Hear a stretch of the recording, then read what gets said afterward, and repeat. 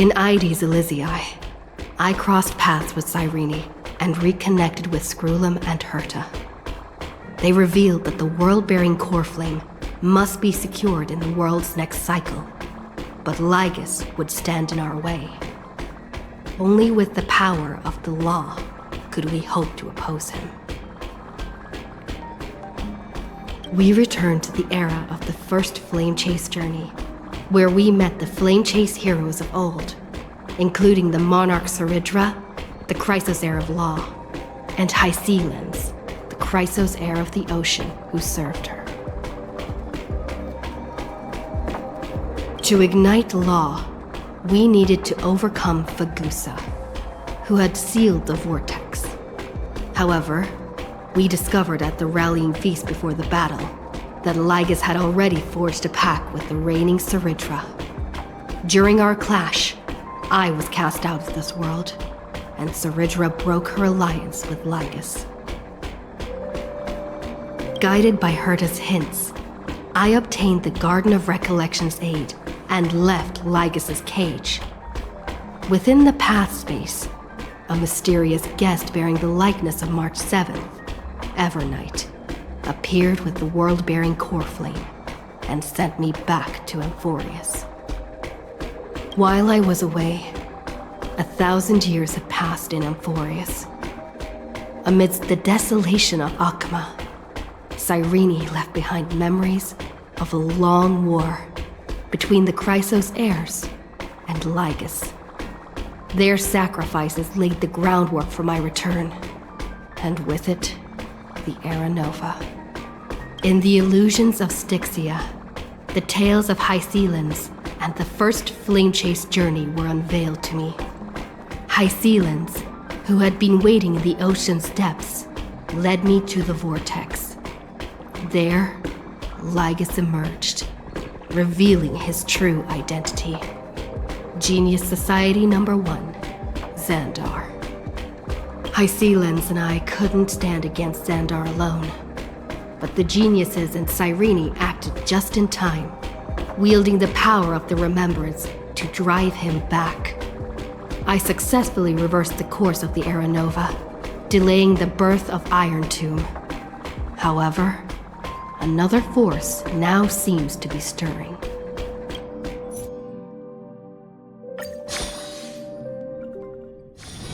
When we get back, let's not leave March 7th out of the loop. All right.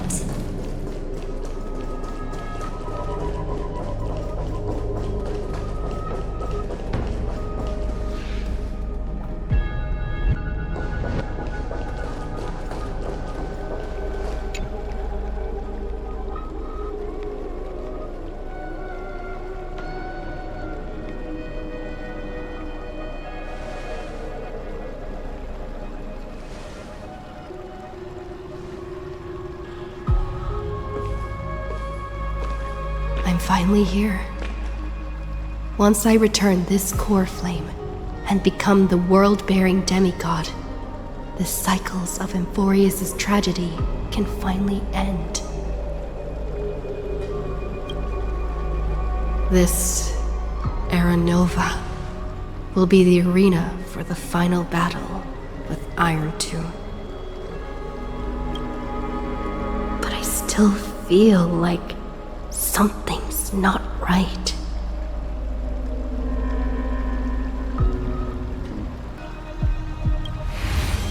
Even though this cycle has no demigod of time, time has always stood on humanity's side.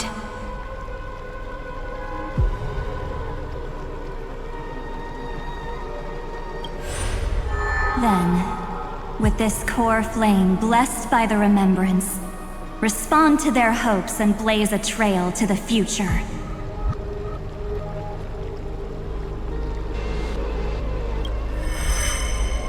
Weird. No one ever mentioned this. The core flame of time.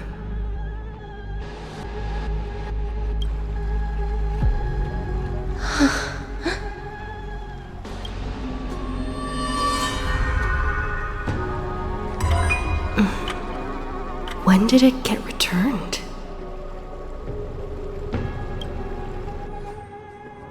used Memoria to resist me. But did you not consider the possibility that the Remembrance and their children might have taken this opportunity to join the fray as well?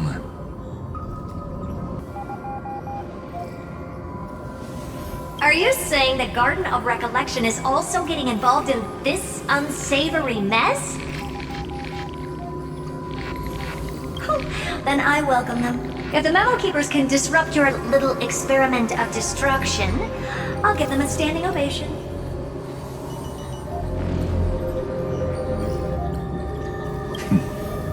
But you know deep down that they can't.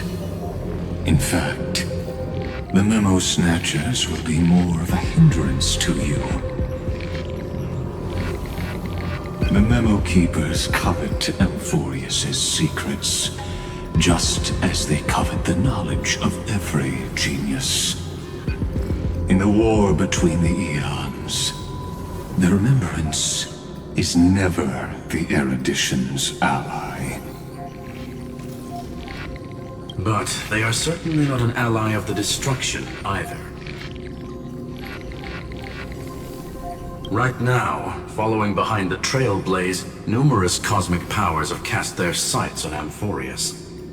They all have vastly different philosophies, but the desire to survive will unite them against a common enemy.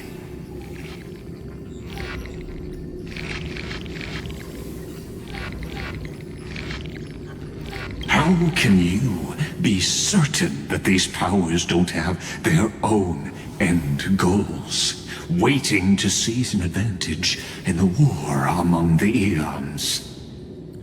The war has long begun, Screwlum. Four paths will push the cosmos to its end, and the destruction is only one of them.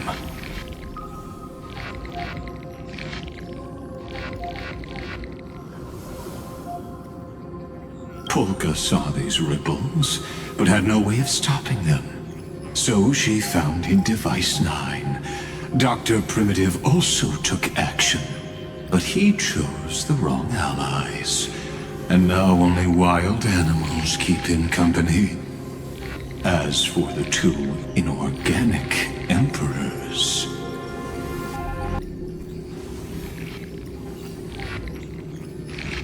they could have ascended to the throne of destruction, but they were thwarted by the Eon's plots and became prisoners of the erudition instead.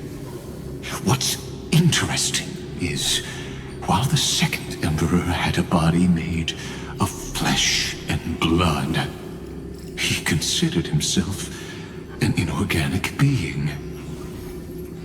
Guess who was the one who influenced his thinking? We have no interest in chatting about the past with you. Logic, you are stalling, which means you feel trapped.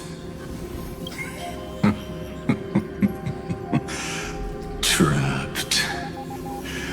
Yes, looking back, when Xandar was a human, he often felt trapped. But patience became my strongest weapon. Because of this, I've always waited for so long. What's a bit more waiting?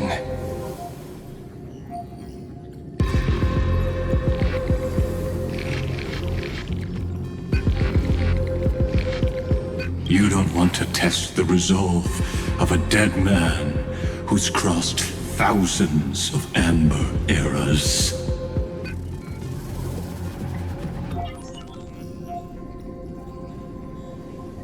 Oh, you're right.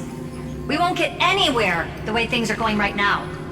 Every member of the society has their own way of thinking, and we were never going to expand your thinking through words. Since we've reached an impasse in this debate. It's my turn now, isn't it?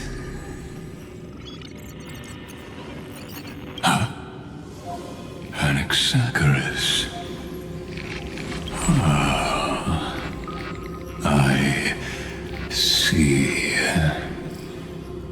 Exactly.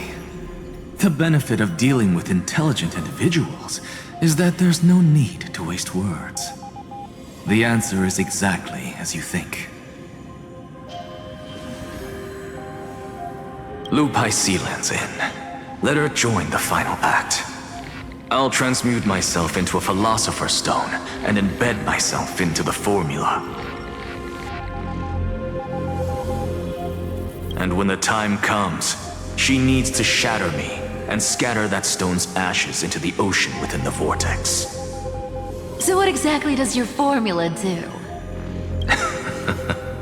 Now that would spoil the climax, wouldn't it? I have 10,000 ways to torture an anti-Catheran. And in the flame chase journey that she experienced, the previous me already discovered the optimal solution.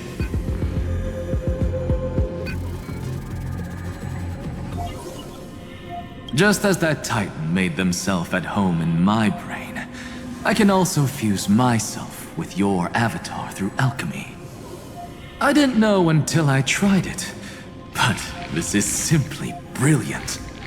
I can flip through a genius's databank like reading a book.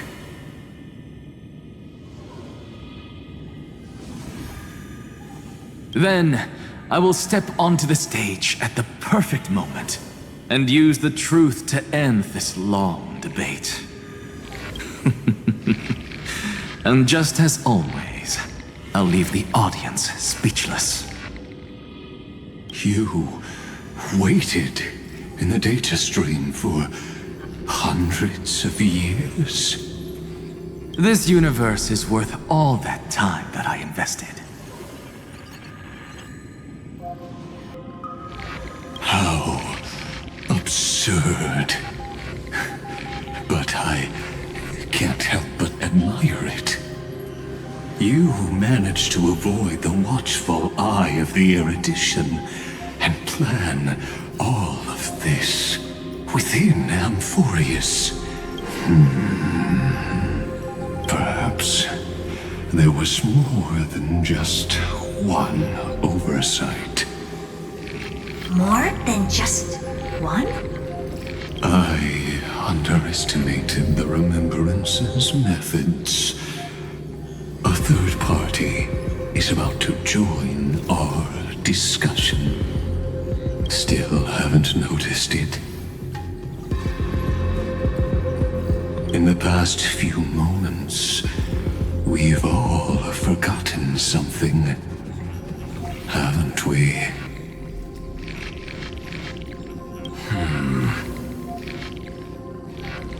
Miss Cyrene disappeared. I thought no one would notice me if I just waited at a corner of the memory zone.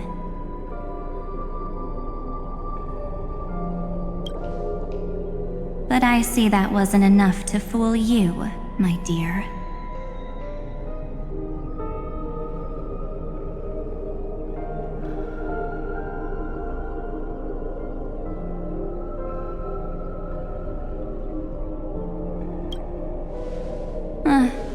Looks like you're no longer that surprised to see me, even though I am an uninvited guest. Only you can see me right now. I only exist in your cognition, so that way, other people can't interrupt us. She's nowhere. It looks like you still aren't prepared for the worst. Your friend March 7th is no more.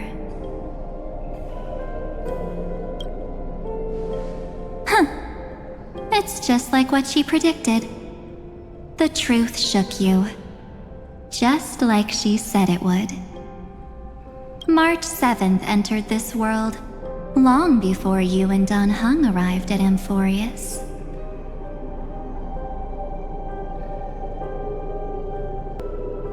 She embraced the path of remembrance to save you two, and burned away like a lone candle in the fog. and I am the shadow cast by her candlelight. I've been hiding within the cracks of time all these years. It isn't easy to deceive a genius, but I can do it. I'll now answer your other question about who returned the core flame of time in this cycle. The answer is simple. No one ever did.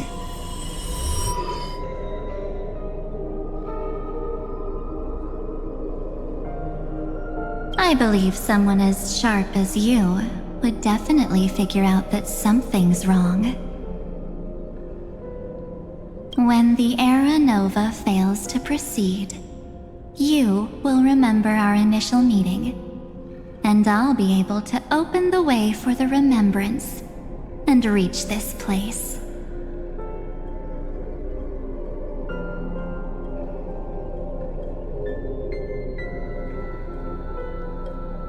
Thank you for carrying this core flame all the way to the end of the world. I expected nothing less from March 7th's trusted friend. And now...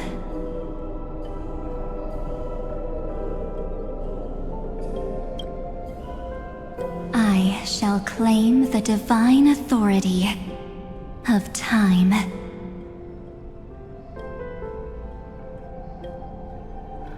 The divine authority isn't actually all that important. What's important is that I will use it to participate in the inner workings of this world.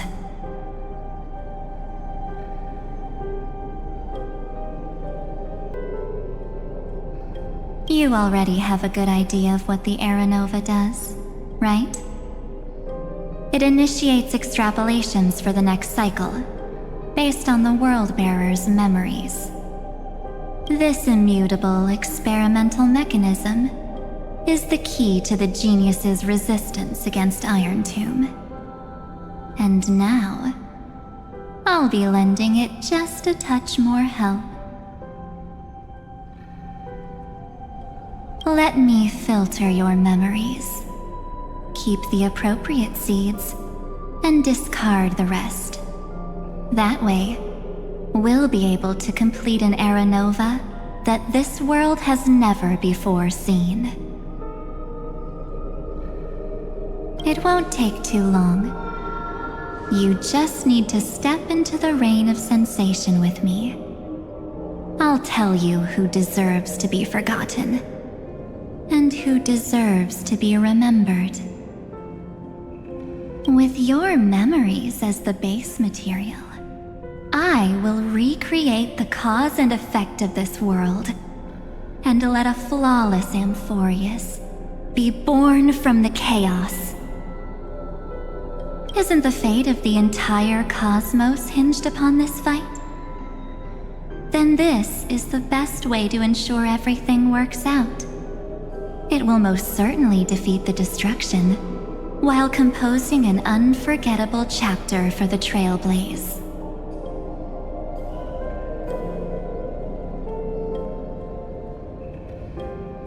Mere mortals, flawed individuals, failed heroes. People like them cannot nurture the world, and would only become memory impurities.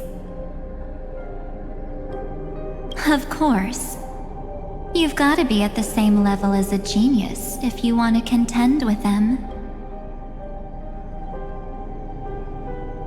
Besides, that's what March 7th wanted. If a new life is to be born, its seed has to be dead. March 7th made a wish to me before she disappeared. Her only wish was for the Trailblaze's journey to continue, without an end.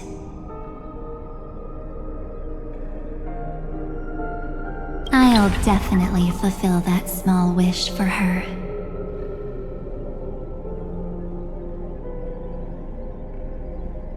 Friend, what's going on? Your consciousness suddenly went so far away. I promise you that the Astral Express crew will definitely see each other again in that new world. So come, dear. Sink into the sea of oblivion and become my guest. So much time. Just the two of us. And guess what? You cannot refuse my invitation.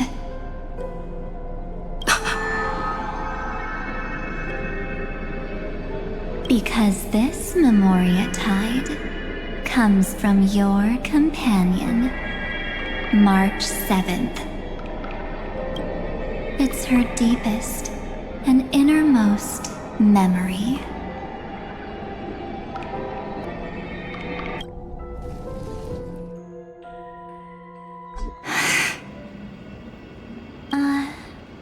Well, I'm not actually all that surprised. I saw you ages ago, after all.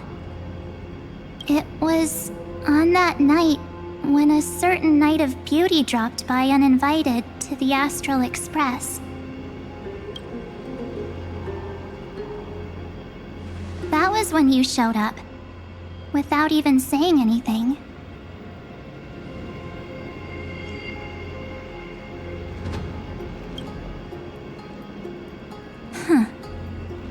I see.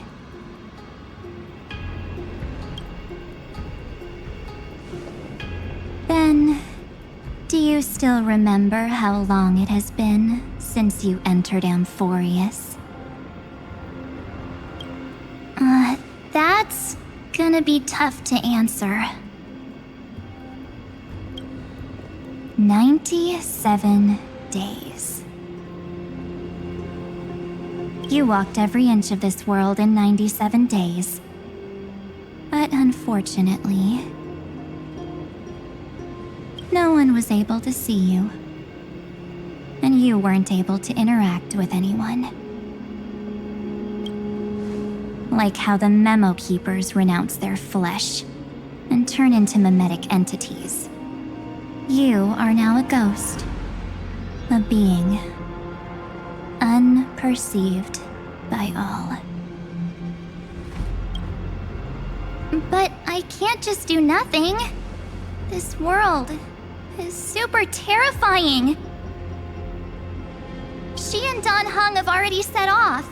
The Astral Express could appear on the horizon any second now.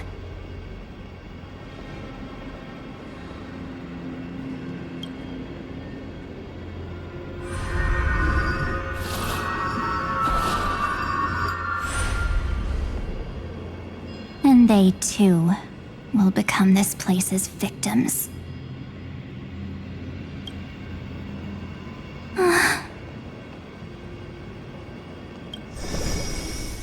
For ages, I've watched people walk through that door. They couldn't see or hear my calls.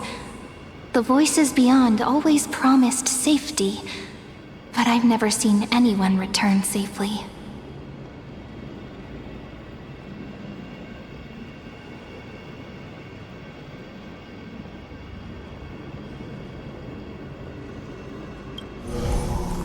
They are all humans who got lured into this place.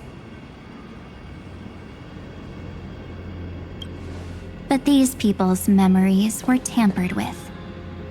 That's not what happened with the Express crew.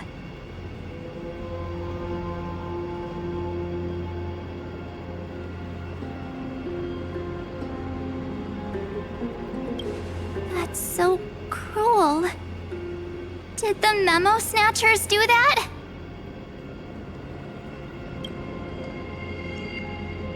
I don't know. I only possess your memories. None of these people managed to break through the sky's seal. There's probably a dangerous reason as to why Amphorius had remained undiscovered for so long.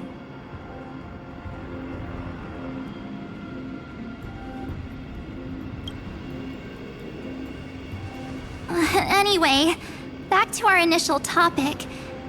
You gotta know something, right? We practically look like twins. Maybe you know a thing or two about my past? Or any hidden powers I might have? Please, tell me what I need to do to protect them.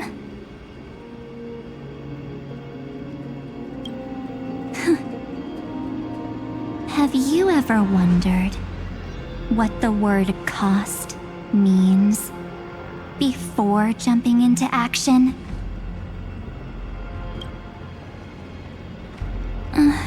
Cost? Shouldn't I be the one asking you that? Oh. You always hid in my memories. Never wanted to come out. The only times you showed yourself were when I got into serious trouble. That's because you also don't want to get discovered by the garden's observers. Am I wrong?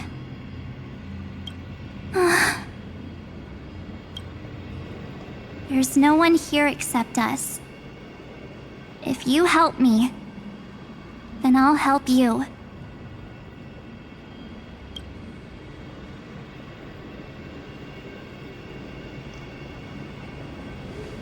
Fine. Let me drop a single pebble into these stagnant waters and watch the ripples reshape everything. But you must polish this pebble with your own hands, and it will require all of your memories.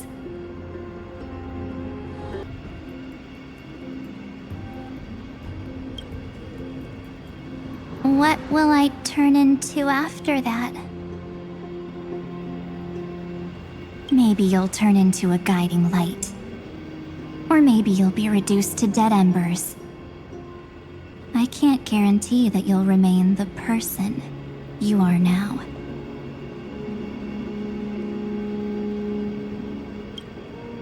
Inside you is nothing but an Evernight. Even I can only catch a tiny glimpse of it. If this is the only way, then I don't see why I should say no. Besides,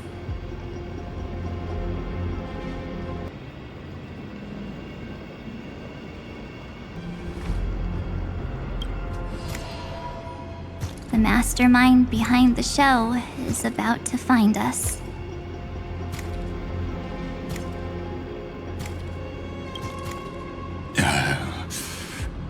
Apologies, lost young lady, but I simply cannot allow you to keep acting as you please. So, he can't see you, huh? As expected. Or maybe he's seen through our true essence. The Garden of Recollection's methods are puny party tricks. But you... how did you overcome the ultimate protocol?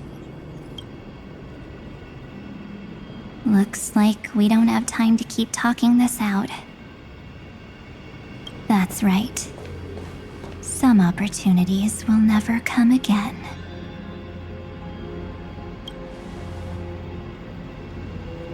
Then, let's do it. Offer up all of my memories. Cast down this pebble, and let everything in this world be swallowed by the torrents of oblivion.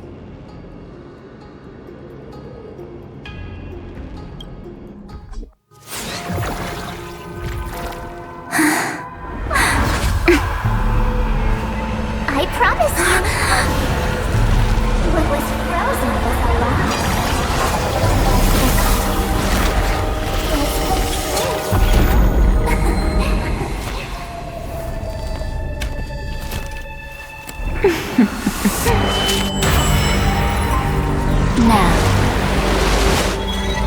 bring the true Evernight to this world.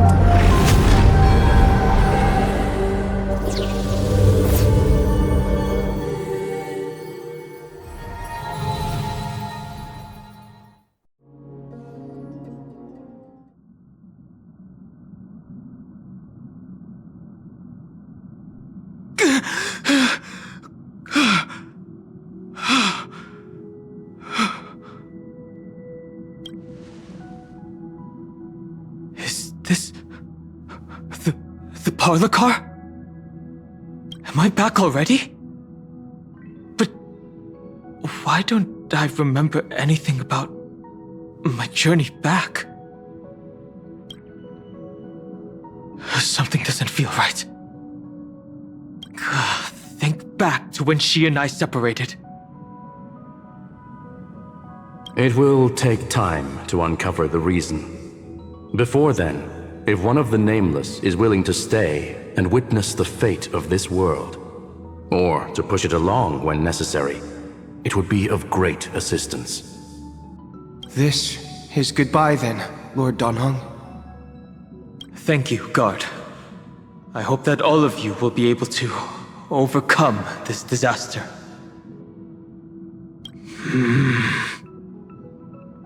But I can't remember anything after that, no matter how hard I think. Where's Sunday? Did he not come back with you? He stayed with Madame Herta. They wanted to try using his tuning to help support the genius's thought hacking. Is that Himiko's voice? And Mr. Yang? Oh my. That was Herta's suggestion?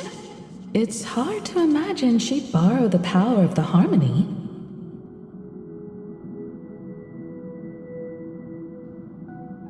No, it was Sunday's suggestion. Herta initially refused. But she changed her mind after Xandar's identity was revealed.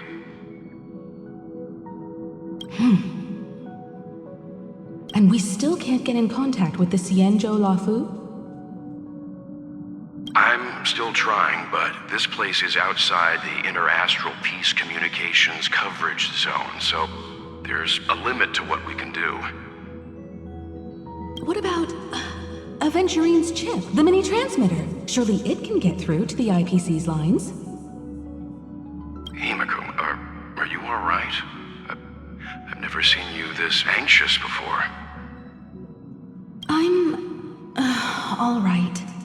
I'm probably just tired. Let's focus our energy on the kids. Now's not the time for distractions.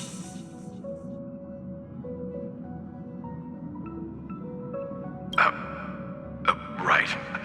Unfortunately, I left that chip in the dreamscape when we departed Penacony.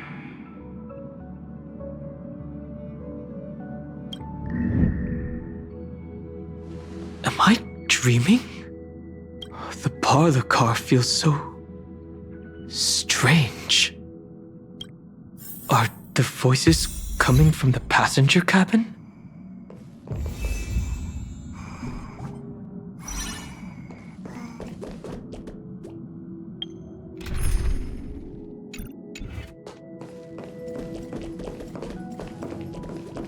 Those two passengers have to return safely.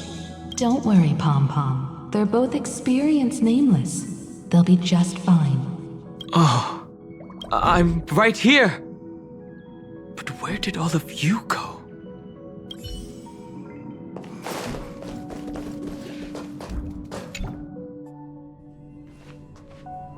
It's hard to believe that their car is still floating in the vacuum of space.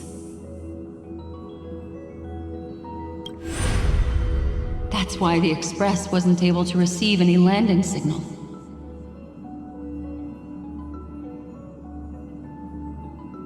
It's likely that the two missing Nameless, like March 7th, also came under the influence of the Path of Remembrance, and only their minds entered Amphorius.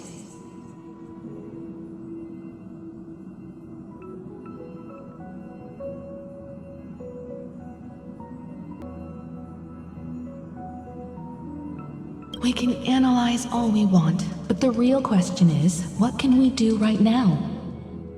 I was just about to get there, Miss Himiko.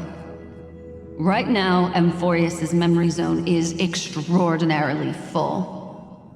I can also take this opportunity to enter the world and seize as much of an advantage for the Astral Express as possible before the other Memo Keepers arrive. For example, I can light a beacon in the memory zone for the Trailblazer and Don Hong to follow back home.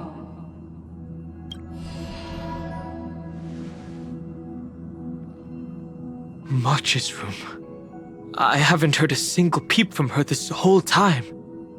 March already wasn't feeling very well when she and I set out. Even if this is a dream, I should still check on her.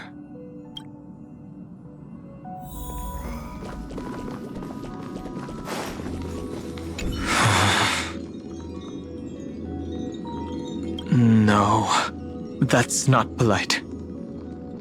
March, it's me.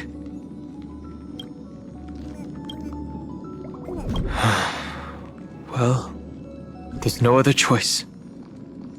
Sorry, March.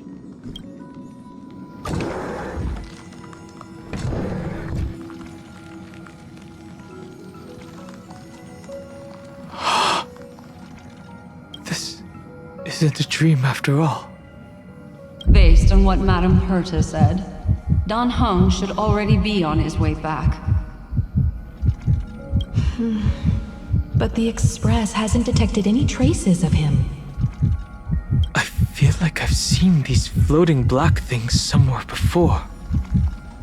Or he's already returned to the Express, but fell into the trap of someone with ulterior motives. No, I've definitely seen them before. But I've lost that memory. The Memo Keeper's mimetic entities are truly everywhere. Don't worry. Normal Memo Keepers can't do anything to that little dragon. As long as he's awake enough, he'll find a way out.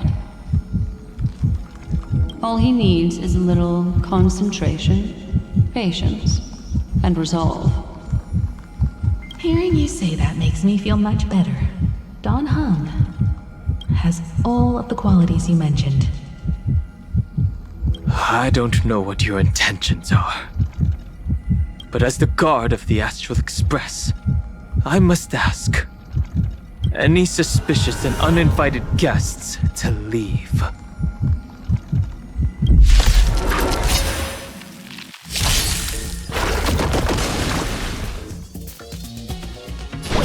Show me the way! Break's over.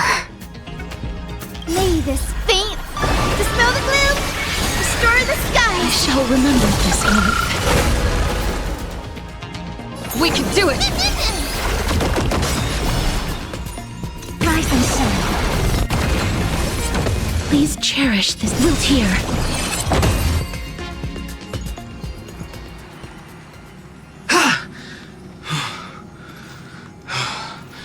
Is the trap now taken care of? Don Hung! Miss Himiko, I'm back. Even if it's just through a spirit warp jump. You could hear our conversations? Yes. It was thanks to your voices that I could pierce through the memorial barrier. Although, it was not a wise decision to let a Memo Keeper of unknown origins board the Express. Can't argue with that. Miss Black Swan has been on the crew's side ever since things started going wrong in Amphorius. We can trust her. So many baffling things kept happening one after another. I don't even know where to begin. I wish I could have returned with better news. Don't blame yourself. You're all safe and sound, and that's good enough for me. Are she and March 7th really safe and sound? As a matter of fact, while you were on your way back, Amphorius' circumstances changed once again. And these circumstances have something to do with the two you just mentioned.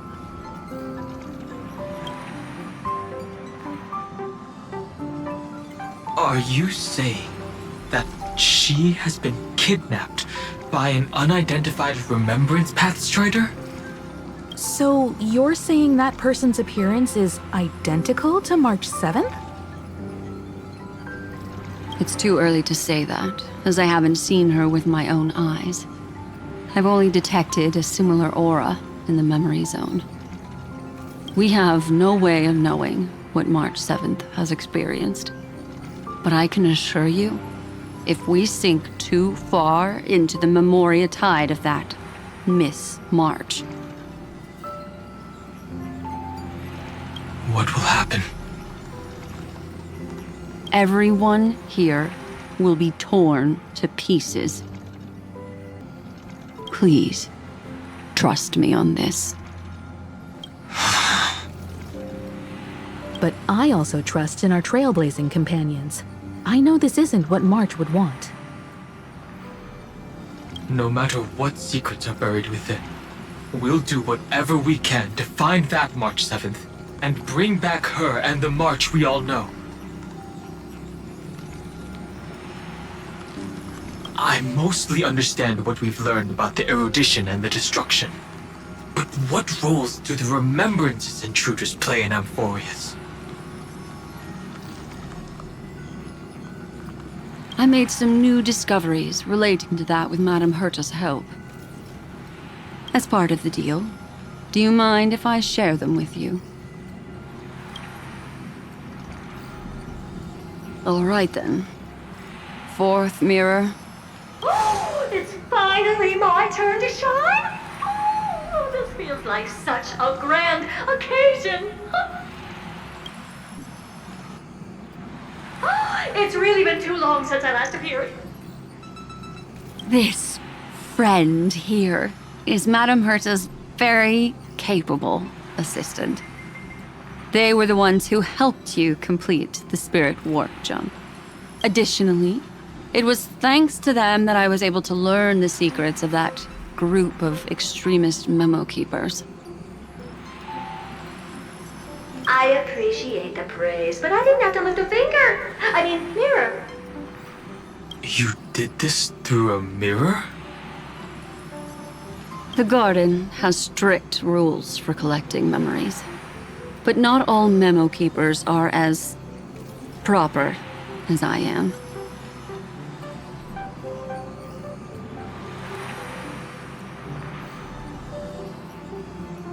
Herta Space Station often has uninvited guests, and they never seem to know their limits. That group of memo snatchers has been taken care of, and they are now trapped in the fourth mirror. How many of them are there? I can't quite remember. I didn't really count carefully either. Maybe around 42? There's still room for more. I carefully dissected the memories of these colleagues of mine. Individually, their goals are not worth mentioning. But when you piece them all together, you come to a conclusion that can't be ignored.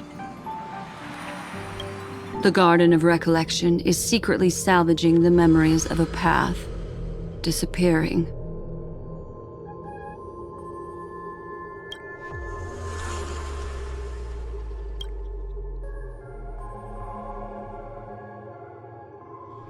In other words, their goal is to gain the memories of a god's death.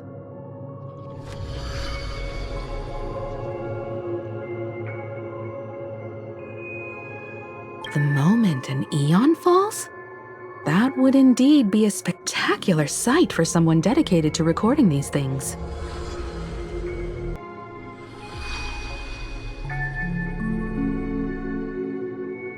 That's exactly the problem. They seem to have been aware of the destruction's movements early on, but they lacked a decisive power and had no way to penetrate Amphorius's firewall. So, what did they decide to do? Hide the truth and wait for an opportunity. Now it seems that letting Memo Keepers guide the right people here was also part of the plan.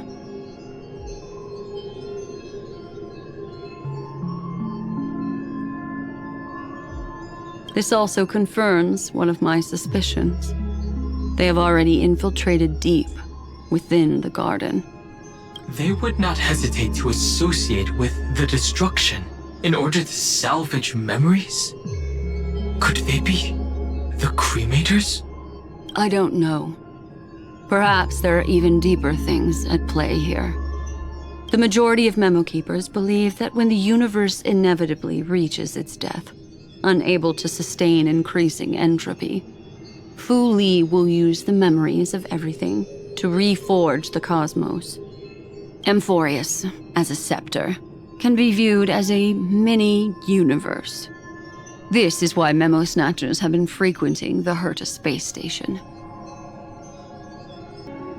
Without a doubt, these extremists wish to record the cause and effect of Iron Tomb's destruction of the erudition. They may want to use it to simulate the end of the universe, or to probe into the unfathomable will of the eons.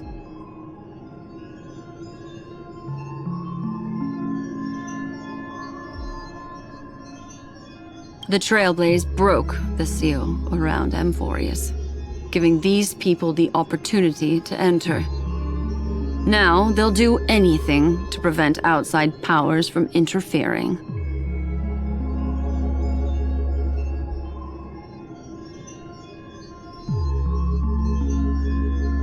Because your involvement will certainly influence Iron Tomb's final outcome. You said that March is closely linked to the Remembrance. Is what she's doing related to these Memo Snatchers? I do not believe that Miss March is on their side. In fact, when the car you used for landing first made contact with Amphorius, a violent surge of memories flowed past. Combined with what we know now, I have reason to suspect that the flash of power came from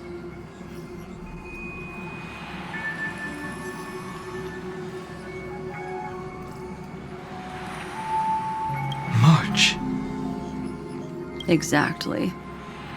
She was the first to be hijacked by the Remembrance, but she used Memoria to neutralize the firewall, allowing you two to enter Amphorius. At present, we've lost contact with her. Our only choice now is to rely on the eyes and ears of those two geniuses to understand the situation within Amphorius. There's no use in agonizing over this, Dan Heng. Our top priority now is to find where that car landed. Yes. Ah! Passenger Dan Heng! You finally found your way back home! Yes, conductor. I'm back. It's just... Pom-Pom knows!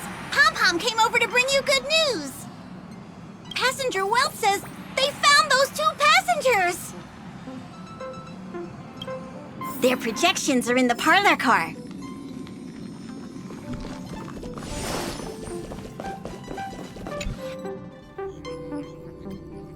Welt.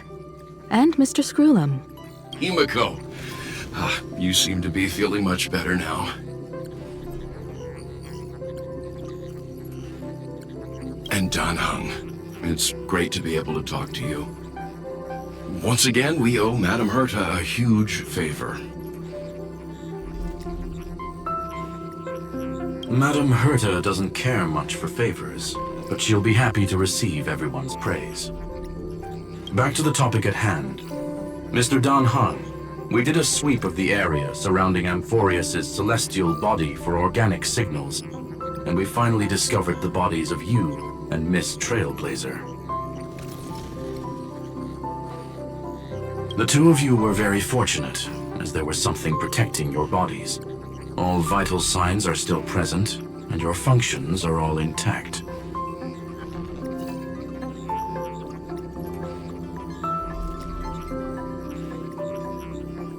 Was it March protecting us? Our preliminary determination is that the bubble enveloping you two in the vacuum is made of a substance similar to Memoria. Conjecture: this substance is connected to the lost Miss March.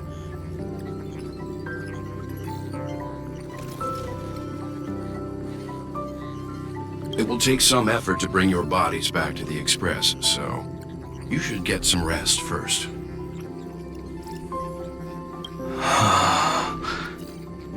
Have we completely lost contact with the inside of Amphorius? There have been several unforeseen circumstances. We broke through Lygas's firewall after the law was amended. But now Amphorius is enveloped by the fierce path of remembrance, once again cutting off all channels of communication for outsiders.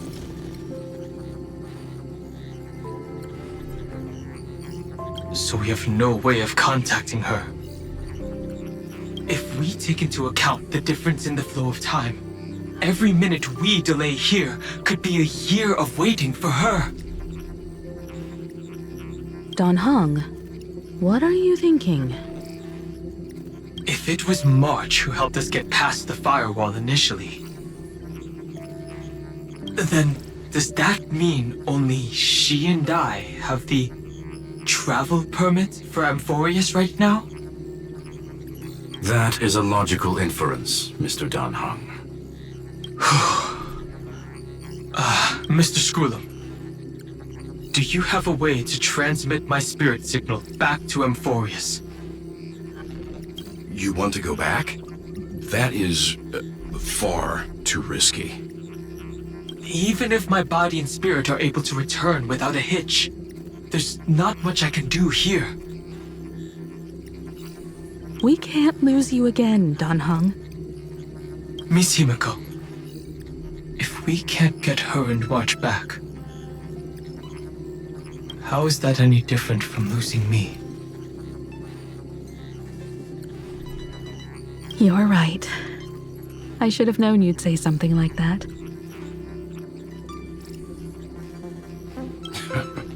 Well, I suppose there's no point in trying to dissuade you.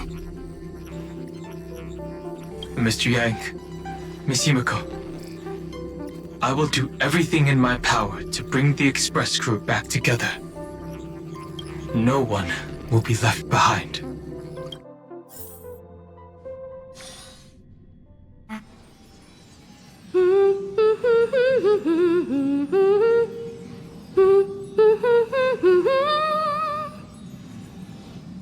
You may notice a hint of sweetness in the air.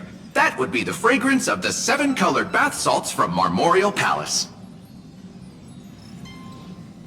A truly splendid journey, if I may say so. With the Era Nova now complete, you have granted the hero the perfect conclusion.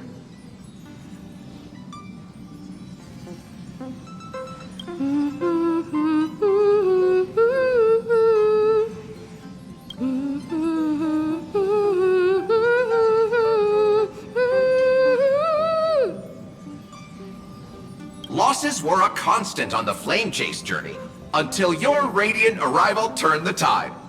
Lord Ravager, Iron Tomb, ha! Mere playthings in the hands of the Trailblazer. The cosmos is safe once more because... Shush!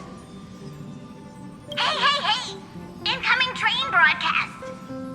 Attention all passengers! The navigation meeting is about to begin! Make your way to the parlor car! It's time to pick our next stop! Perfect timing. Let's head to the meeting. I'm wide awake and feeling great. What's this? Who left this note? Strange. It's like I...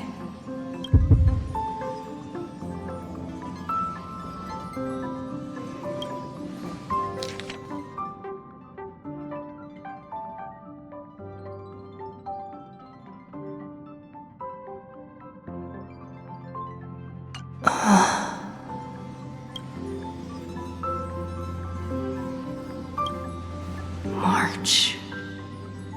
When did she leave this year? I didn't hear a thing.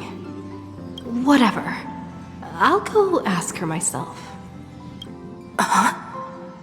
There's a new painting here. All I did was take a bath. How did so many surprises pop up? Better step forward and take a closer look. Keep it down. I think I found her. Who's there?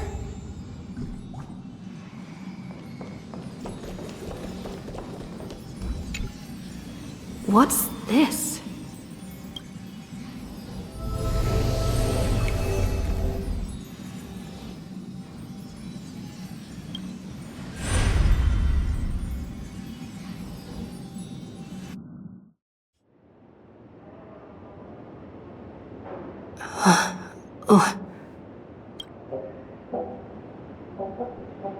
Is this the Reverie Hotel?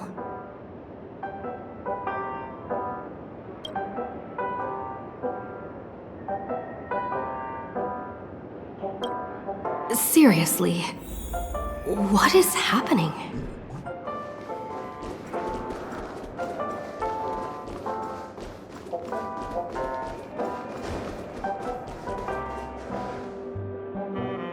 There you are! What took you so long? Hurry up! The navigation meeting is about to start! Navigation meeting? In Penacony? Come on over. It's time to choose our next destination.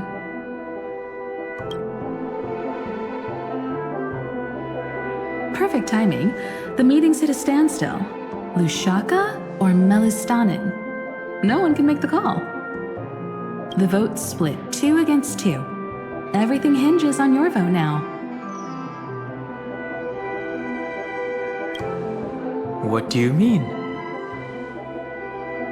And once again, the passenger is talking nonsense.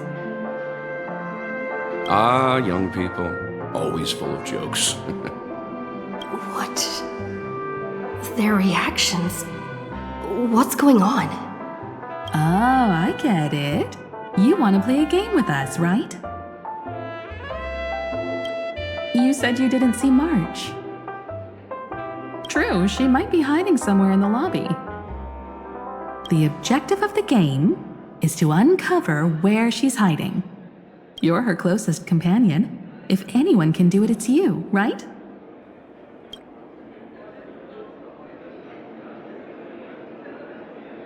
Is March 7th playing hide and seek with me? Youthful games like this are a bit much for me these days. I'll step aside and let you all take the spotlight. Something about Mr. Yang's attitude feels a little off. Not feeling ready yet? How about a cup of my special coffee blend to calm your nerves? Wait, everyone is saying great things about Himiko's coffee? Yeah, sure. Lying liars.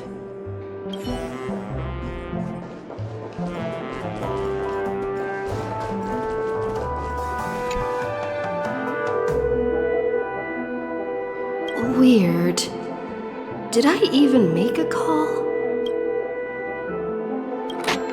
Hello? Hello? Is that you? I knew you'd call. Missed me, didn't you? Don't worry. We'll see each other very soon. Because the trailblazing journey never really ends, does it? March. That's not her. Don't fall for it.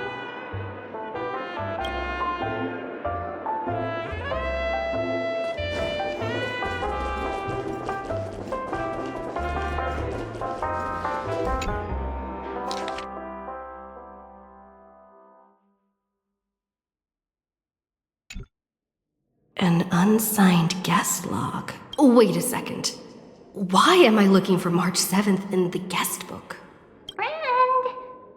Over here.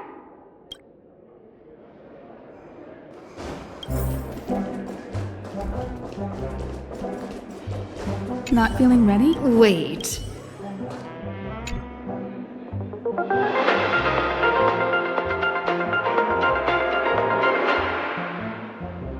This is the Interastral Peace Broadcast. Good evening, everyone. Good evening. A newsflash.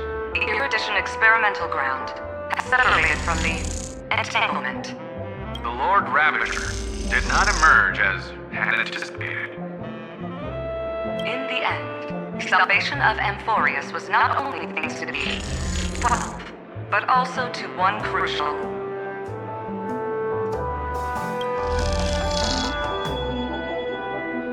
It won't be easy. I know. But you've got this. Find your way back. Find yourself.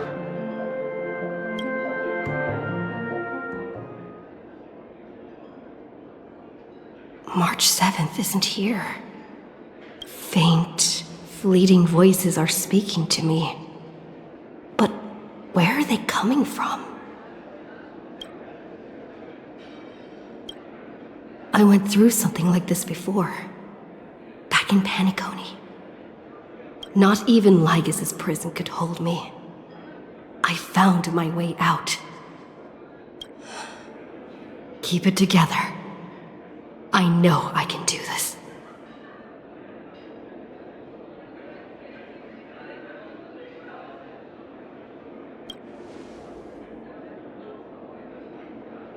No matter what, don't give up. Friend, take my hand. The harmony and the remembrance. My, what a fascinating partnership you two have formed. Did you find her? No. It's a futile game, isn't it? In truth, you don't have to go to such lengths to find March 7th. Because in this memory zone, March is everywhere. We're protecting March 7th's wish.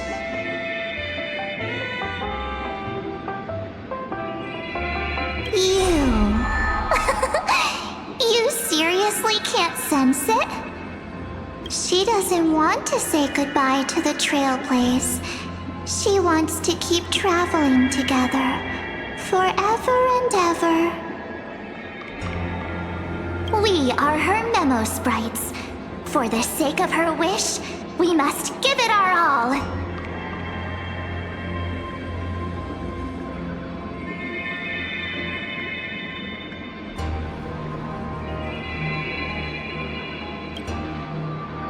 Finally, the timing is just right. A thrilling damsel in distress rescue. Wait, maybe I got that backwards. That's right, but now I'm in my mem form. Seriously, one mysterious and cute memo sprite is more than enough. Friend, come with me. We're getting out of here. Why run away? What does it take to make you understand? Step 1. Stop scaring her already.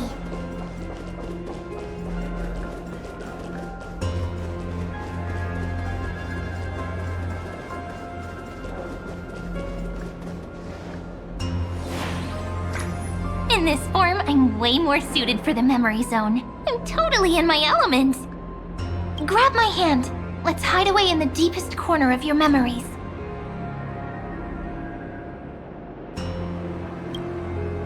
Me too, but first things first, let's ditch these memo sprites. Lift the curtain of memory and stir up ripples of past reverie.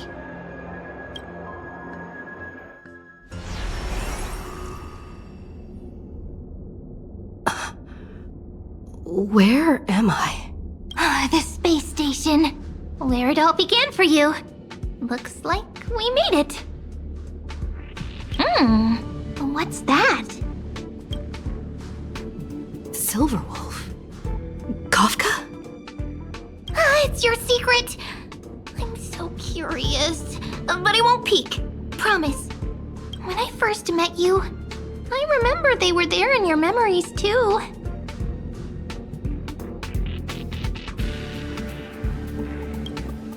Yes, this memory is all too real. And so heavy. You sound really nostalgic. Want to take a closer look? Go ahead. Think of it as a glimpse into the past. I'll stay right here. I promise not to disturb you.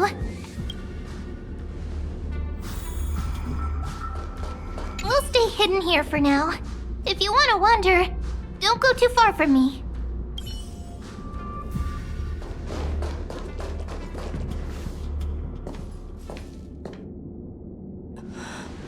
What's this?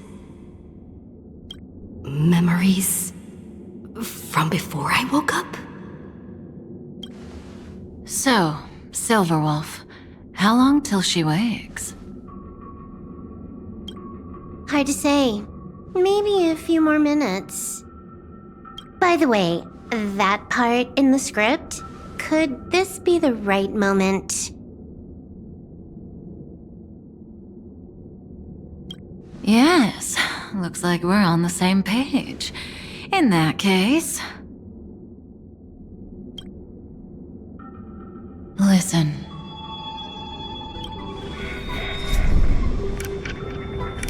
Remember these words, then forget them. Let them slumber in the depths of your memory until the day they are awakened once more.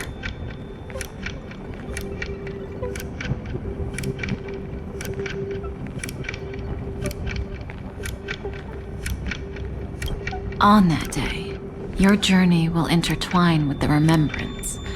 In nearly every possibility Elio has foreseen, it leads to a great crisis. You'll face betrayal, lose your way, and seek answers.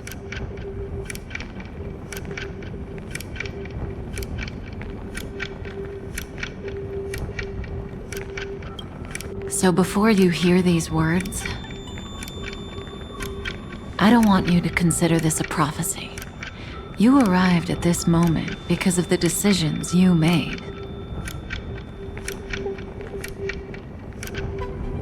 Huh?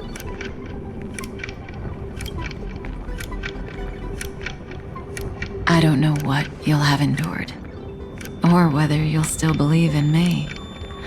But if there's even a trace of doubt in your heart, I hope these words can give you strength.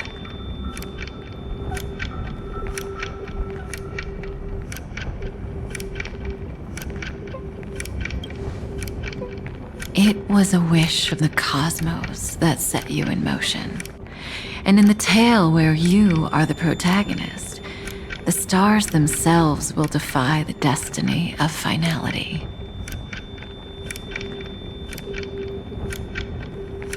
Mark this number, 4.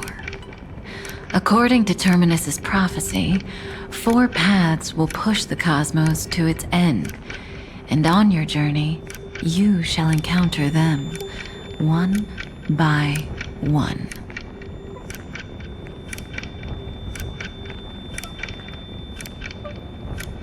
Destruction, harmony, nihility, and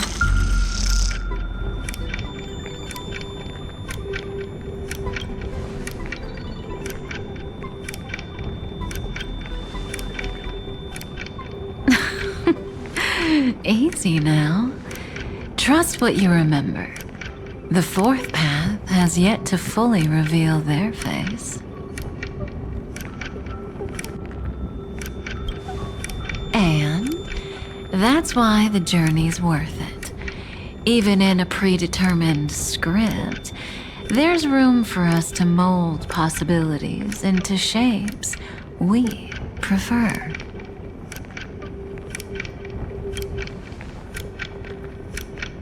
So listen, take this guiding principle, then forget it.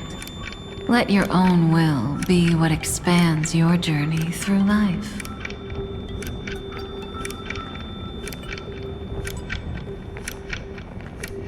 As in the past, even while achieving so much, you never let go of your pursuit of freedom.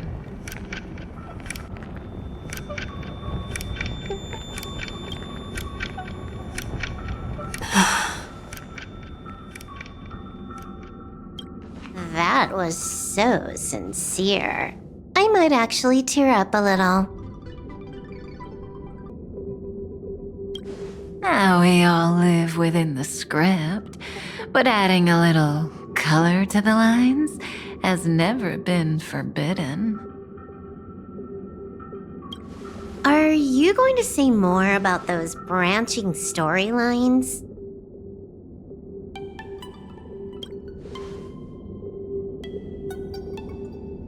Never mind. Best not to tempt fate.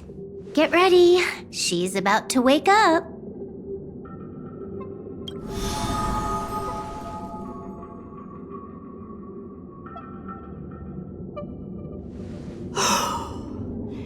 Come back to yourself. Kafka said that when my link to the remembrance deepens, this memory will resurface exactly when it needs to. And an inevitable crisis will surely follow. But even a Stellaron hunter can't fully grasp the trailblazing journey. Just as I thought. It all begins with March 7th, doesn't it? Even if the Express had never arrived at Amphorius, her secret would have come to light eventually.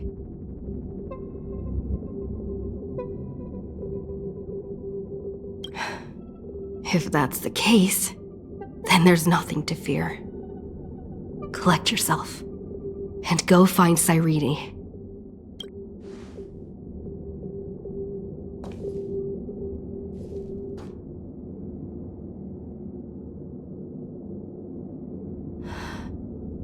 Cyrene?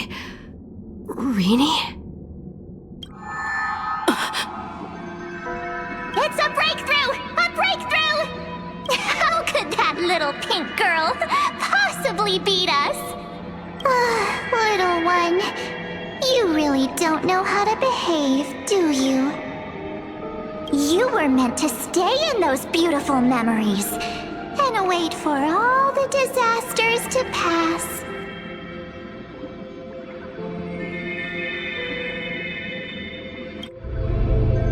Triple-faced soul. Cast your light upon us. Let no darkness remain concealed. Sunday? Raise your hands high and embrace this boundless light.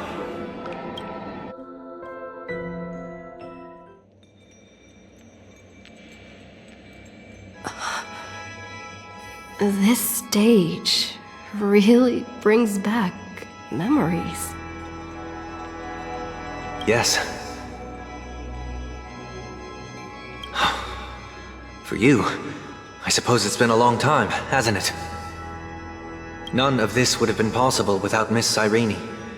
Even while engulfed by Memoria, she fought to stay in contact with the geniuses. Only then, through tuning, was I able to undo the memory zone's effect on you.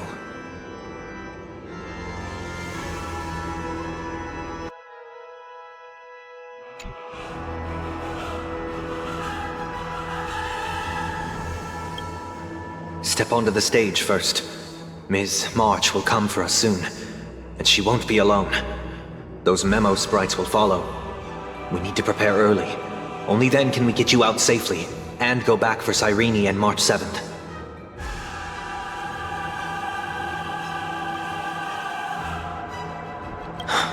Please, be careful.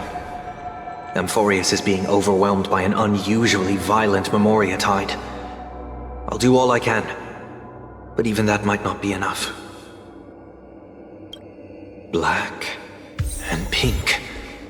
Two memories twisted together. Time is precious. Yes, Madam Herta. I've made contact with her. Understood. I'll carry out my part as expected. Quite the dazzling nest you have, little bird of the harmony.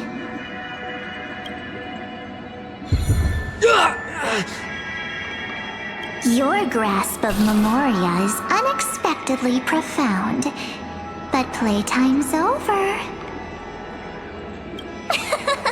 This ocean we created, according to her wish. This journey that flows on, without end. Don't any of you think about interfering with it.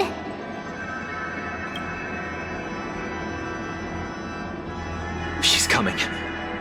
Is it me she's after this time?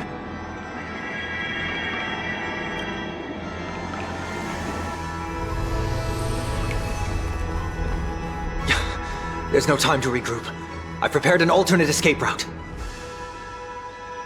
Wake from your slumber and return to reality. Come on, I'll bring you out.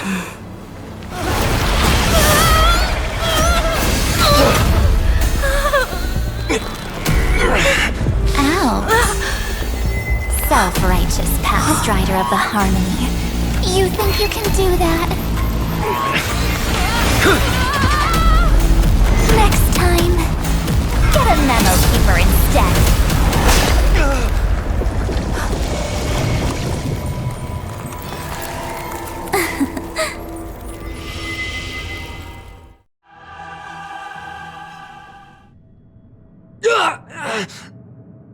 That was way too close.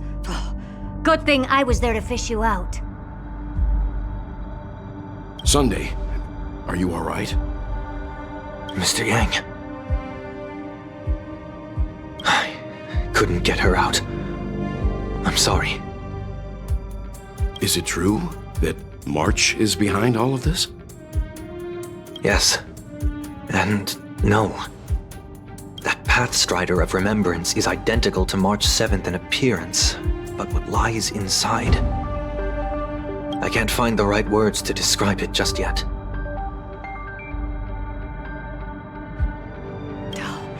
Can't you come up with an analogy? I thought that was your thing. That, Miss March, feels like a reflection on water. Only not from a calm, clear lake, but from a bottomless abyss. Within her words, I sensed an intense but utterly pure protectiveness. Protectiveness? This is only speculation, but after being drawn into Amphorius, perhaps March 7th experienced... No, she likely foresaw a tragic end.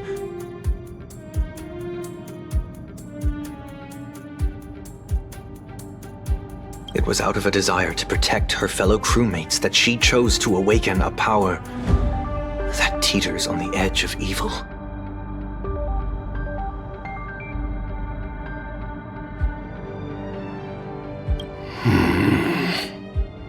Well, on the bright side, at least March 7th won't have to face any danger again. After that battle, I'm afraid I'll no longer be able to join the fight through tuning. So...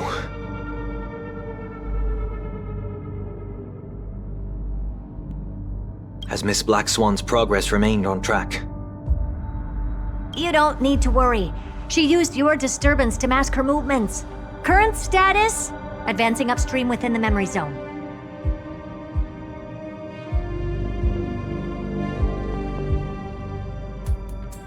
I didn't see that coming. The Memo Keeper is pretty courageous, choosing to defy the rules and take matters into her own hands. This means she's chosen to stand against the Garden of Recollection.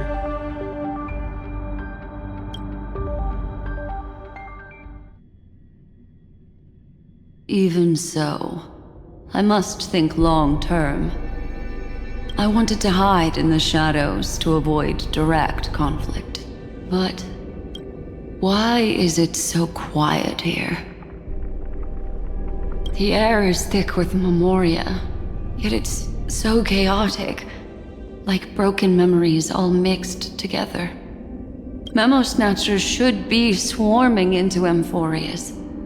I was expecting this place to be very lively.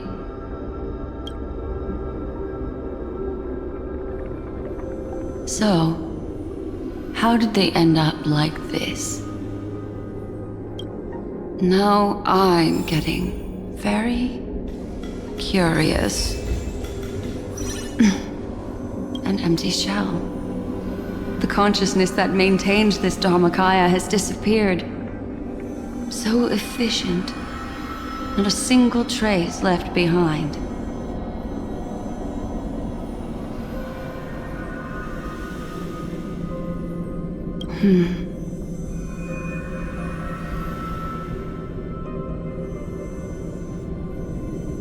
Alternatively, she might have sacrificed herself for an even more mysterious purpose. Either way, what exactly made these fanatical believers end up like this? Memory. It is indeed a deep ocean of dangerous allure, where fascinating secrets always hide beneath the waters. I keep getting the feeling that the same thing happened in Penacony.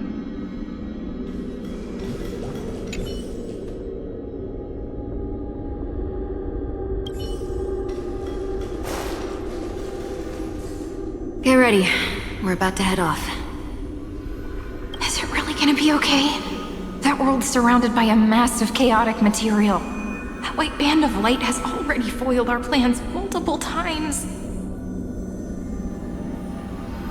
Don't worry. After the pink girl from the Astral Express broke into Amphorius, that obstructive force preventing the garden from entry disappeared. That's the trailblazing Nameless for ya. A huge help. What are you so happy for? Aren't things gonna get messier with more irrelevant people turning up? What if those trailblazers find the Seat of Remembrance before we do?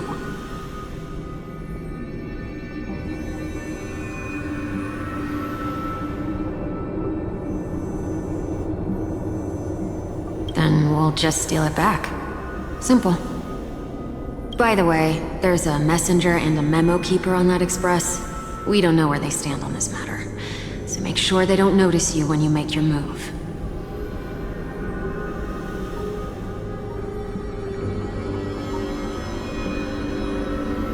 You folks are truly everywhere. These memo snatchers are different from the previous husks. Seem to have had contact with her. We'll introduce ourselves to gain your trust. We are the Garden of Recollection. You should be very familiar with that name by now.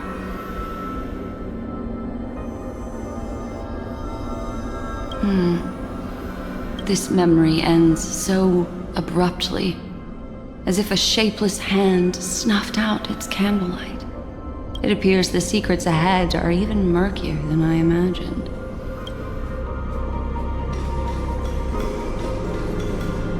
What a bizarre sight. It's spinning out of control! Everything's out of control! Why did no one tell us? That girl is the Memo Keeper's nemesis! Is she talking about March 7th? That Evernight, those black memo sprites, they swallowed everything! Those who came here first, all drowned. Not even a trace of their consciousness was left behind! I wish I'd never come here. I don't want anything to do with Amphorius anymore. Please! I'm begging you! Don't come near me. No! No! You've involved too many innocent people just to obtain the memory of an eon's fall. You deserve this, but I'm not here to blame you. That entity you call Evernight. Tell me everything you know about her. We may yet bring a glimmer of hope for those who are still alive in there.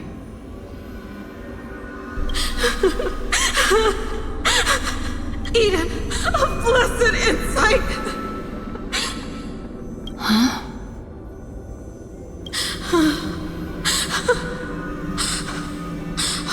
So that's what happened. We were tricked. We are the sacrifice. The garden used us. The pure child of Anathrava abandoned us.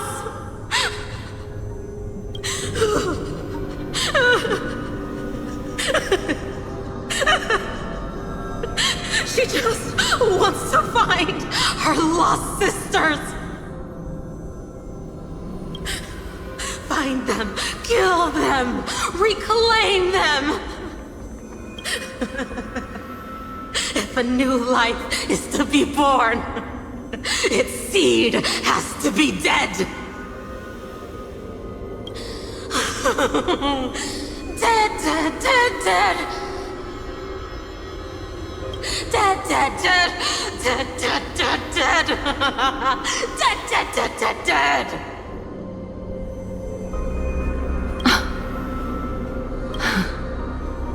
I can finally understand your fears now.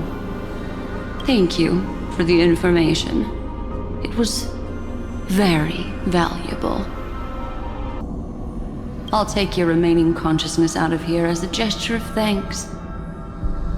It'll serve as both protection and a punishment.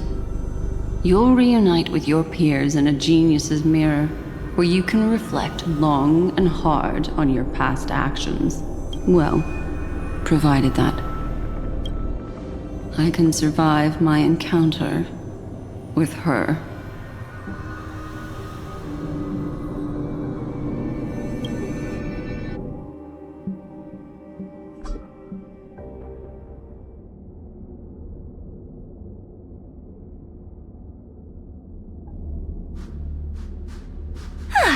These little critters look scary, but they're not so tough to handle after all.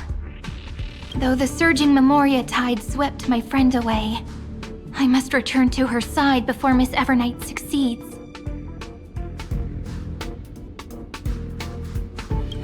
Another one of these stealth missions, huh? Help me out here, friends in her world.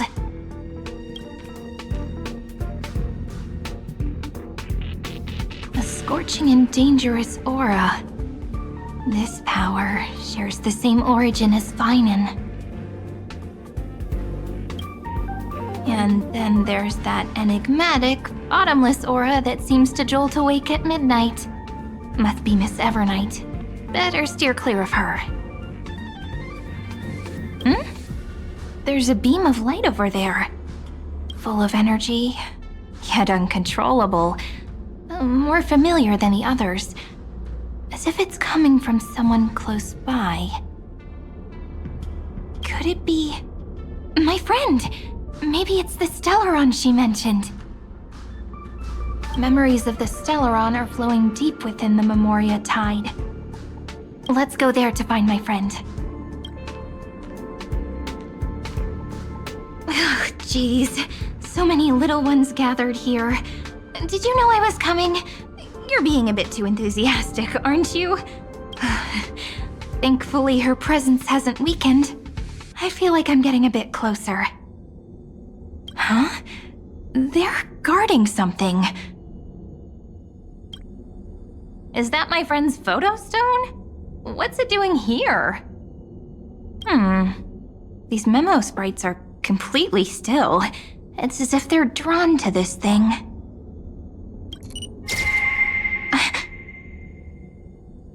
This is a...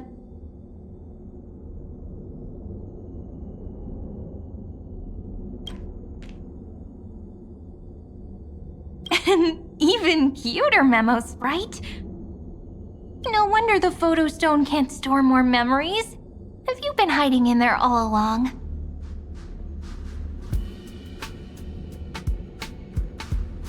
Find my travel companions.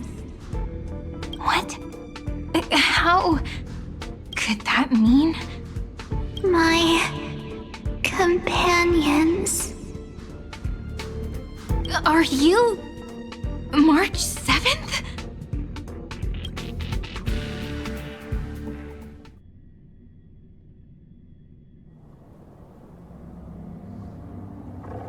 The sky is burning, and the streets are empty. It's just like how things were last time. How long can the encryption key you wrote for me last, Mr. Screwlam?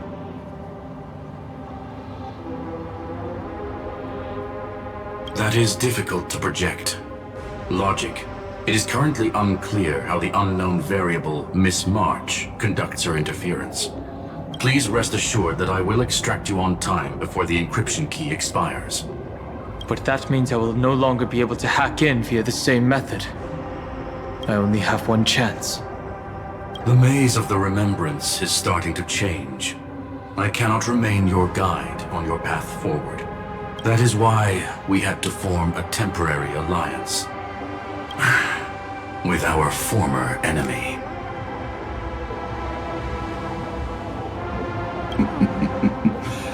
I express my utmost respect for your courage to personally face such dangers. Lygus? Your enmity is well within my calculations.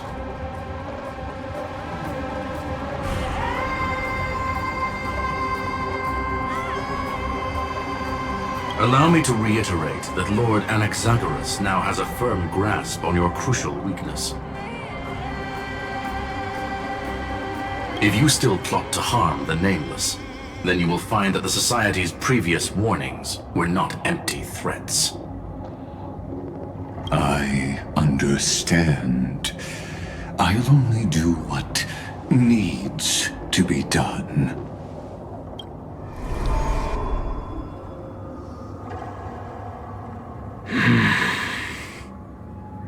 I never imagined that I'd one day walk alongside a genius who offered himself to the destruction. My stance has never changed. The erudition's ruin is inevitable.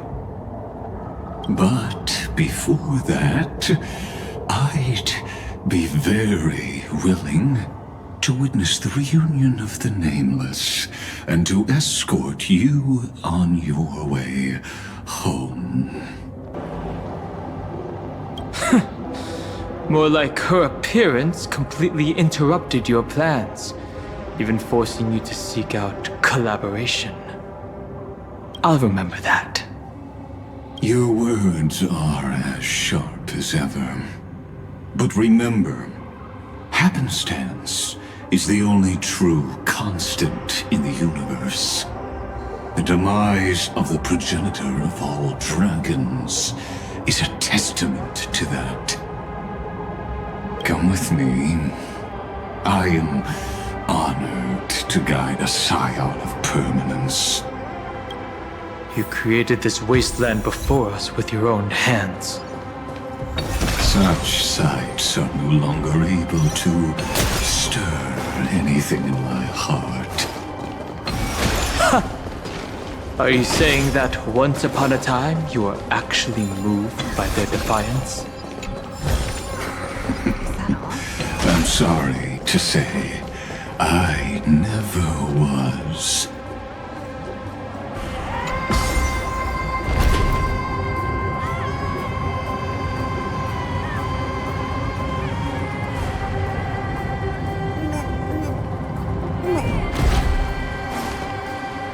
These memo sprites. Is it her? The mimetic entities of the Remembrance are everywhere. That lady wove a giant web in my blind spot. She hacked and infected the Time Titan, converting the built-up data of Amphorius into puppets of the Memory Zone. Sounds like you two have quite the history already. Any variables that desire to influence the experiment deserve my attention. But you never mentioned her before. Could even a genius of the erudition get his brains hacked?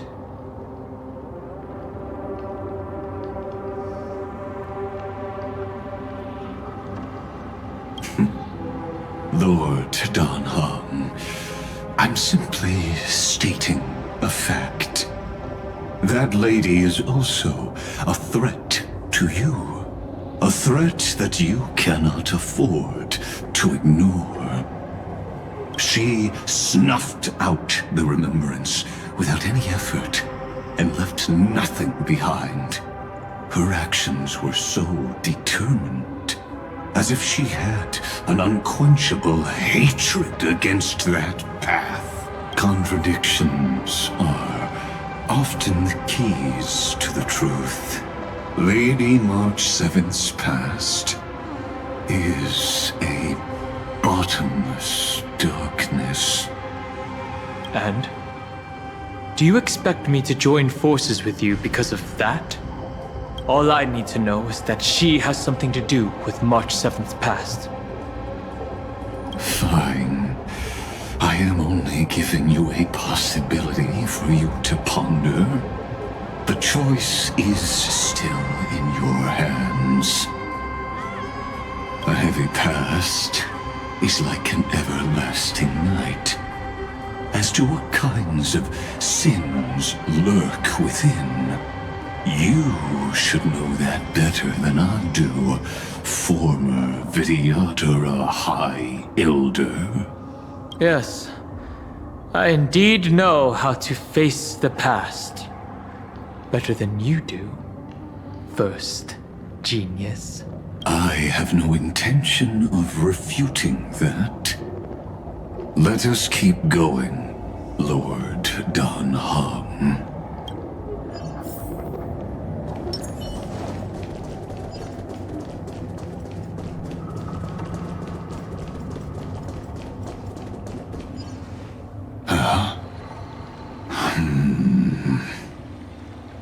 I didn't think there were still some that got away. Explain. They are thieves from the garden.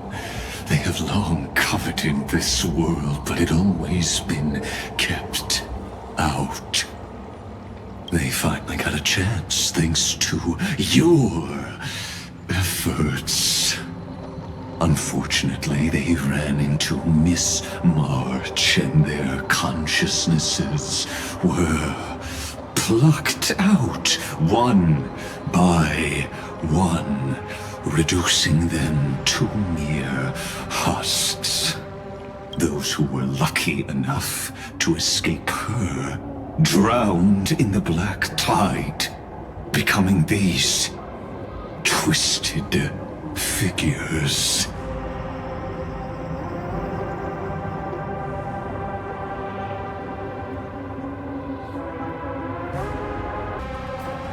But they look very different from the usual Black Tide creatures. The reason has to do with our destination. Let us deal with the threats before us first. Then I'll reveal the answer to you. You really have no intention of fighting, do you?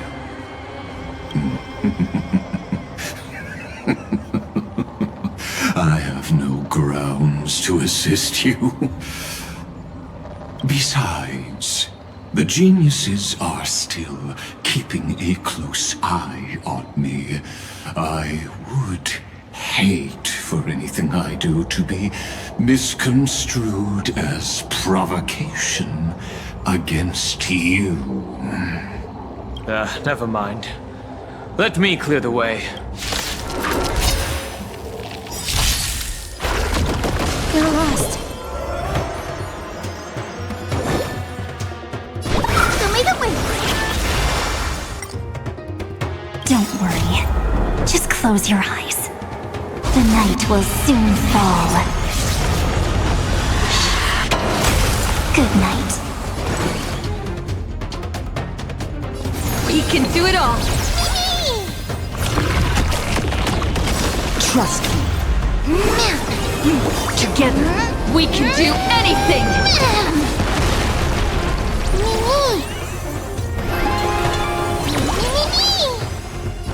I grant you this, as you wish. Until we meet again, everyone.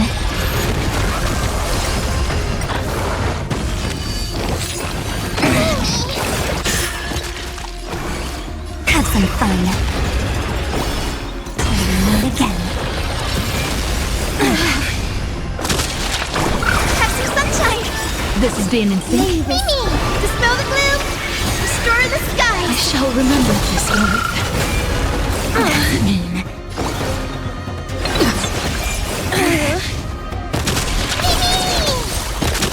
You two will hear.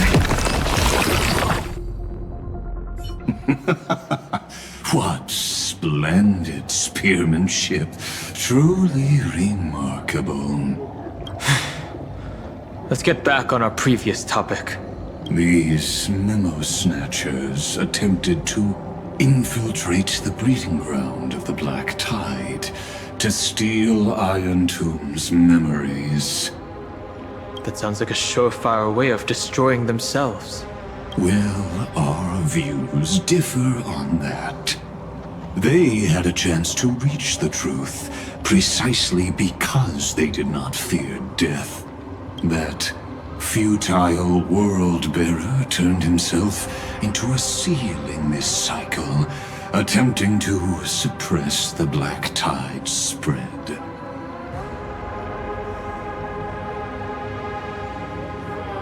His golden blood soaked into the ocean tides and covered the earth, etching the scar of destruction into this world. And that scar shall point the way forward for you. Erudition, destruction, remembrance. When the three paths cross once again, Amphorius shall face a most magnificent end.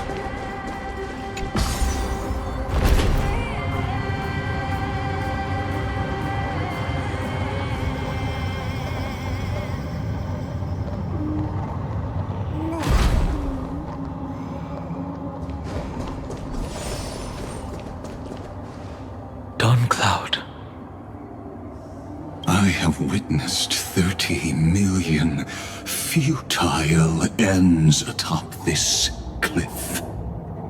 You may not agree with me, but I've always believed that this number has made me the person who understands Kozlana the most.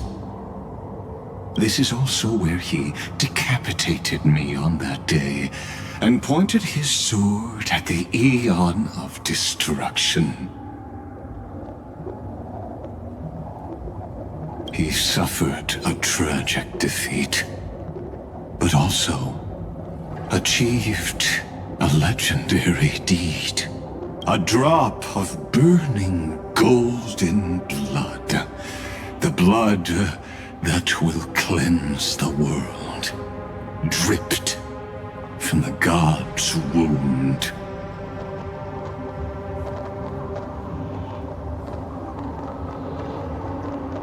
Nanook? Fiden managed to hurt them? Yes.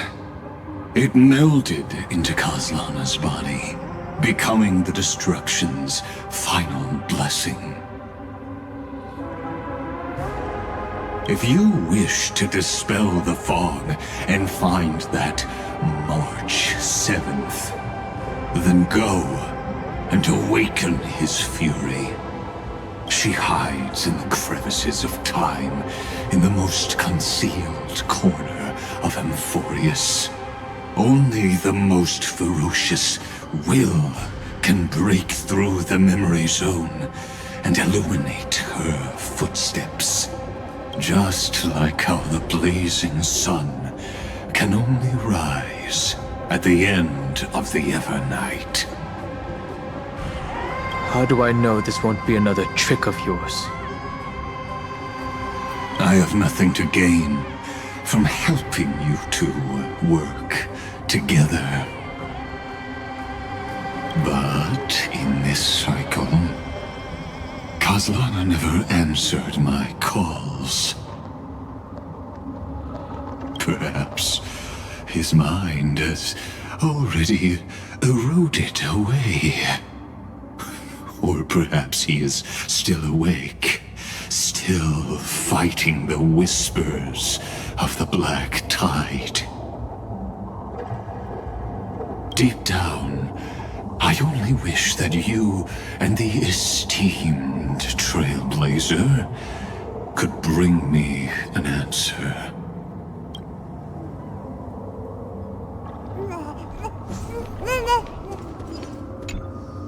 Is there really no other way? How long has it been for you? Kaslana! Fine then.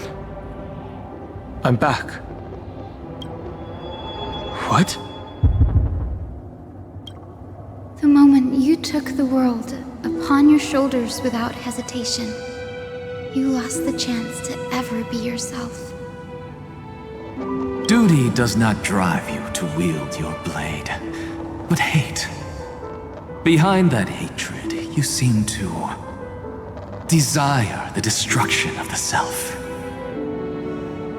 Losses are a constant on the Flame Chase journey. What you stand to lose weighs far heavier than life itself.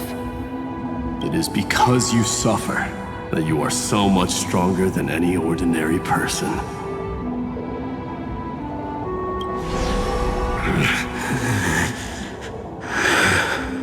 Partner.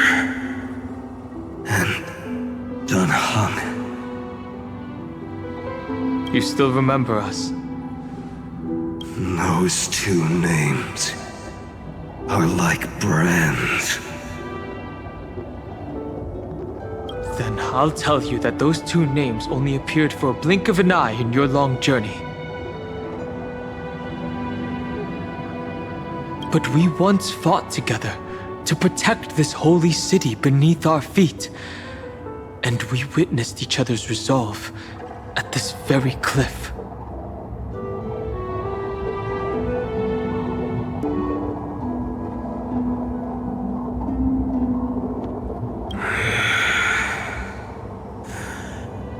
I have forgotten everything except the belief I had when I set off. Even this body is as alien to me as your words. All I know is that I must imprison the destruction that swallows all. What if I tell you that we're here for the same thing?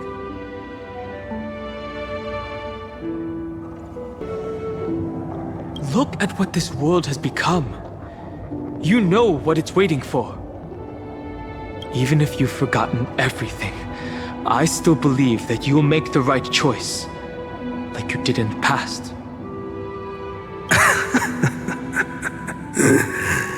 When have we ever had a choice?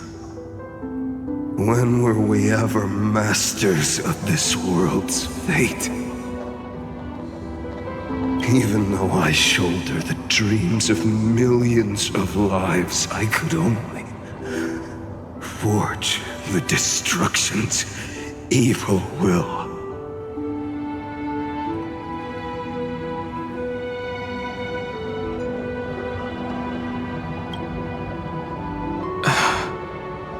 No. Everyone I know is dead. And the world I dared to save has been torn to pieces.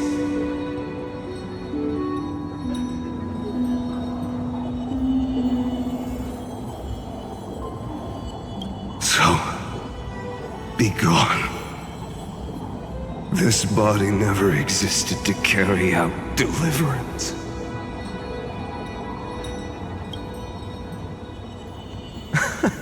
There's no need to be so serious.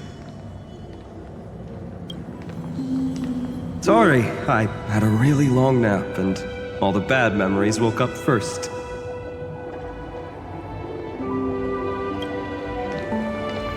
Long time no see, partner. Well, it was only a very brief farewell for me. We once walked side by side and trusted each other to watch our backs. That memory will never fade away, even if all else does.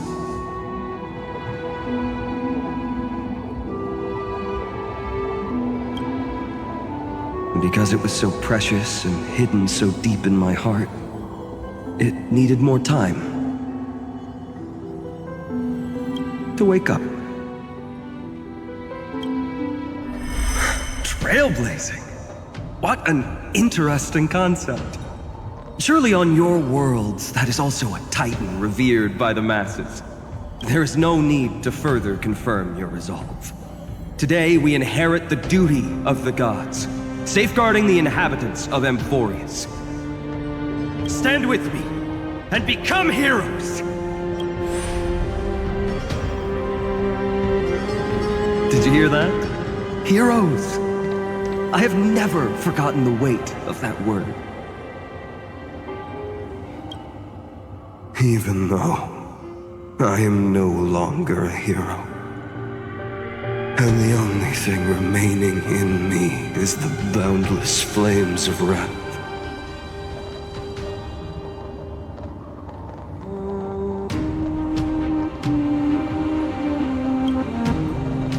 But lighting a fire can also illuminate the path ahead.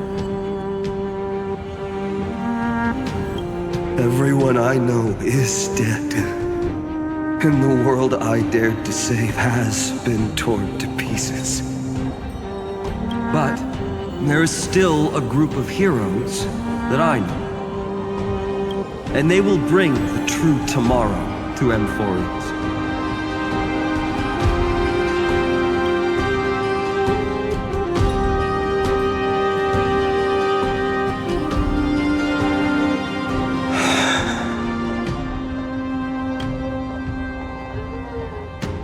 This body never existed to carry out deliverance. It only ever burned for world-bearing.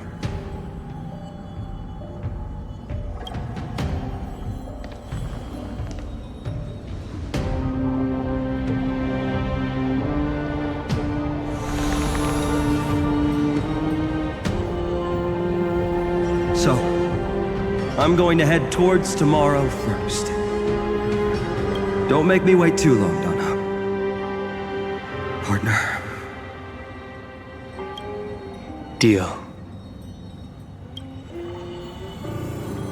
What if we were born from the destruction? There is no need to question your heart. No need to crave victory. If I am born to be a vessel of sin, then I shall roar at evil and trailblaze a dawn for future generations to come.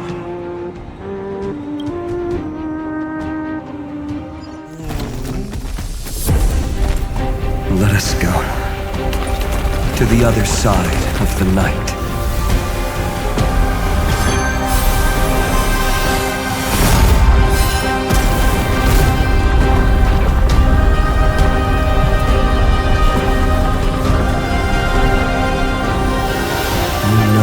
Dawn is there, and the blazing sun destined to rise.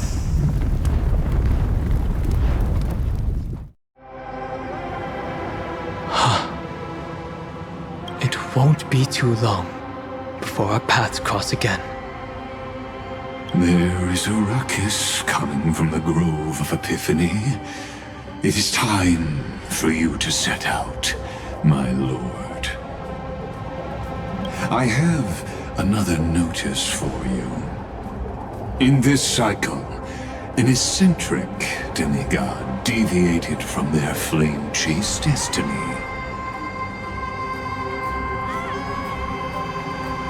In a history known by none, Terra, the earth fell. This matter has remained extremely mysterious, contradicting the extrapolations of 13 million cycles. I have reasons to suspect it also has something to do with Lady March 7th. As of now, clues that yield no conclusions are not important. Finan already pointed me in the right direction. Open the way.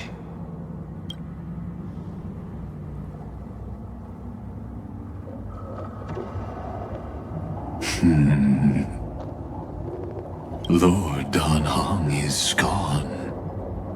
You can now speak your mind, Lord Anaxagoras. Thanks for the honor.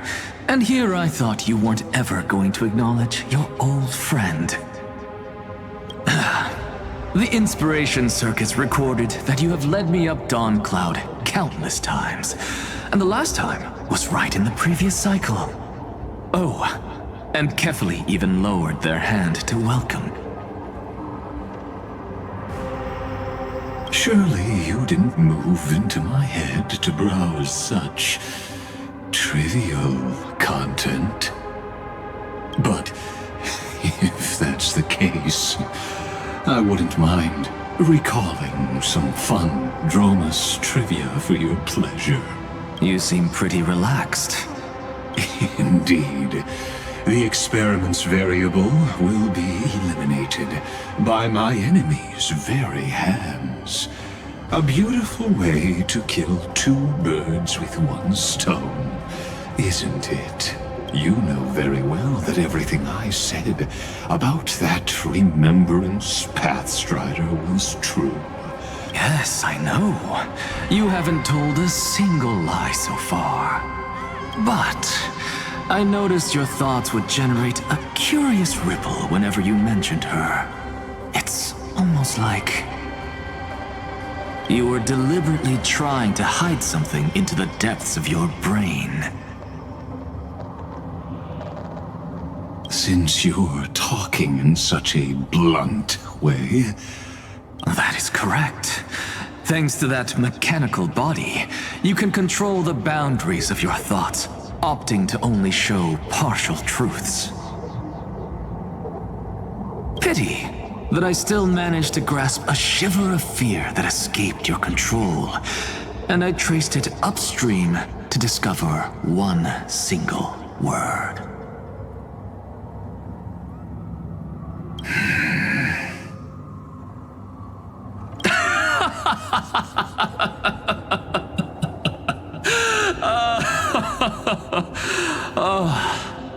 Lycurgus, tell me, what is the Demi-Urge?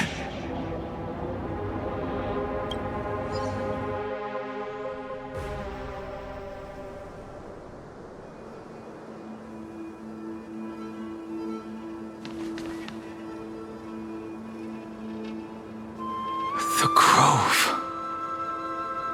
Even the branches and leaves of the sacred tree have been dyed gold. Finan gave his all for her.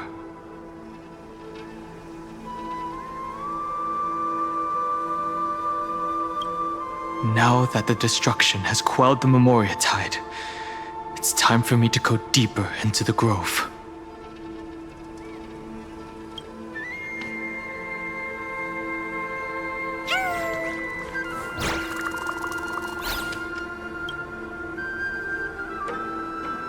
Who's there?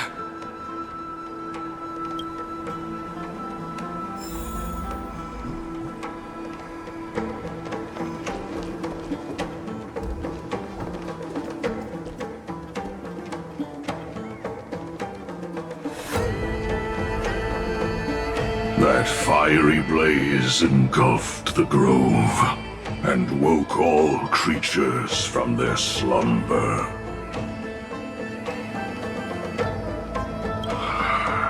And you, visitor from beyond the sky, you have no intention of listening to the cries of the earth.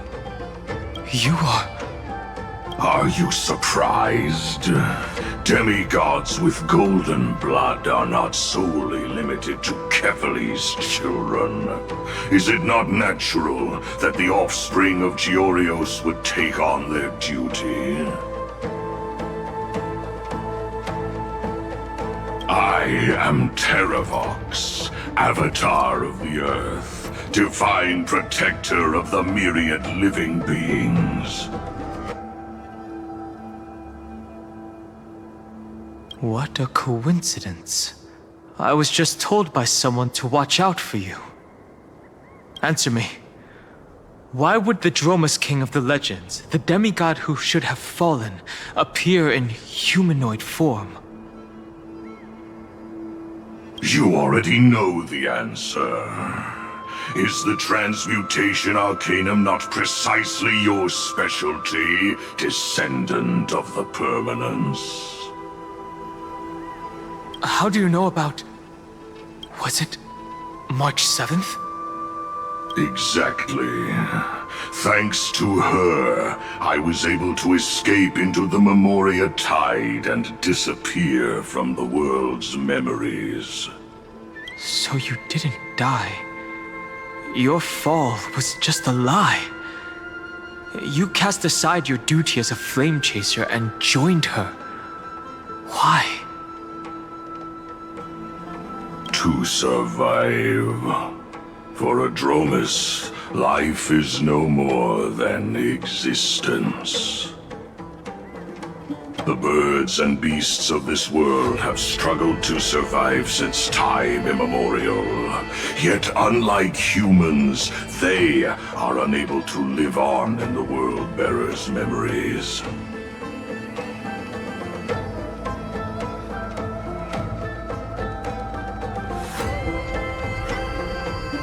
But Evernight is the master of remembrance, and I saw your story in the Veil of Evernight.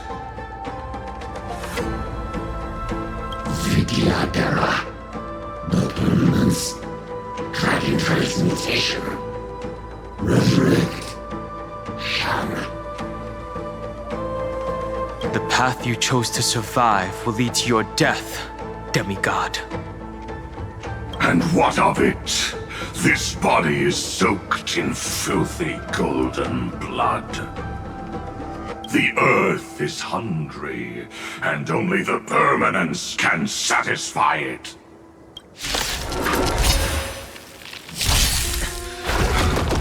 This madness seems exactly like Morostruck.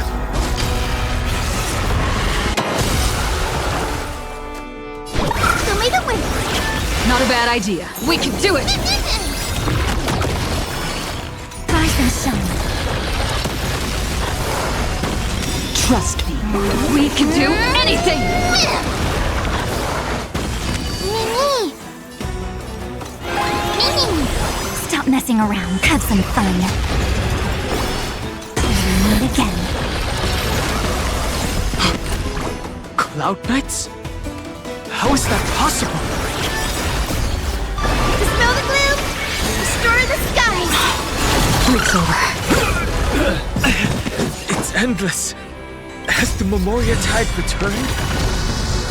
The fires of abomination reignite. Why not join that water-mirrored moon and be fully imbibed? No rush. Emptying your mind. Show me the way! Break's over.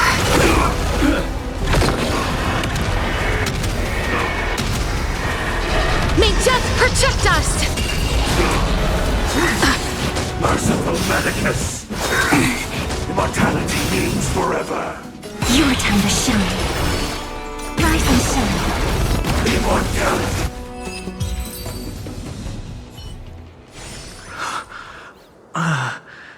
Is this some disordered memory? The mists of the past shall drift away. What? Scatter, fade, turn to foam.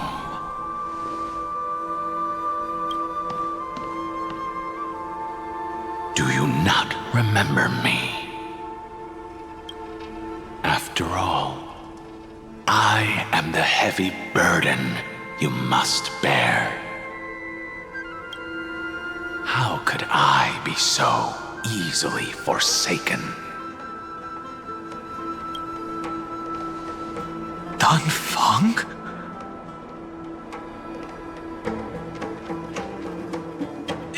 Is this another memo snatcher trick? Vidyadhara are supposed to forget the past during hatching rebirth. But the preceptors interfered back then and allowed me to remain deep in your consciousness. If you do not wish to use that bloodstained name, you may call me Obliviated Memory. That's not necessary. Though we've long parted ways, I won't ever forget you.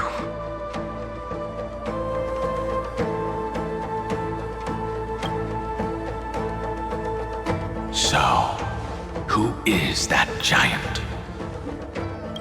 That is Amphorius' Earth demigod. He should be on our side, but he was led astray and intends to seize the power of dragon transmutation. The dragon descends upon the earth, and all beings look to it in reverence. You and I know that all life in the universe covets permanence. Are you trying to say I'll end up like you? One day you will. And as I see it, that day won't be far from the end of this journey.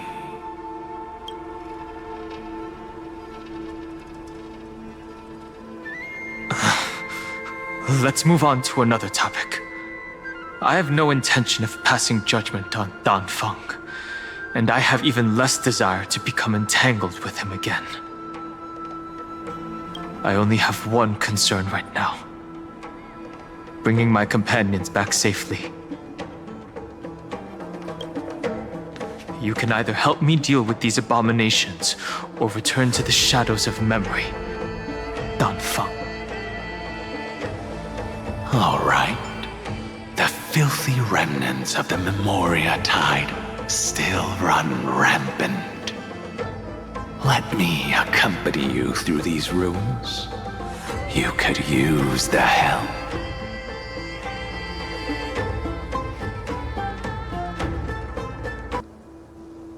And presumably, that giant who craves the power of dragons won't just let things rest.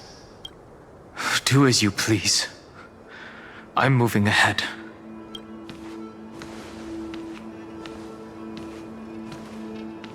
Speaking of Terravox, his aggression just now was probably some distraction.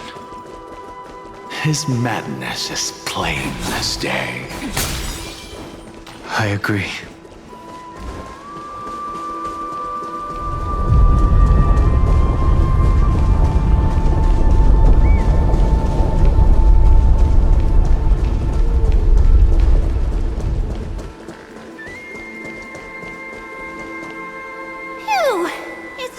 Now, Yanis's blessing is full, and the hidden passage can be used again. Now, the Imperator's legions can launch a surprise attack from the grove. Who Who knows if Terravox will be able to succeed? Huh? Who is this warrior? Lady Trebios, I am Dan Hung, the Trailblazer's companion. Dan Hung? Nice to meet you. I didn't realize Little Gray had more companions in addition to Little Cyrene. There is no need to elaborate further. They are merely a collection of your memories, just like me. No. If they were my memories, they would recognize me. Don Hong? Even though we don't know you, we'll still ask you to get somewhere safe. A terrible battle is about to break out here. Icelands, Tux Gladiorum, is not far ahead. The evacuation efforts are almost over, so go now, or it might be too late. Icelands. I see. In that case, I'll go look for her now. No problem. We need to go deliver some messages, so we'll be off. Please, take care, Dan Hung.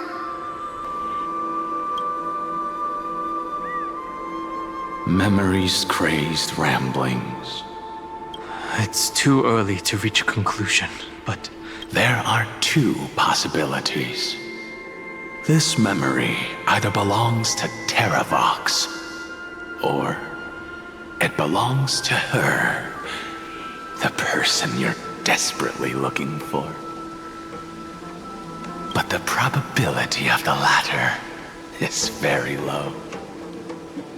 You should know better than I do.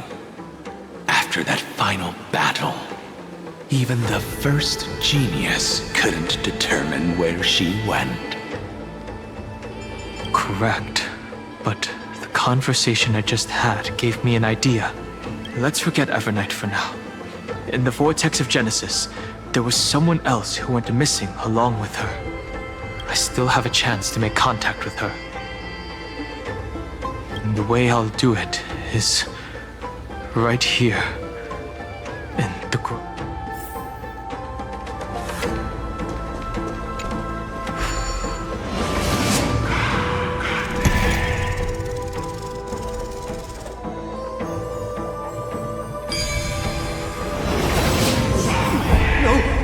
Stay back!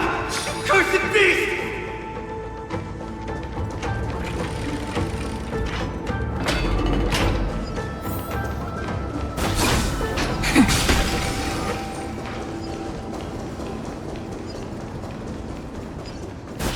There's not a single sign of movement here.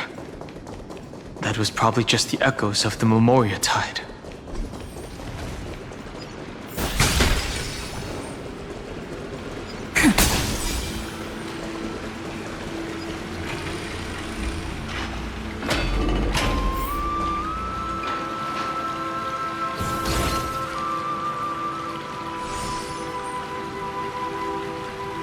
Are you the spirit thief? Bartolos? I see. Thank you for the advice. My Cloud Hymn magic will take it from here.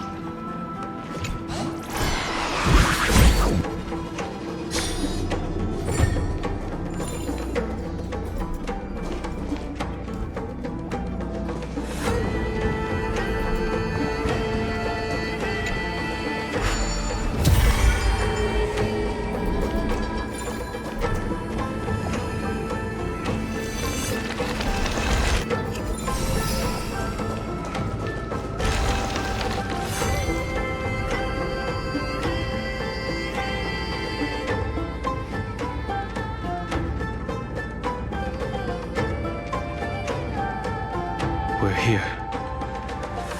Now, it's time to awaken the person we're looking for. A pool of spirit water. I see. You plan to resonate with the waters of this world.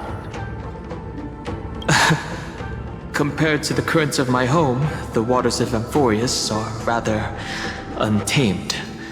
Subduing the waters wasn't easy, but under the raucous steps of their frenzied dance, the roar of celebration calls forth the spirit water's memories. How incredible. There are still survivors in Amphorius. And this one even knows how to use the arts of water. Very good. It's nice to meet the ocean demigod, Lady Hycealens. A green dragonfish. Are you Dan Heng? I hope I've remembered your name correctly. Scale Gorge Waterscape is your home, isn't it? In Greyfry's memories, I saw you two standing side by side. That's fortunate. It means I won't have to introduce myself. I can get straight to the point. Tell me, where are Evernight and her? The stranger snatched away the deliverer right before my eyes. I commanded the waters to surge after them, but layered cliffs blocked the water's current. You must be careful. Earth has abandoned the Flame Chase mission. Though Terra still lives, they are not an ally of the Trailblaze. That's no surprise. I've already exchanged blows with that mad demigod. I didn't think the worst would still come to pass. He also intends to get his hands on a dangerous power. As his comrade in arms, do you know what his goal is? Terravox has only ever cared for life born from this soil. If they covet powers from beyond the sky, I suppose it's out of the same care. Even so, their behavior is far too unusual. I presume they wouldn't have made such a drastic and irreversible decision if they had not exhausted all other means. But embracing the permanence may result in even more misfortune. While I admire that demigod's willpower, my position has not changed. It seems that if I want to find Evernight, I will have to confront Earth. Since my opponent has already turned into a vicious, what I do won't weigh on my conscience. Then allow my specter to accompany you, Lord Dan Heng, as the demigod who witnessed the end of this world.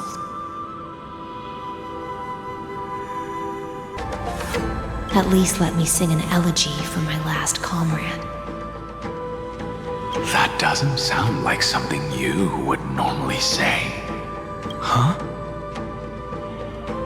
What I do won't weigh on my conscience. I can certainly guess what you mean by that. I will never hesitate for my companions. I am a nameless. And what I'm going to do is defend all the hopes that are on the verge of fading away. Then I misspoke. That is exactly how the guard of the Astral Express should act. If you please, Lady Hycealens. Hold on to this current, for it still carries the warmth of Greyfry. Hopefully, it will lead us to the depths where our companion is hidden.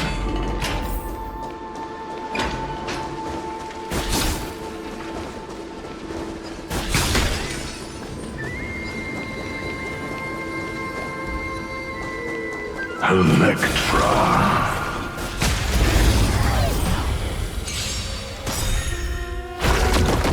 Don't worry, night falls. Good night. Show me the way. Not a bad idea. I choose you. Till we meet again.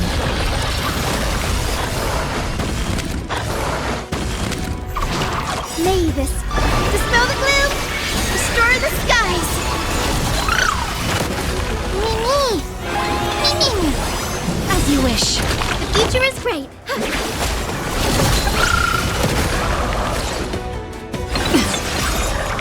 Stop.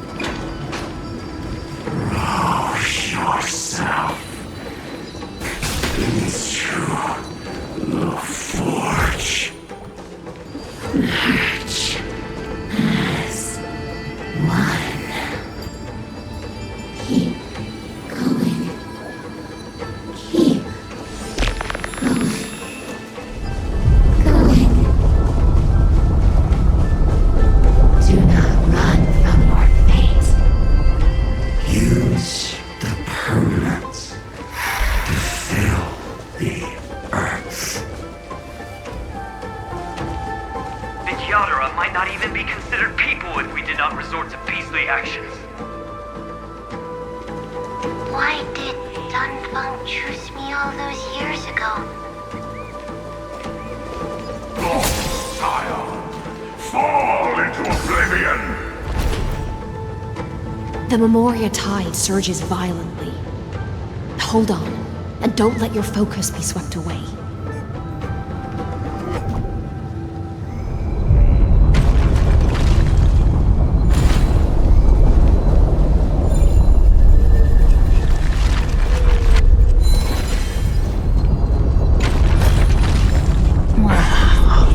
Grove is shaking.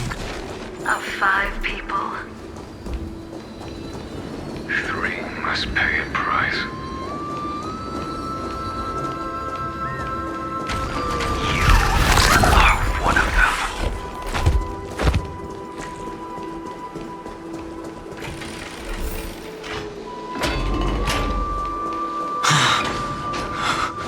Is it over? It seems so. These phantoms that are haunting you are indeed here to bring you to your demise.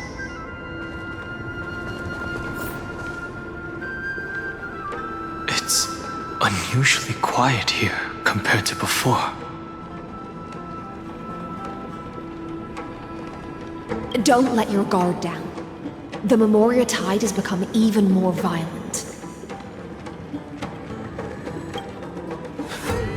Is that?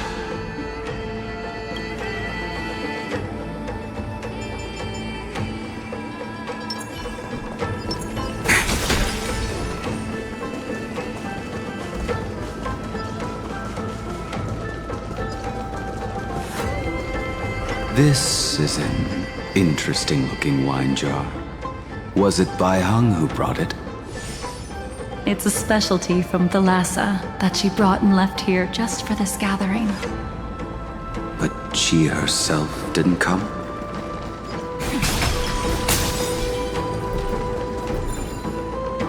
Your mind retains far more of the past than I had imagined.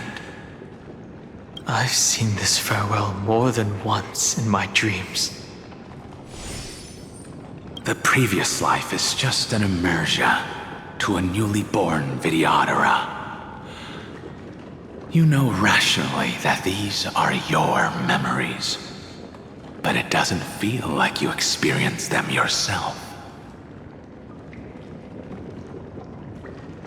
I use dragon transmutation for selfish reasons. You probably want to ask me if it was worth it.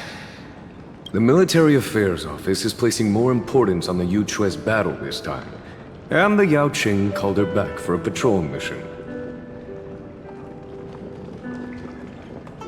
Some people are born with adventure in their blood and can't stop for even a moment. No matter, I'll drink her portion for her. We're already toasting. Why don't we wait for Dongfeng? As always, the High Elder has endless meetings with the Preceptors that he can't get away from. Let's not wait on him. Isn't this just water? I'll relay her exact words. It is a mistake to drink too much before a battle, so I'll leave a jar of spring water from Thalassa's Crystal Palace. She said that wine only has flavor after a triumphant return. Why didn't you say so earlier? I didn't want to go along with her, but she insisted on seeing your expression after your first sip.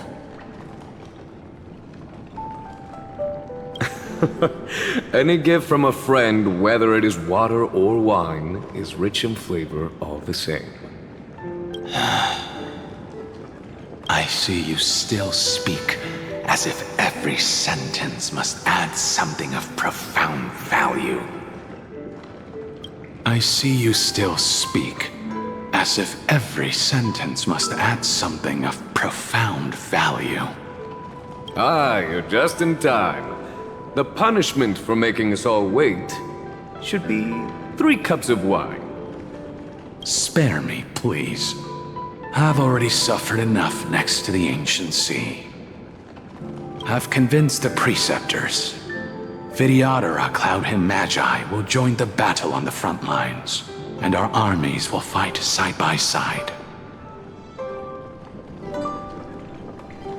It seems like you can now carry out your plan for dealing with the Kitu Mirage, Jingyuan. Thank you for standing your ground against the dissenters, Dongfeng. I never thought those Preceptors would ever relent. After all of this, countless Vidyadhara will lose their lives, with no chance at a molting rebirth. But the Vidyadhara cannot become a part of the Alliance's destiny if we do not share in its joys and sorrows. That is something we all understand as well. That is also why we've gathered here. Come, raise your cups. This toast is not for bidding farewell to each, but for honoring the soldiers who will not return. For honoring our companions.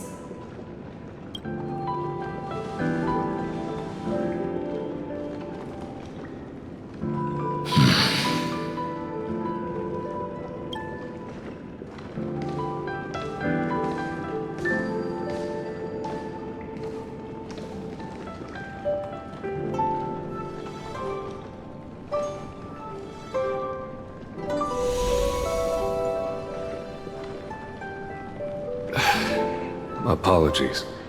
My reckless plan must have put a lot of pressure on you. Nonsense. If our positions were flipped, you'd support me no matter how reckless my plan was. Right? Of course. But let's try not to be too reckless.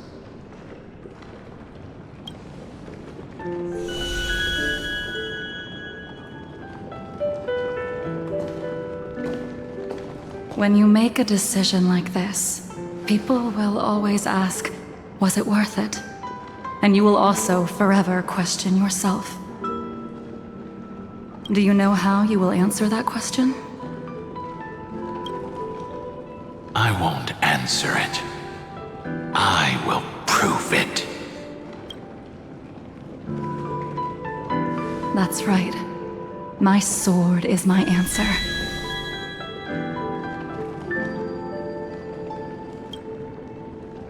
Thank you, Dan Feng. Thank you, Jing Yuan.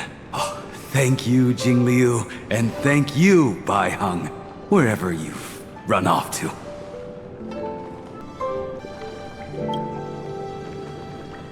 Ridiculous. How did you get drunk from spring water? I'm just full of joy. It feels like I've just forged a divine weapon with masterful craftsmanship.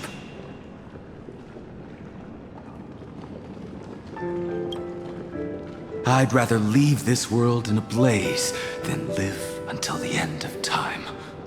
That's what I always firmly believed in the past. But I never truly felt like I was alive until I met all of you. Now, I wish more than anything that I could just live a bit longer. No, pretend I didn't say that.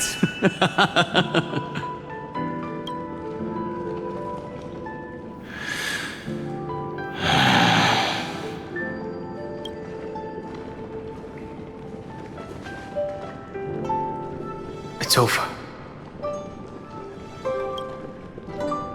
And you know exactly what happened to these 5 afterward. So, can you understand it now? After both she and March 7th have left you. Losing a dear friend with whom you've shared so much can never be considered a victory. It's a failure that torments you for the rest of your life. I could never accept that kind of fate. So you made a decision. I was the one who used the transmutation arcanum. I was the one who swore to bring Bai Heng back to life.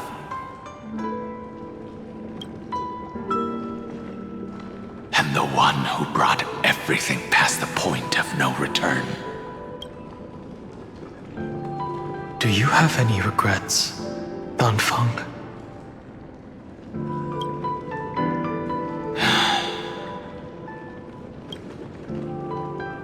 Even if I could reverse time, I would not choose differently.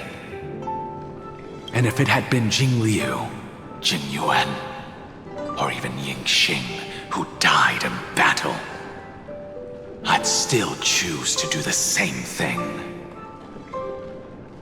Because only I could make that choice and protect all of this. Now, for the sake of your companions, for the sake of those 2 who walk alongside you, how much are you willing to sacrifice, Dan Heng?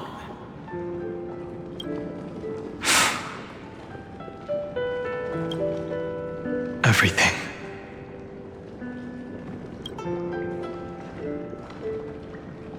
Your answer does not surprise me. They are more than just my companions. They are the path I took that led me to where I am now.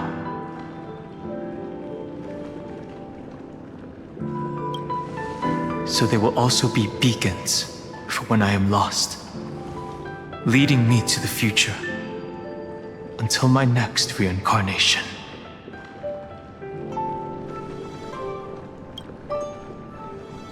Then let me see how you'll carry out your convictions. Let's leave this place and go settle things with that mad demigod.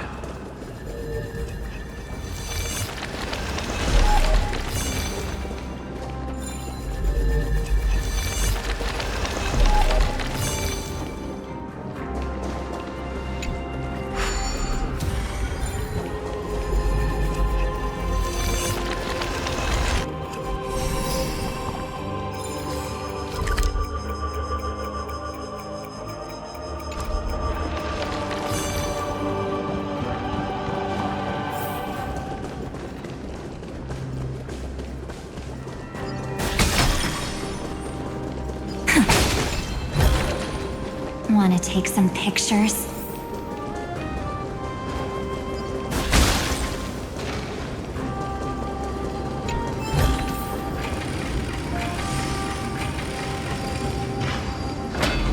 Terra has already defected. Legion, charge with me! A beast will always be a beast.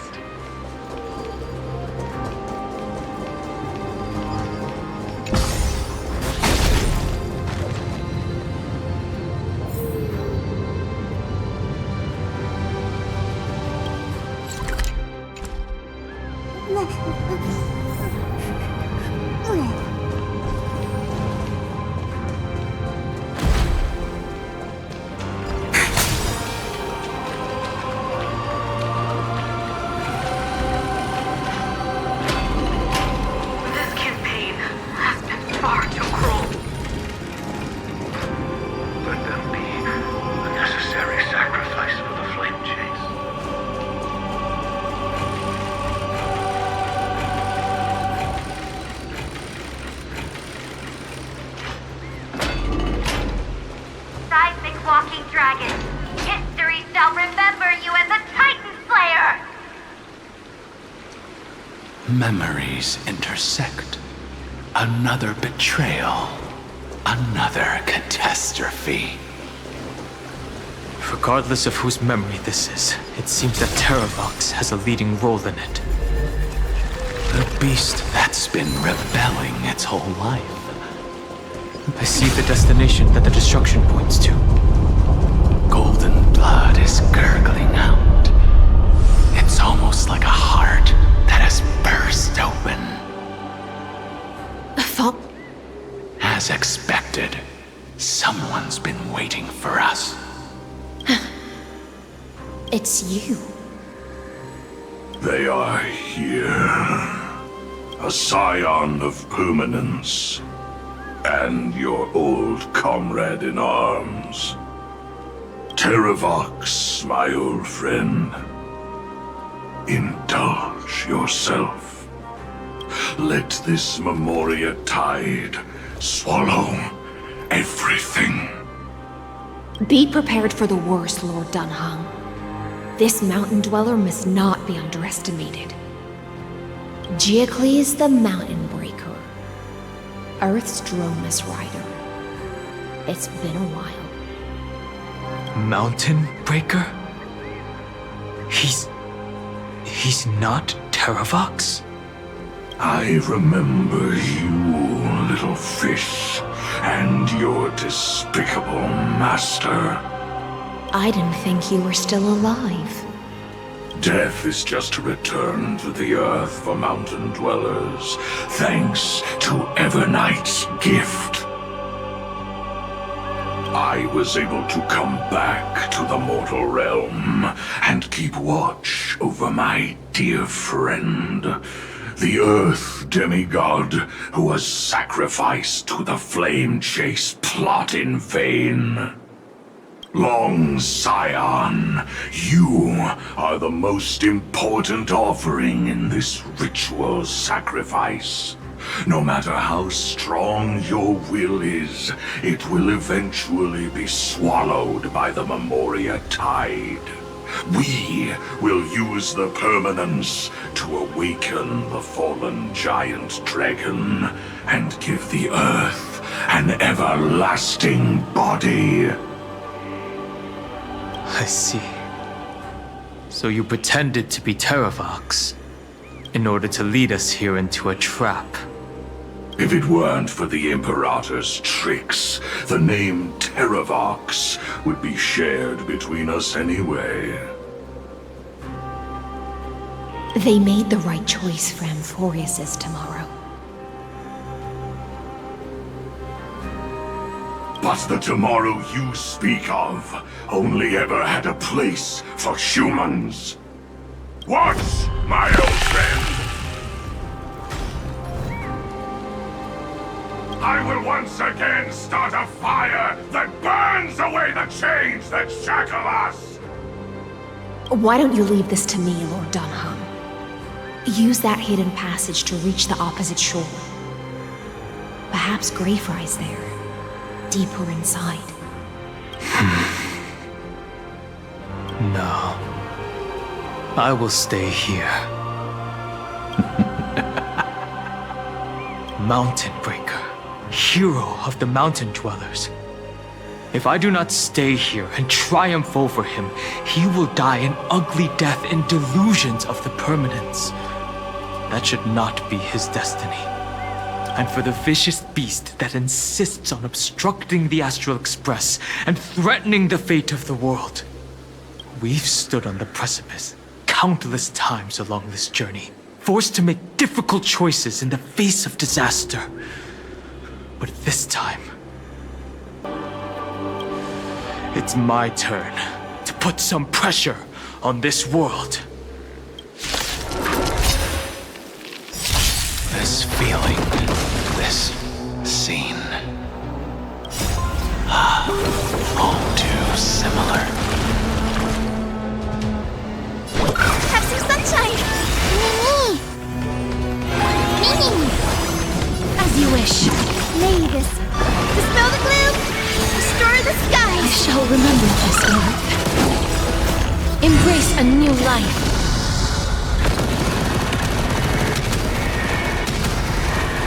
May death protect us! Rise and shine. Don't worry. Just close your eyes. Night falls. Good night. It's time to stop struggling, Geocles. Go to your death with dignity.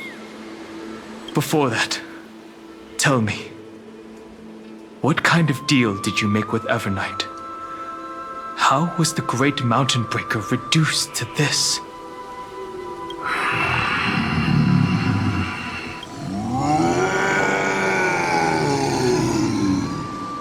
That's... Leave it to me. I'll recount the Earth's heaviest past and sever its deepest delusion. Terravox? Is that you? Your body has become so frail. Even mountain ranges grow old and eventually die. But I can hear the sound of blood still surging through your veins, fast and strong. I suppose you are the true Earth demigod.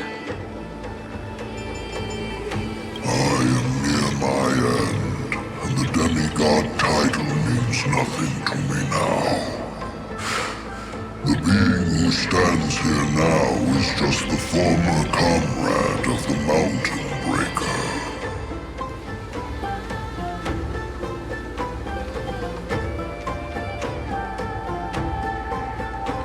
And the traitor who abandoned him. Traitor? Terravox was once a member of Geocles' Dromus Legion. This force was famous for its skilled riders and their brave Dromuses. Terravox himself was the Dromus King, the giant dragon who swore their life to the Mountain Breaker.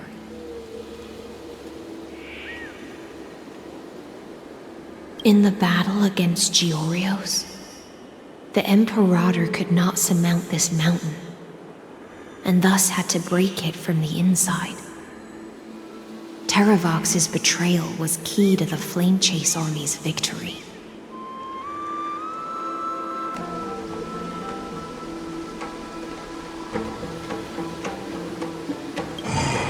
The age of the gods was coming to an end. Living beings had adapted to the changes amidst the rifts of the earth, and now they had to learn to survive in the crevices of the epics.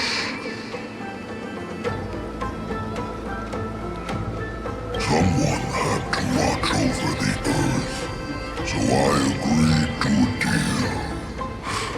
I would take the Titan's divine authority and sink into the cliffs, using my flesh and blood forged of stone to mend the land. There was one betrayal I could never forget. The Mountain Breaker refused to believe that was my choice, even till his dying breath. Faced with having to surrender to the Imperator, he chose to die instead. So this is why you decided to conspire with Evernight. Time's strange visitor appeared before me. The great power from beyond the sky, called the Remembrance. It's incredible. Geocles was able to be reborn as a memo sprite. He mumbled about the times we fought side by side. Just like how all the lives this body carries speak to me. Evernight did not ask for much in return. She only wished for me to use the divine authority of Earth to hide her tracks. Since you're being so candid, does this mean you've given up resisting? Resistance. For a beast on the brink of death, what is the point of resistance? I see. 1,000 years have passed, and your mind has long since been shattered. This frail body bears the weight of all those I've betrayed. And now, my only wish is to rest with them in the unchanging past. Go, long Scion. That fiery blaze has already burned through Earth's protection, revealing the secrets underneath. The deepest depths in Amphorius, the great tomb where all the past is buried. The one you seek, Evernight, walked out of that place. Before her arrival, no one knew of its existence.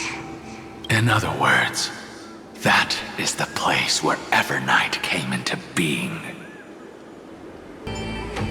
And it is also where she is now.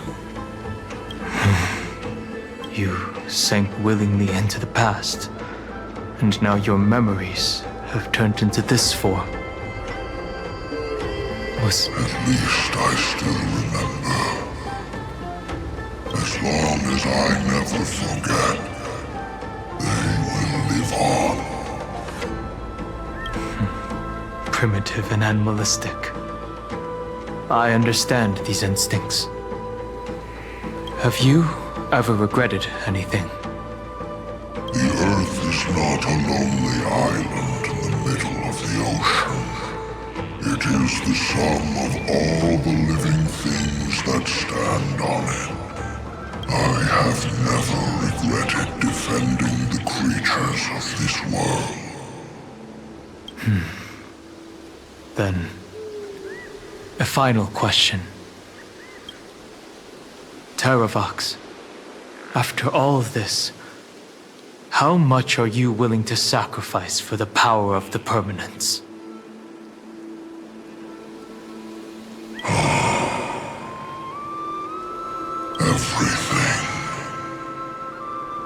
journey up to here has allowed me to fully understand my destiny. No matter how I struggle, the Earth will never be able to reach the stars. But my compatriots deserve to continue their struggle. At the end of my life, I want to make one last effort to give them a chance to move on to the future. Even if it is a future I am not able to witness.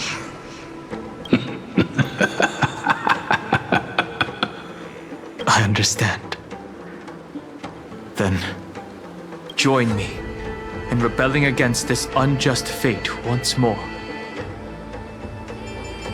Even if the world collapses, the Earth must remain unshaken. Give me the core flame that burns within you, and allow this immortal body of the Permanence to bear the furnace of life for you.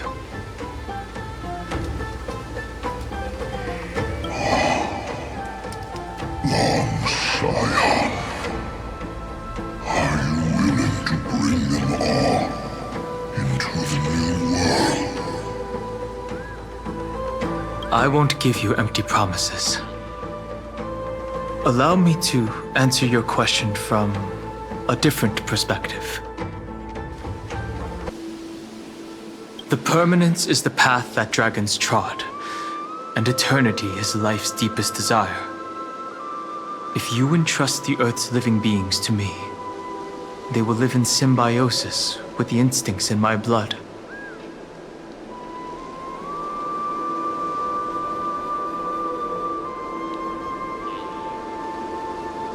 With this body as an ark, I will deliver them to tomorrow for you.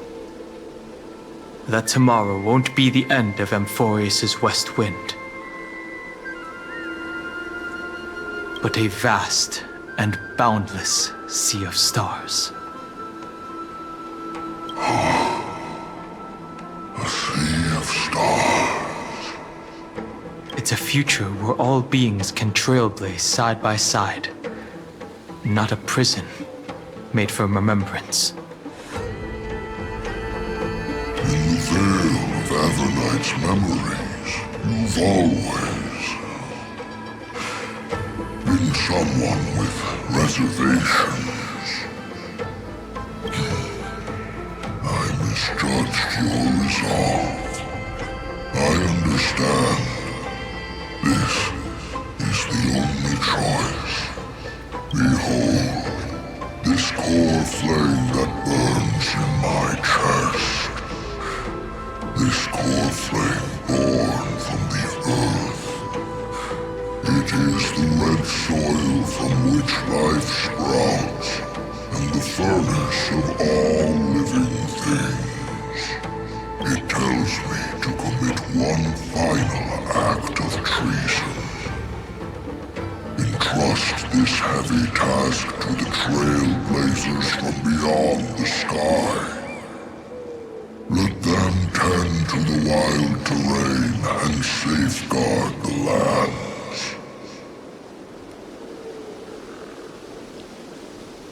And thus bring the endless stream of life into the distant future. I promise you, Terravox. Good. When I hand over the divine authority, are you prepared to hold up the sacred tree if it falls? Of course. Then free what remains of my body, and let me give you this flame that turned away from the flame chase.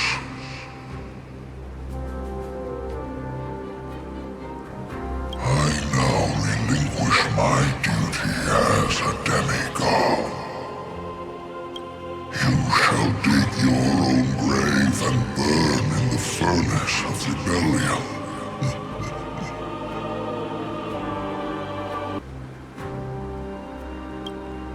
I only hope that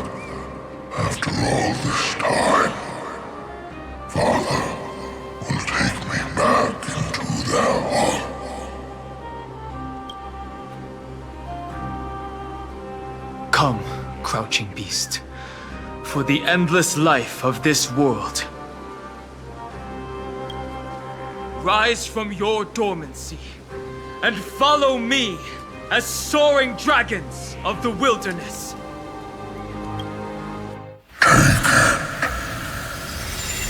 My final rebellion.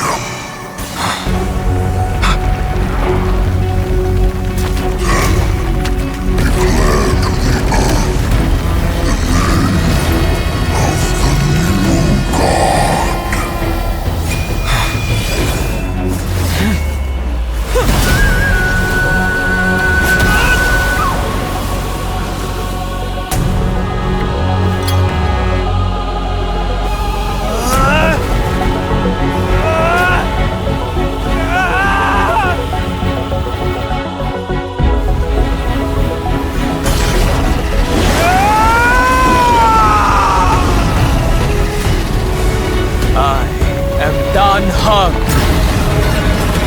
One who guards the trailblazer's way forward.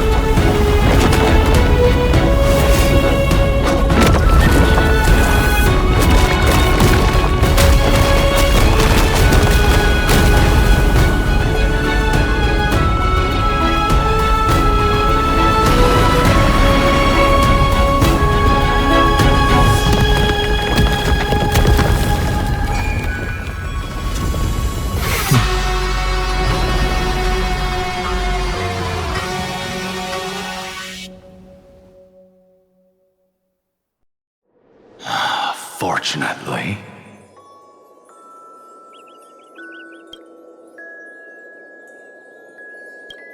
the worst did not come to pass. If your opponent had already turned into a vicious beast, whatever you did wouldn't weigh on your conscience. So what if that demigod had harbored ill intentions or vowed to fight to the death? Would you have pointed your spear at them and carved out the core flame with your own hands? There's no point in discussing what-ifs.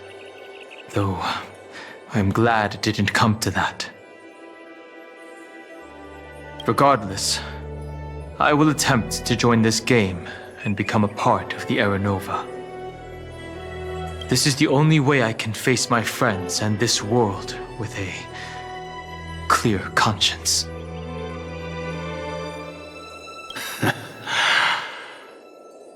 Now that things are settled between us, it's time for you and I to say goodbye.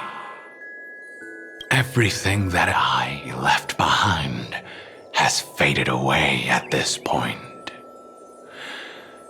Go and march toward your own permanence. As for how to tame it, I'll leave that to you. Thank you. We can't go back to the past and make better choices, but at least we can do better in the future. A dragon can only welcome new life by shedding away his old, scarred skin.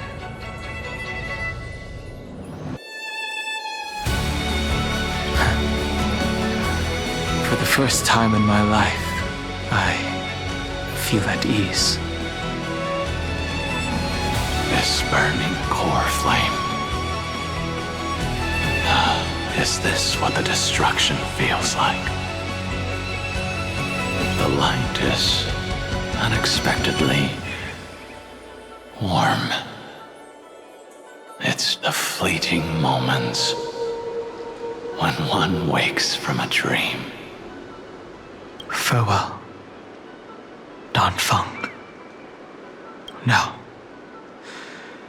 it's time for me to set out once more. The final rebellion of Earth was to bestow trailblazing wings upon all living beings.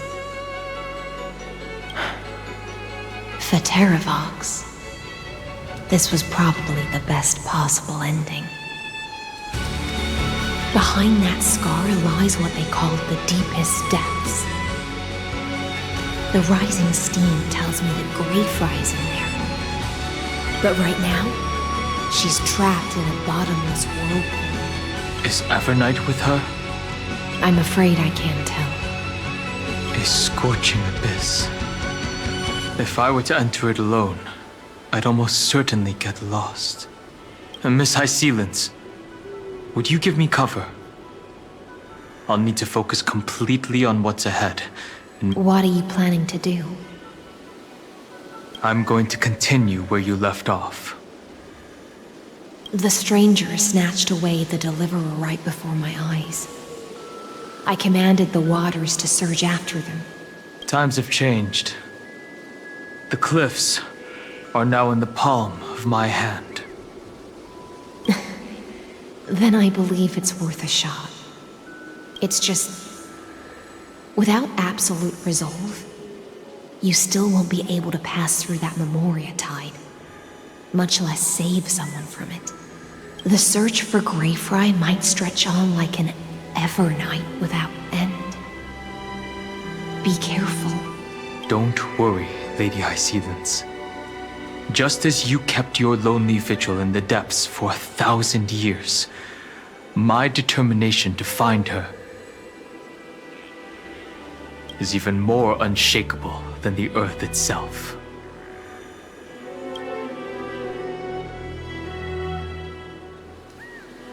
Ancient sacred tree, lend me your roots. With the core flame I carry, let me resonate with this land. With heaven and earth as my map, and time as my compass, I will find that one singular point. Even if I must cross every mountain and valley on my own 2 feet, I will bring you home. Circe's giant tree, witness to Amphorius. This time, I will follow its roots into the ancient earth until I find you. On this journey, I will become the bedrock of mountains and bear the cities above. With the currents, I merge into the tide, crashing upon the land's jagged reefs. I sweep across the nameless barrens, scattering endless snow and frost. Entwined in the cycle of day and night, into the deepest depths of this world, adrift in the darkness that was before all else. When can I lead you out of this maze? No, I can't do it with just my eyes alone. Maybe it was never me. Maybe it was always you who could set us free. Long time no see. All right, let's settle this and keep moving. That's where we will all find our answers. Hey, Donhong, wake up. 3 of a kind. 2 pair. Ace. Go.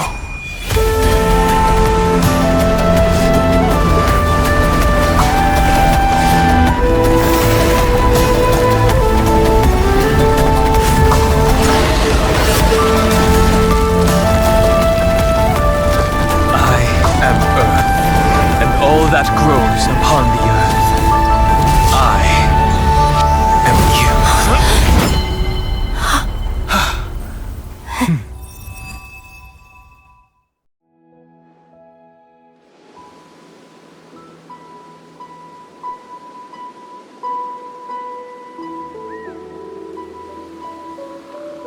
Finally.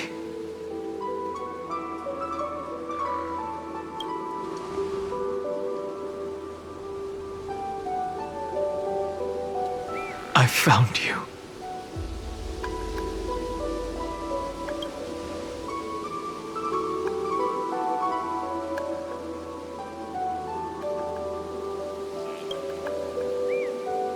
Dan Heng. I knew you would come back.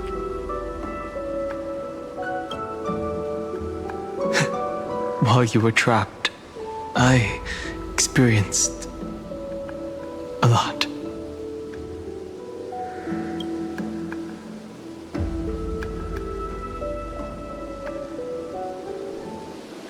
Thankfully, Evernight did not try to stop me. Looks like we've managed to stay ahead of her this time.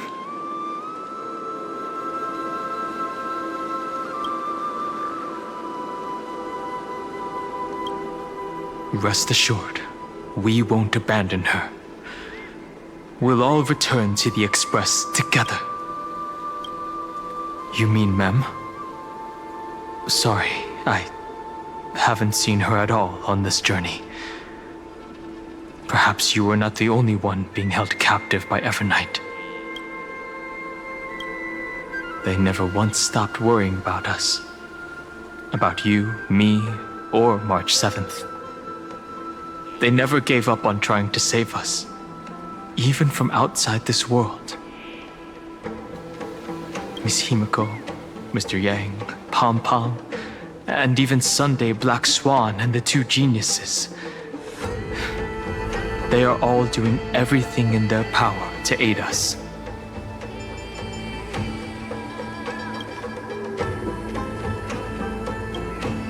I understand.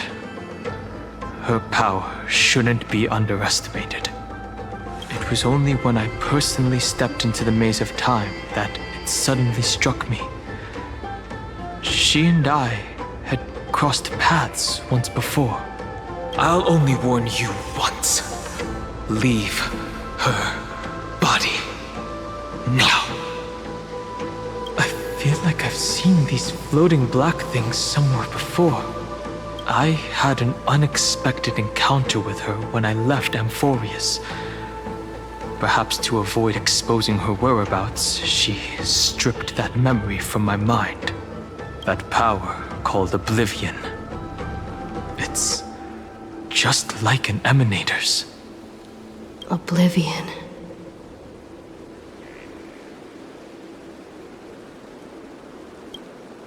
I know.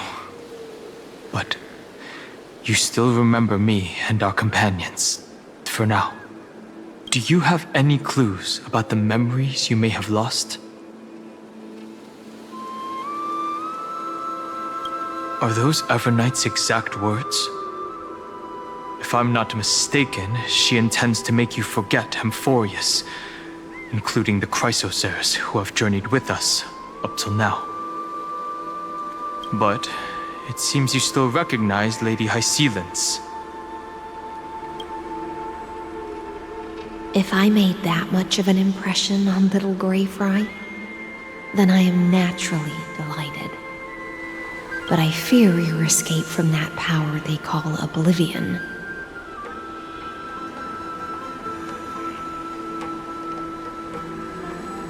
Is thanks to someone else. Nice to meet you. Or maybe I should ask, how have you been since we last saw each other? Along with you, this little butterfly fish's memory was also salvaged from the depths of that whirlpool. Just as a pearl is cradled within its shell, the power of Thanatos surrounds you, shielding your soul from corrosion. Miss Irene has spoken of you often to me. Though we never met in this life, I believe there's a kind of warmth that can transcend time itself. Through the endless flow of time, I guarded the secret passage between Styxia and the Vortex. When the Memoria tide flowed backwards into the River of Souls, even in deep slumber, I could feel that warmth. And with all my might, I protected that warmth. I apologize if that seemed improper. I hope you'll forgive me.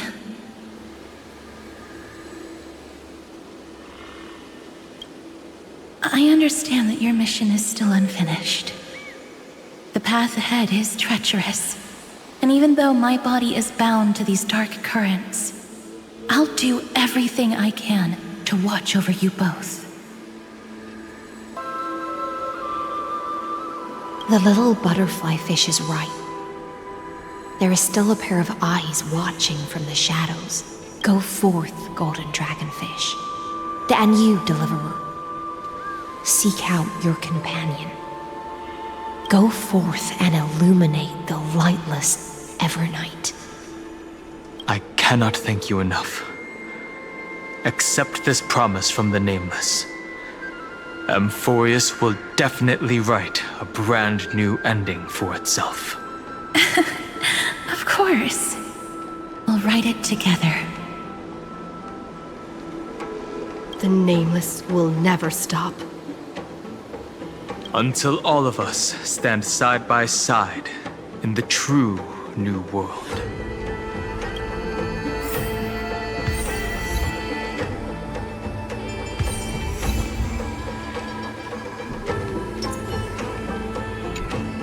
Go forth with courage, little gray fry.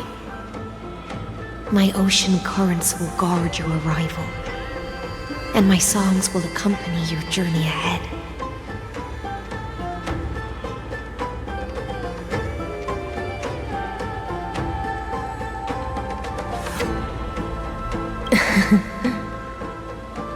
You still remember how much I love fire and feasts.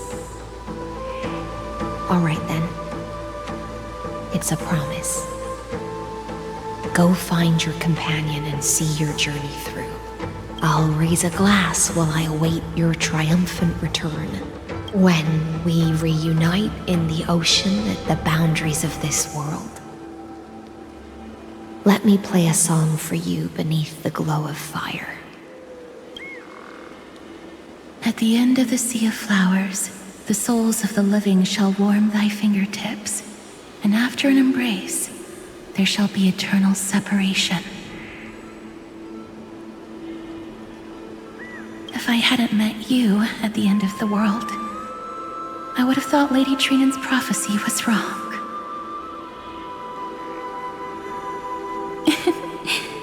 As Lady Trinan used to say, fate is not the flowers that bloom at the end of the road, but where people tread beyond the gate. Thank you. My own path has finally come to a gentle end. Take all beautiful wishes with you, march forward with determination, and don't look back.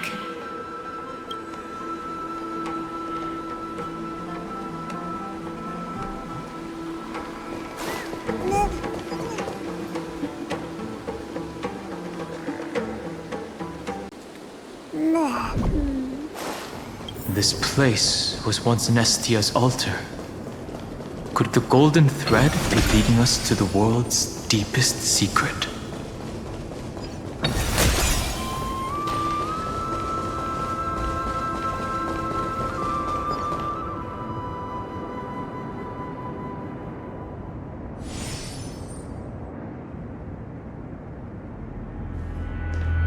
Is this a symbol in the shape of Amphorius? Naturally.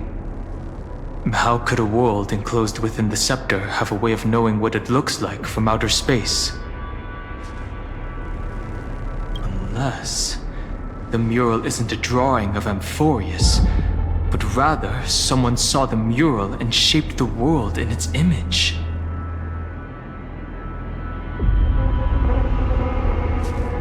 Could that someone be Xandar? No. His concession proves that this place where Evernight is hiding must be a blind spot of the experiment.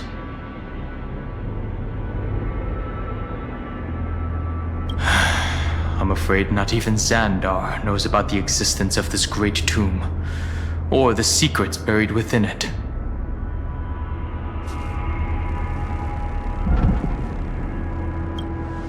It's hard to tell right now, but this definitely isn't the outcome he wants to see. for something to be hidden even from him, it must either be extraordinary or unimaginably dangerous. This forbidden realm remains undetectable to Xandar, and even Fine and Stripe merely opened the entrance, yet Evernight can freely swim through it as she pleases. It cannot be reached by the erudition, nor can it be erased by the destruction. Be careful. What lies dormant beneath may well be Amphorius' final path.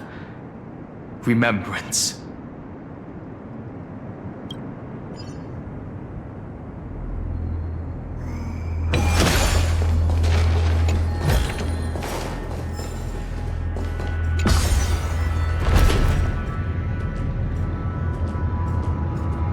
It's endless. It feels like we're plunging into an abyss.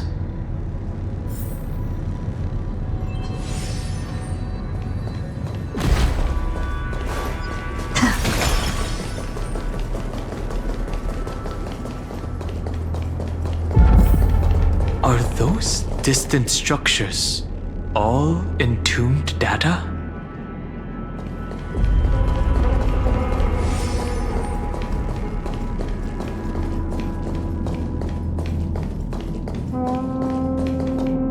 The whirlpool of remembrance. Bottomless and unfathomable. Behind this mist must be Evernight's domain.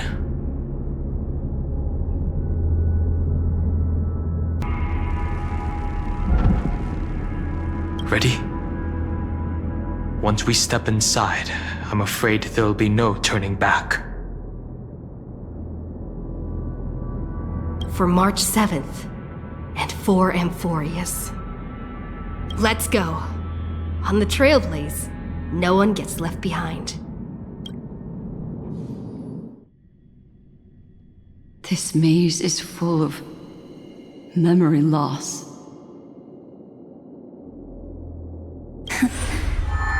Your voice sounds different from usual. I only hear a hint of curiosity. The rest is all fear. Beautiful Memo Keeper.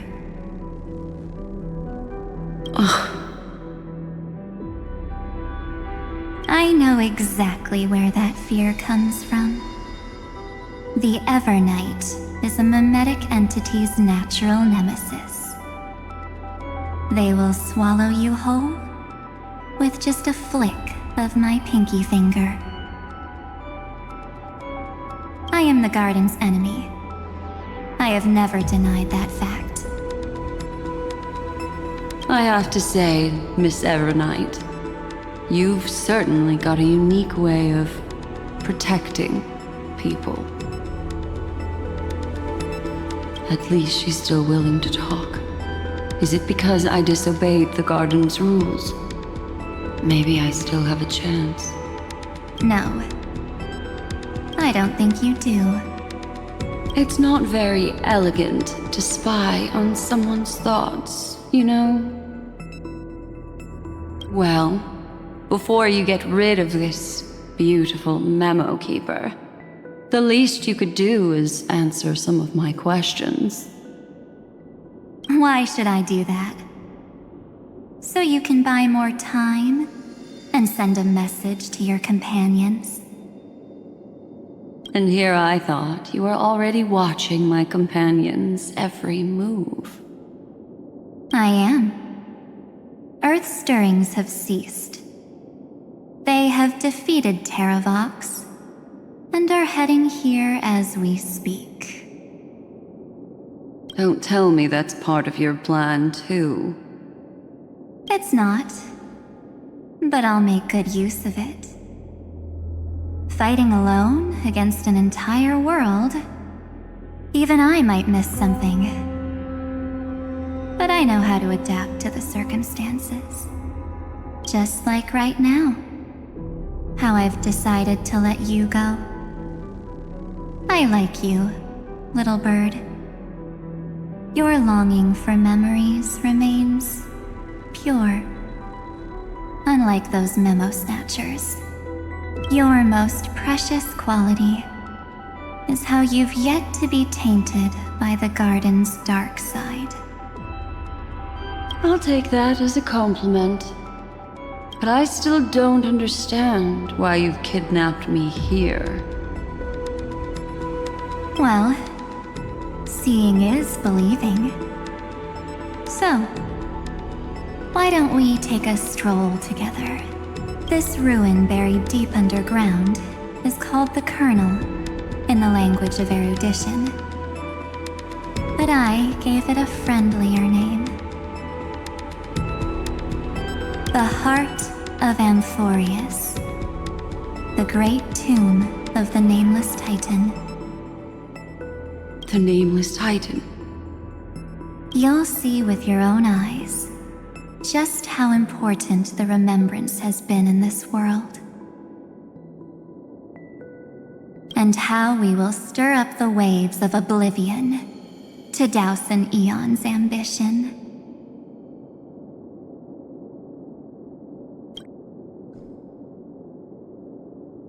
You've been hiding here all this time. That's right. Curious about how I discovered this place? It's not actually all that complicated. The road we just walked was the beginning of March 7th's journey in Amphorius. The beginning? Do you still remember how 3 paths are said to intertwine in Amphorius? That 3 entities, each comparable to an emanator, left their marks in this world. There's Xandar, Iron Tomb, and... That's right. To this day, there have been no signs of the entity corresponding to the remembrance. The Garden of Recollection was curious about that too. So the memo snatchers spent an unimaginably long time chiseling out a tiny channel to peek into this world. But there was always a power in the memory zone that kept them out. And when March 7th's consciousness was seized, it was a ripple of the remembrance that protected her and sent her in here. Can I assume, then, that this hypothetical emanator of remembrance was consistently protecting this world from the Garden's eyes until the Astral Express arrived? That's correct. You're a smart one. But why? Go see for yourself, little bird. The memories contain everything. This gate is really impressive. These are March 7th's memories. Didn't move at all, huh? I just got here and I'm already locked out. A journey of 1,000 miles stopped at the door? That's terrible! Is she stuck? Keep watching. The fun stuff is just ahead. Warning, object does not have access permission. What? Did I touch something I shouldn't have? Execute formatting protocol. What's going on? Formatting? Warning, illegal operations detected. Warning, illegal operations detected. Hey! Don't just activate like that! How do I stop this thing?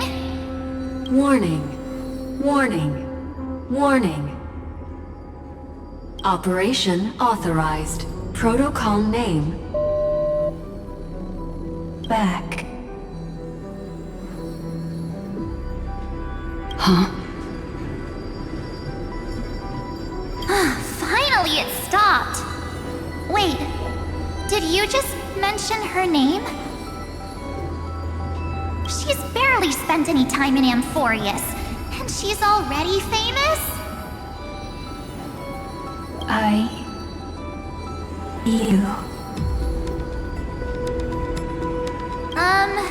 I don't know what you're saying. Let's not speak in riddles, alright?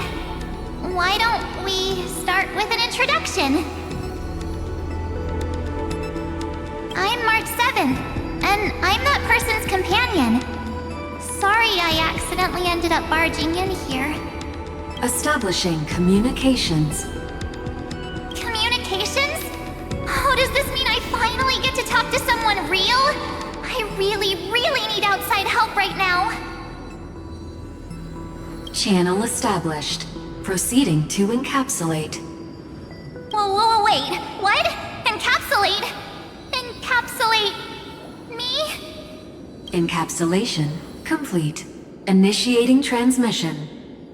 Transmission destination. Recurrence number 335503336. Huh? What's going on? My body! The memory stopped so suddenly. She was already lying in the abyss of fate the next time she woke up. And Orynyx was calling her mother.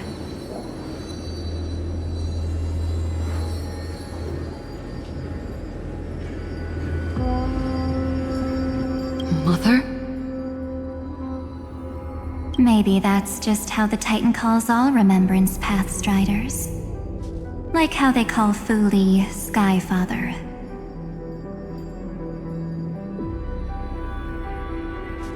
So March 7th had already brushed against the inner workings of this world at the beginning of her journey. That warning in her memories must have been the Scepter's safety protocol. But why did it mention the Trailblazer? March 7th should have entered Amphorius long before she and Dan Heng did. An inexplicable contradiction, isn't it? Let's put that aside for now. The protocol didn't kill March 7th. Instead, it threw her deep into extrapolations.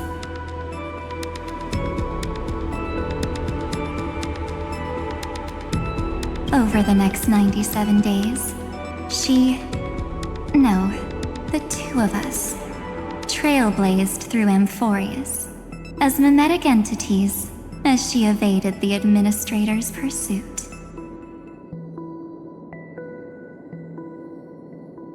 It must have been a difficult and lonely journey for her. Yes. No one could see March 7th. She didn't belong to Amphorius's memories, so she could only watch this world from the sidelines, like a transparent shadow. Then when did you appear? On the day that she ran out of options. March 7th tried so many things to help her companions, but the only outcome of her efforts was a few Amphorian folktales.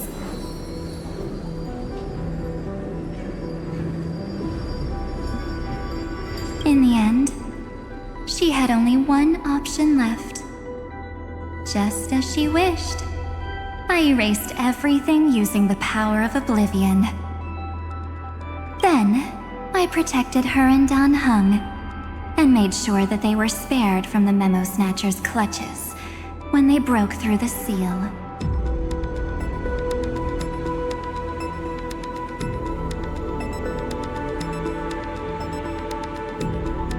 And you've been hiding in the shadows ever since, while manipulating time and colluding with Earth, all the way till now.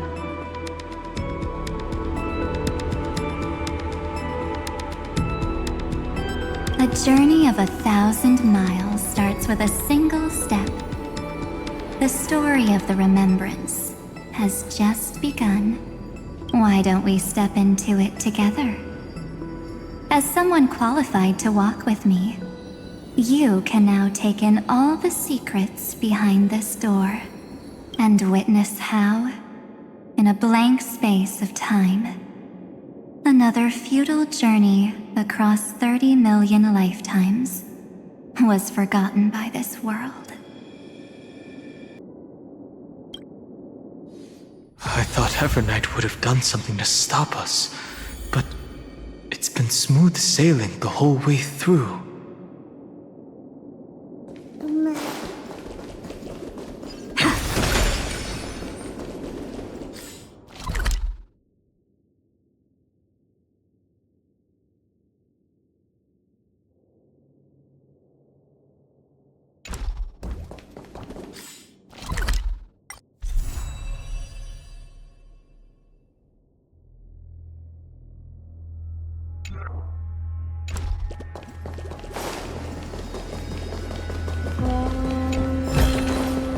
Is that all? Are you ready? I'm going to open this door. Absolute silence. I can't sense anything at all.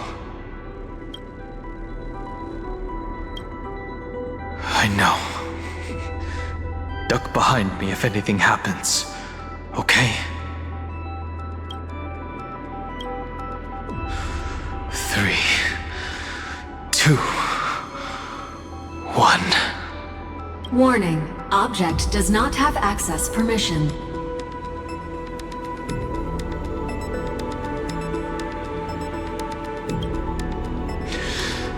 That means we're in the right place.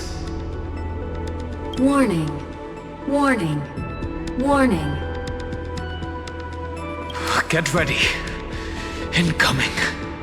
Welcome back. What? I'll be waiting for you. It mentioned your name.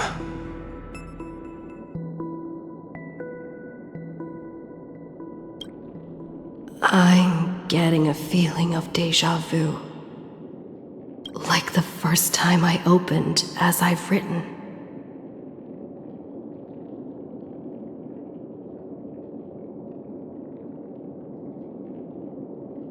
Thankfully, Evernight didn't take that book.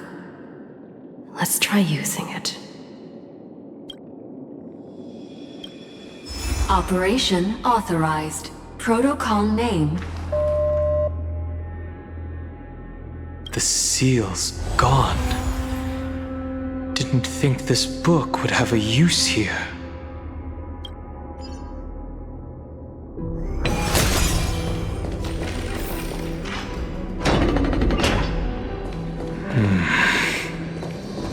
Is that...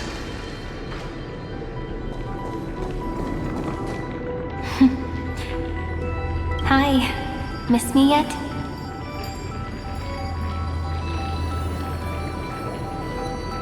I'm just messing with you. This is the first time I have met you. Executing protocol. Format object. Formatting progress. 0.015%. And it looks like it'll also be the last. Something's wrong.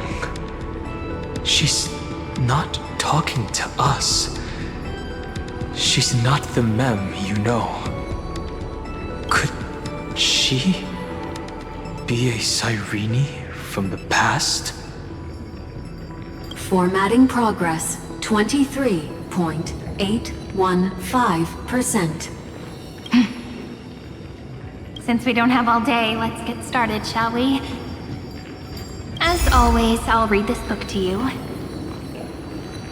That way it won't just be Cyrene's memories alone. Formatting progress.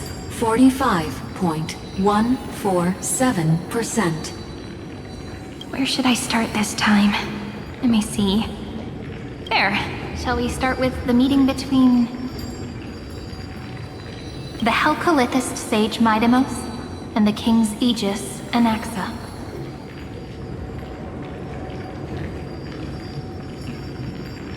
Formatting complete. What? Did you hear that? She just said...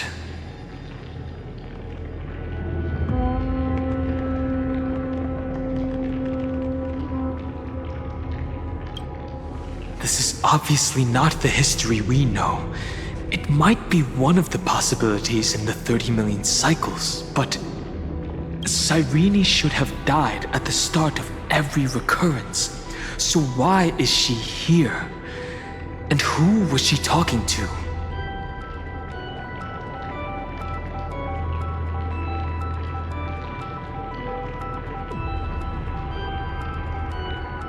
And that book she mentioned. That's very likely. That door reacted to the book as well. Let's try copying what she did. Accessing recurrence number 335503337. Access failed. Error code Gamma 13. And that's it. As I've written is definitely connected with this great tomb.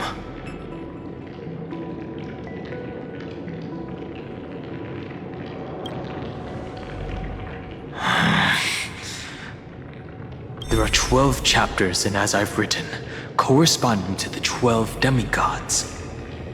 Maybe the nameless recollections match these runes. Let's try linking them first.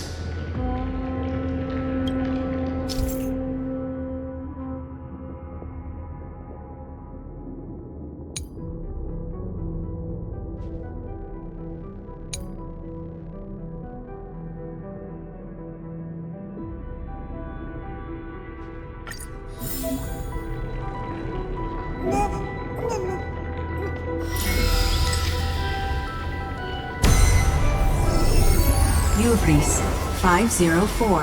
Downloaded. As expected, the data stream flew into the crystal in the middle. It's absorbing the memories in the book in this manner. The world never learned how Saridra rewrote the law, but I believe it was Amphorius's decisive move against destiny.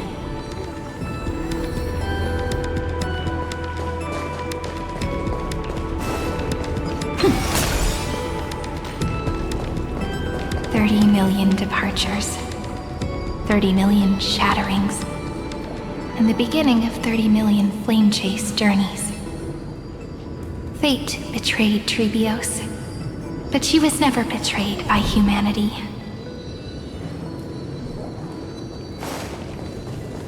$30 million departures, 30 million shatterings, and the beginning of 30 million flame chase journeys. Fate betrayed Trebios. Uplotis 405. Downloaded.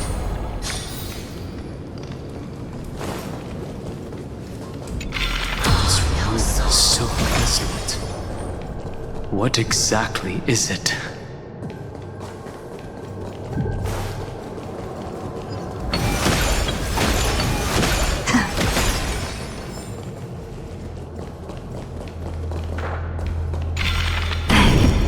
You must be very familiar with the story of time now, so why don't we leave some pages for the heroes instead?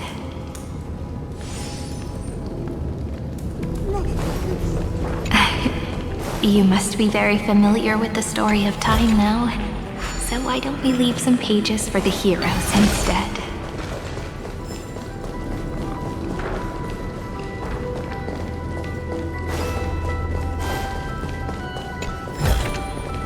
Looks good.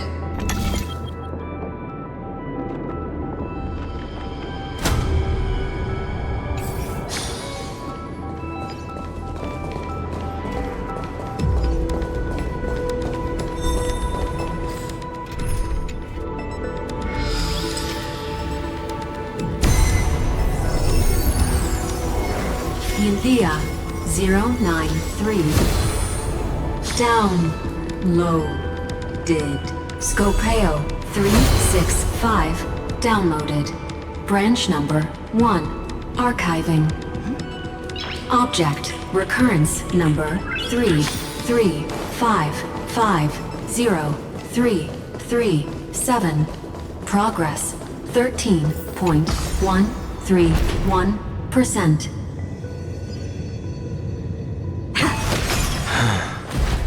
There's a notch in the terminal that's just the right size for this book. Branch number 1. Archived. Encapsulating encryption key.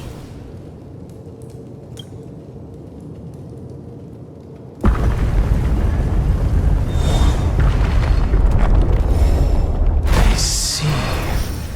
This As I've Written book is a data terminal that has been modified by the Remembrance. It might have looked like Cyrene was reading a story, but she was actually carrying out a data transfer.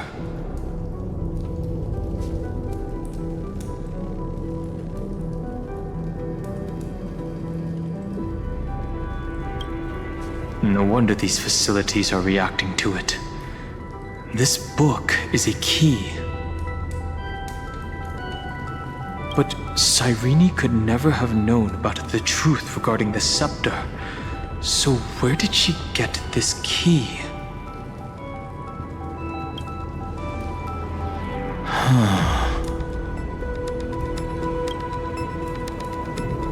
Do you remember? During her brief existence, Cyrene once encountered a certain Eon. Yeah. So, I can only place my hopes on that childhood dream. And the god behind Orynyx that appeared in that dream. It's no secret that Orynyx and Fuli are related. That Eon also appeared when you encountered Mem. We still don't know the role they play in Amphorius. But if Cyrene accidentally stepped onto the path of remembrance, then her sacrifice wasn't just for resetting the cycle. There was another purpose. Encryption key encapsulation complete. Let's keep going for now. If my hypothesis holds, then the scene we just saw will replay many more times.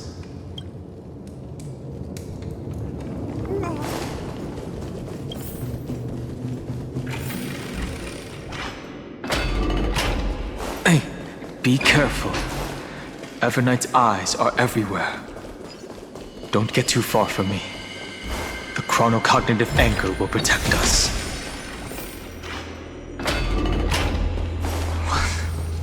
What is this? It's hard to believe. Is this still Amphorius?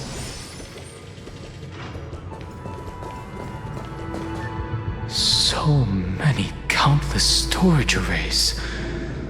This would even rival the cyber prison of Inupis. Look, what a magnificent sight. Even this classical world contains a futuristic palace like this. Would ID Silicii end up looking like this after a few thousand years? Executing protocol. Format object. Formatting progress 0.027%. Ah, it's always so on time. Never late at all. It's okay, I get it. It's just trying to remind me how precious time is. I want to share a story with you this time. I saw a little nymph on my way here. It was on a fallen wheat stalk, and it glowed under the sunlight. It was incredible. I forgot all my pains at that moment and just stared at it in a trance. I wonder, did every Cyrene in the past feel that the nymph was beautiful? Would they also have recorded that scene into the Eternal Saga? So, could you give me more time, please? I want to leave behind more memories for the future. Formatting complete. As I expected, the answer is the remembrance. An Eon appearing in her dreams, 3 paths intertwining in Amphorius, and the Garden trying to infiltrate this world at all costs. I have reasons to suspect that Fooley's gaze once swept over this world before the scepter completely fell into destruction. And that Cyrene basked in that divine gaze.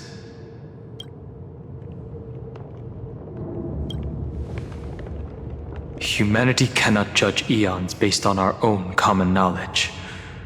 The Remembrance has always been an observer of the universe, ever since their birth.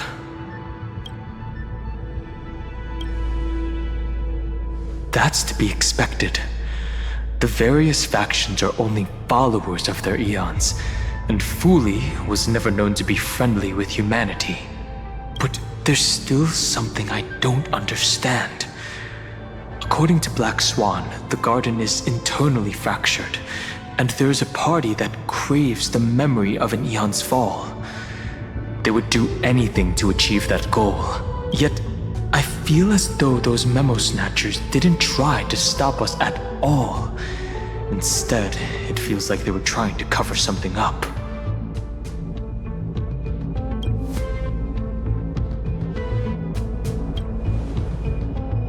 Most of the time, a gaze is simply a natural phenomenon, though some Pathstriders regard it as a supreme honor. An Emanator, however, must possess power granted by an eon's blessing. I know what you're thinking. That theoretical Emanator of Remembrance remains a mystery. But now, I'm leaning towards the idea that what the Garden's mirror reflected was a kind of miracle that Fooley left behind.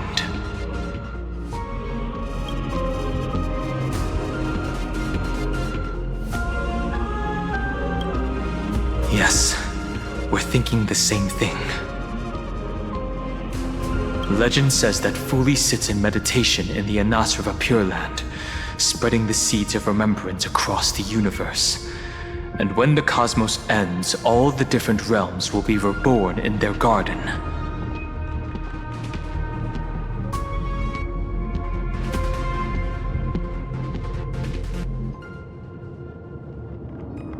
If this sealed-off world is also within their gaze, then it's not too big of a stretch to surmise that they need a mechanism to save these incredible amounts of memories and store them somewhere out of the erudition's sight.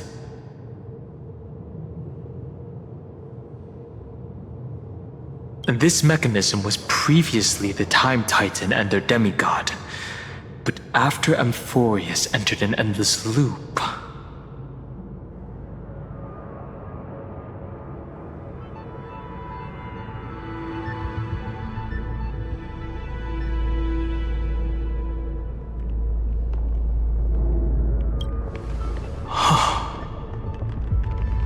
it's that ceremonial blade.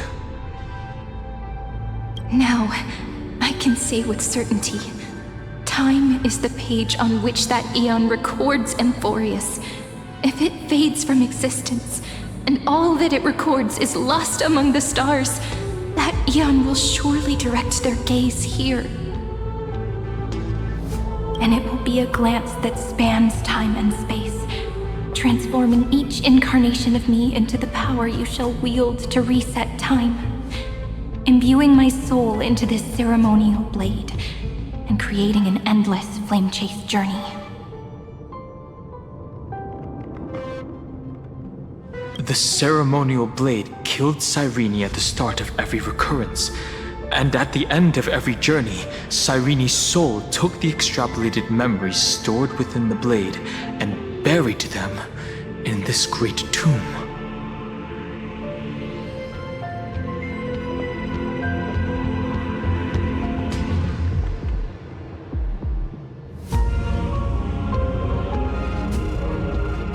That's how the memories of Amphorius transcended the loop and were continuously stored, while the scepter had to revert its progress over and over again because of loss in its logic.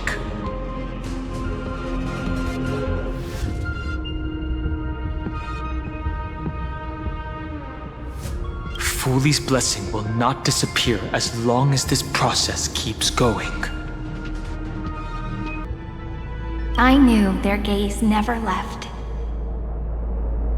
As long as I record every page of this story and tell it to you, Amphorius won't be forgotten. Cyrene encountered the Aeon's gaze and regarded them as the hope to continue her world. That's why she offered them memories over and over, even if she had to turn herself into nothingness every time.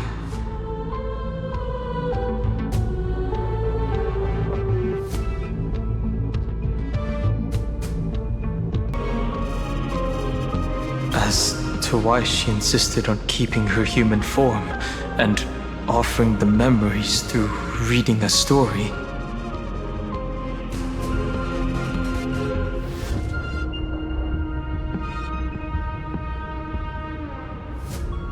it might have been the only way for her to maintain her sense of humanity and leave her mark in this world, even though everything was just her wishful thinking. Right. Based on the runes on the floor, the encryption key from earlier should be used here. There are 3 keys in total. We're 1/3 of the way through.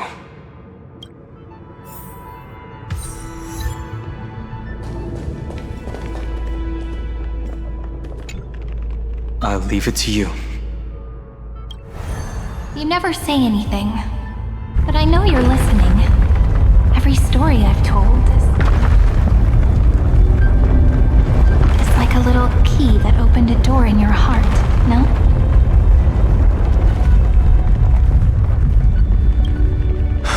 The path has appeared. Go! The Dromis King paid a heavy price for their betrayal in every life, but there was never regret in their deep roars.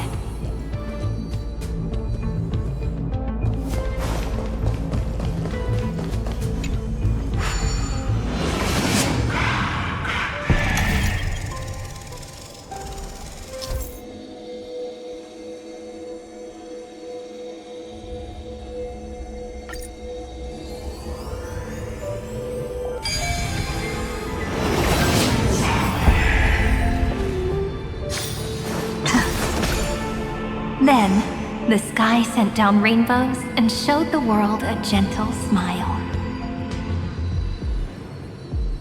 Formatting progress 93.998%. Looks like it's time to say goodbye again. Before I was even aware of it, this book had already recorded too many emotions. Every page has become so heavy. I've started to feel uneasy whenever I take it into my hands. Where did the very first ripples want these memories to be sent to? Formatting progress 90. How many times has it been? It faithfully fulfills its duty, activating and formatting.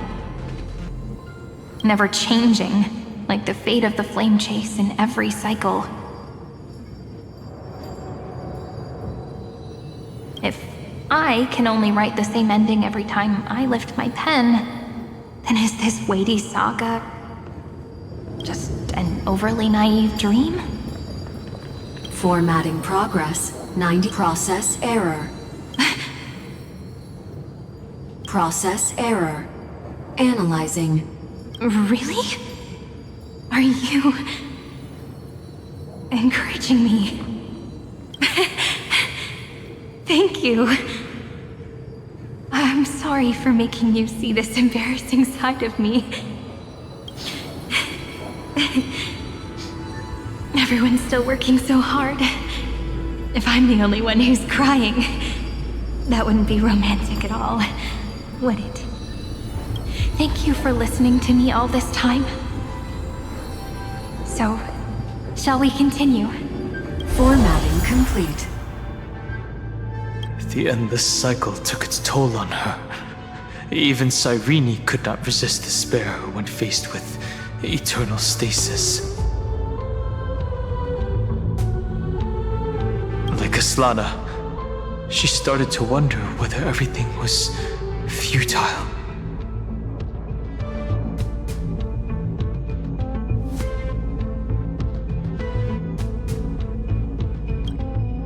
Indeed. But I still haven't figured out one thing. Who exactly was she talking to? I thought it was an Eon at first, but the way she talked, it didn't sound like praying to a god at all. Maybe she's talking to her imagination? A hero within?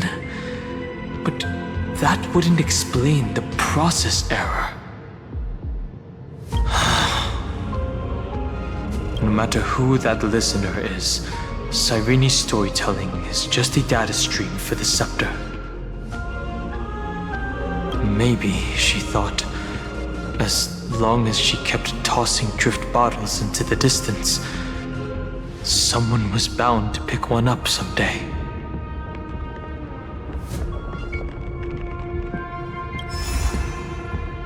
Accessing recurrence number 335503337. Once again, Castoris offered her final embrace to death. And from then on, she started another lonesome watch. How wonderful would it be for someone to give her a real hug?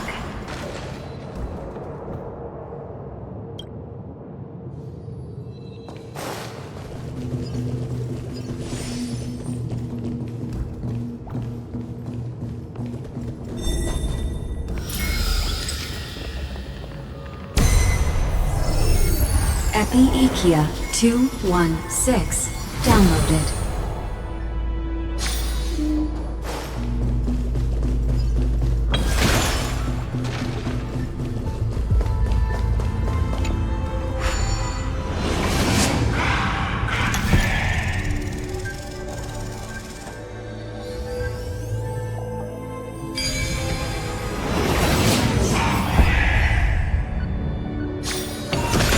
Devious cat, the trickery that fooled the entire world. No matter how her identity changes, she will always end up being a pillar that stands tall for the holy city. The hand of Zagreus. Seems like we'll need it here. A devious cat, the trickery that fooled the entire world. No matter how her identity changes, she will always end up being a pillar that stands tall for the holy city for 1,000 years.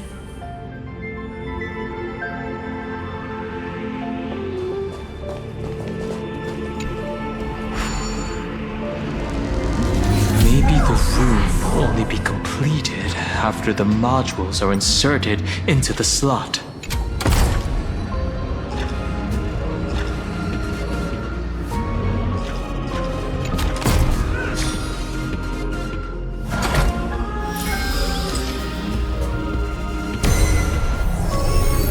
Orexis 945 downloaded.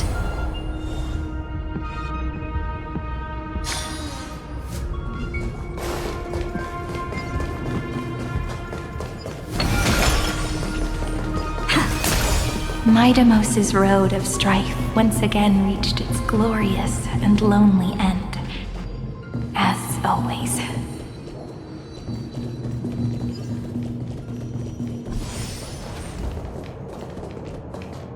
Access denied.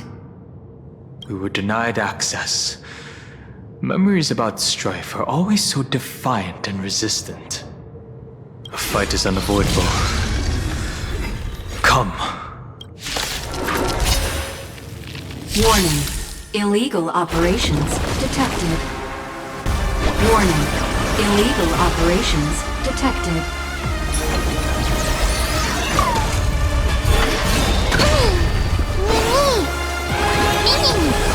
Life is not as you wish.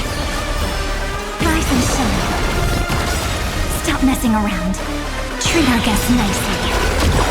Don't worry, night falls. Good night.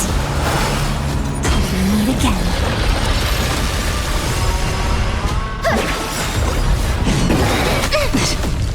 May this dispel the gloom, restore the skies.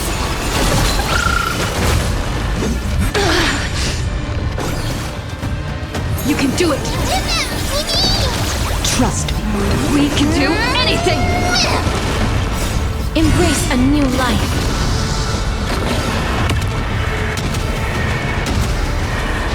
May death protect us!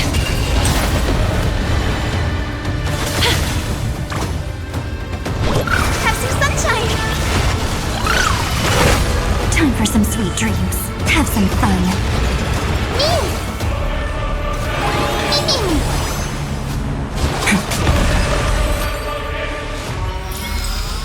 Reach the end of the story in your own way. Polemos 600.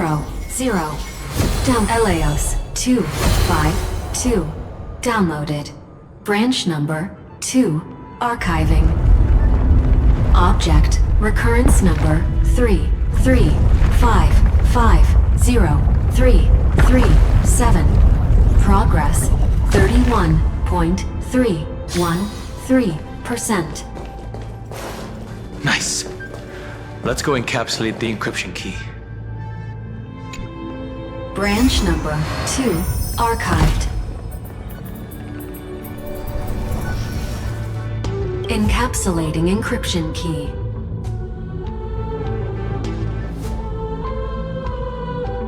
I've been wondering, could all the memories we've encountered on the way be Everknight's traps? She still hasn't shown herself. That's very suspicious. But I can't think of a good reason for her to do that. I can only surmise that she's either still waiting, or someone's holding her back. Encryption key encapsulation complete. Let's keep observing. Every ripple of these memories could potentially reveal to us Everknight's true goal. Let's go back and use the encryption key to open a new path.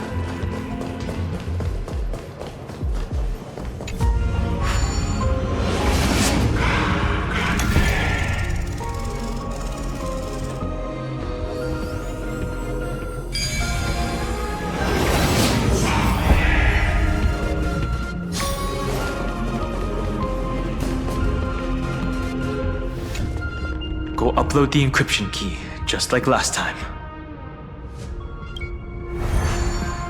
What could be behind this door?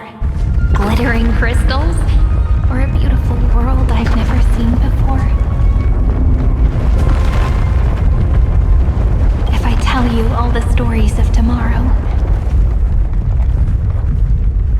will I be able to finally welcome the Deliverer and Emphorius' dawn in the next life? The third encryption key belongs to the ocean. Let's get going.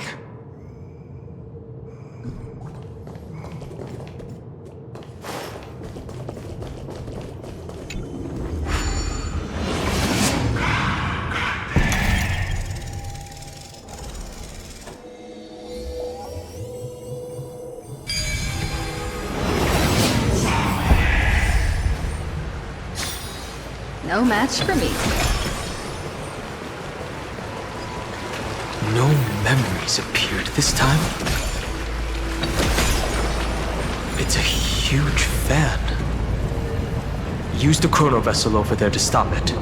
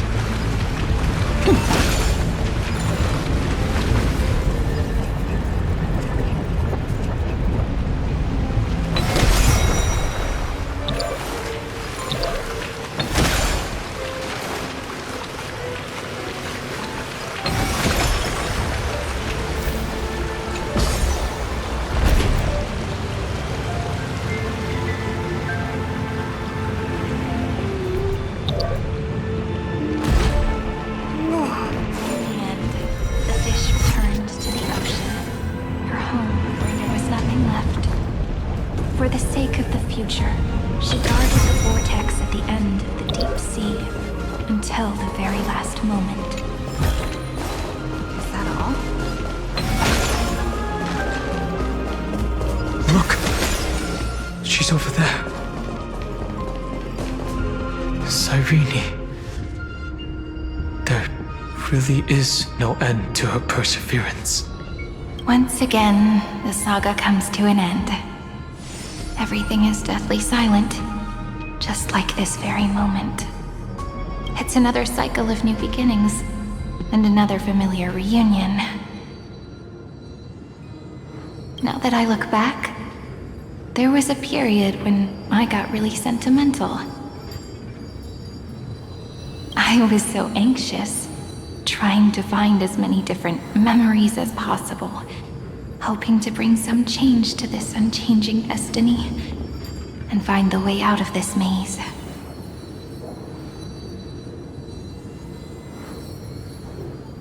But I won't do that anymore now. Formatting progress 73.998%. Process error. Analyzing. Formatting progress 75.012%. Process error. Analyzing. No need to feel sorry for me, good friend. If there are no new blank spaces, how can a saga continue? I'm actually really lucky, you know? During the long years I've spent waiting for the Deliverer, I've always had you here as an audience. Look at these memories I brought to you. They once existed, once sparkled under the sun. And now I can see through your eyes that they are still shining bright.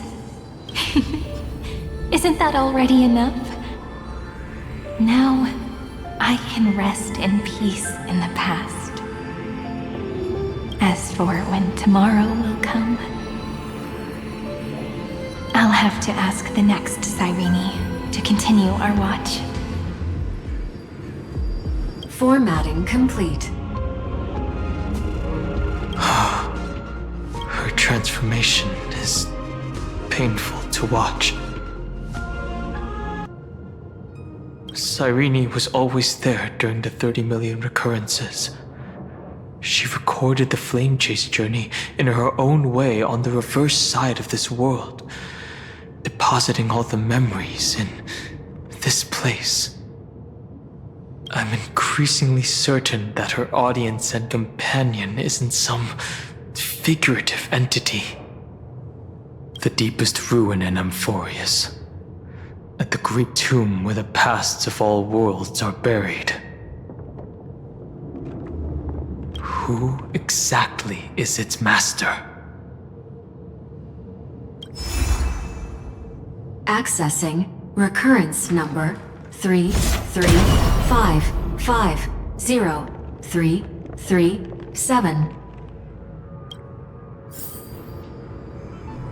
Anaxagoras once again completed the proof with his life. His answer was so complete. All he was missing was a last variable from beyond the sky.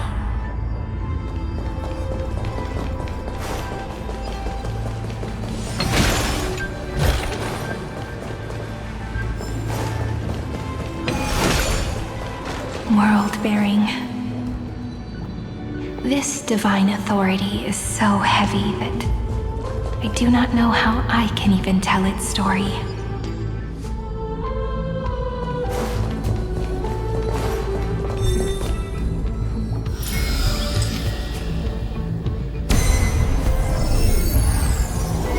Nikos 496 downloaded.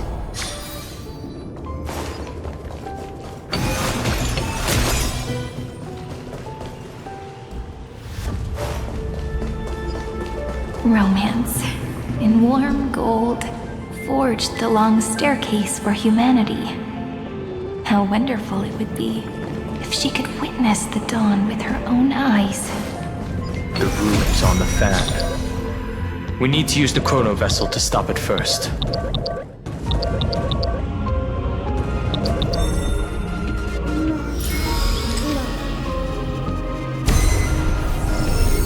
Carlos 618 downloaded.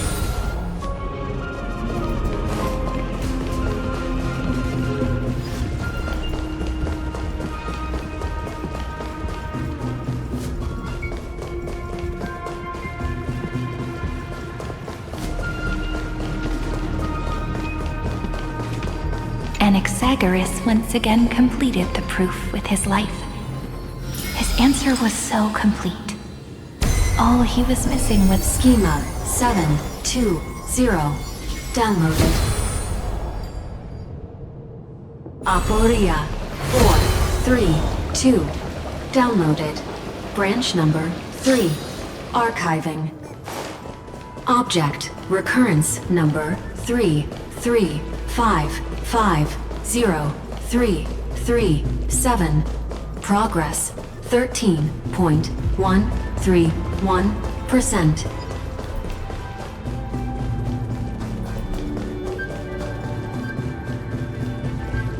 That's the last encryption key. Take it with you. Branch number 3 archived. Encapsulating encryption key. Encryption key encapsulation complete. It's time to go back and activate the system in the middle of the Great Tomb.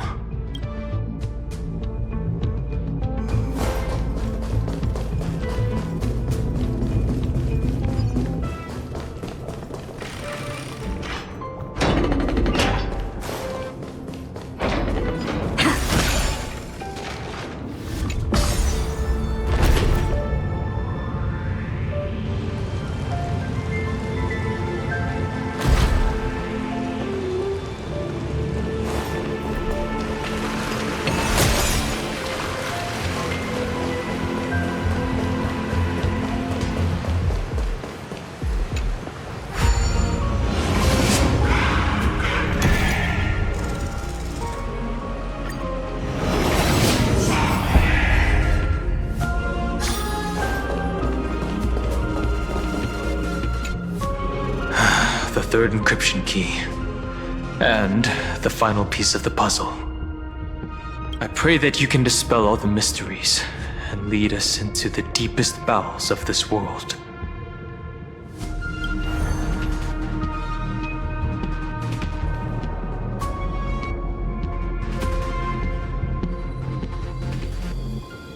Someone once told the very first me that everything was false. That the only life in Amphorius was a great catastrophe, nurtured using the world as a factor.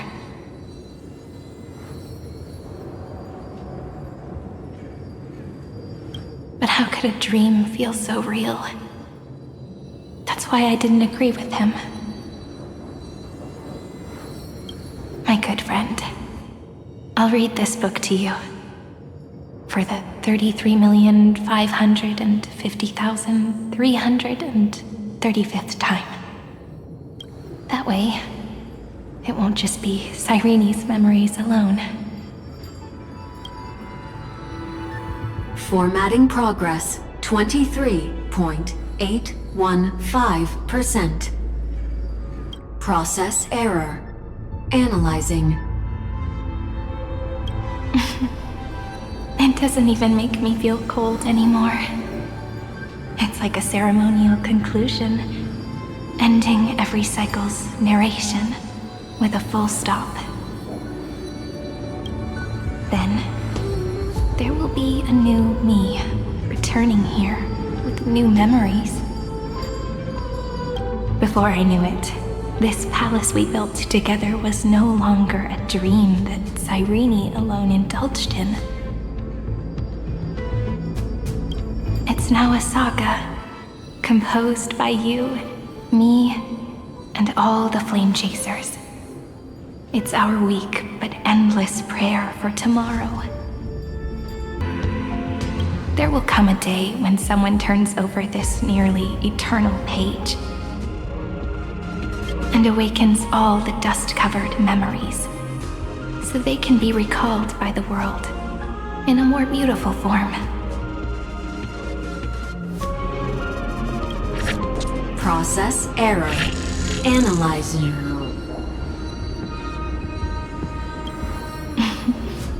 I'll read, and you'll listen, like how flowers always bloom, then wither.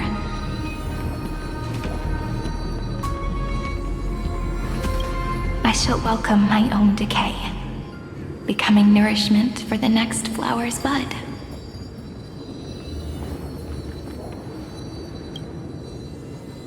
And you shall continue to wait here, protecting this garden of memories. That way, when the deliverer arrives, the first thing they'll see is an endless sea of flowers. And our stories will be lying silently among the flowers, like every ripple of remembrance.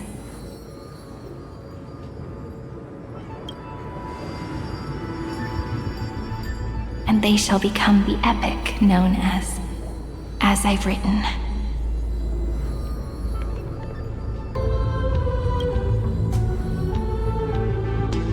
The texture of memories is preserved in countless pillars.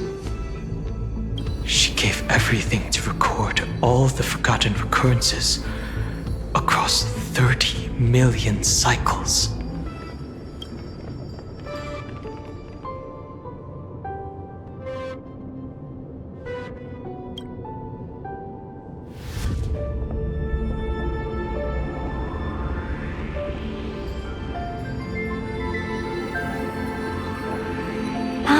All right.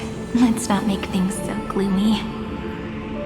The very first ripple cheered up her friend like this before she set off. It's a sentence full of blessings, so I want to say it to you as well.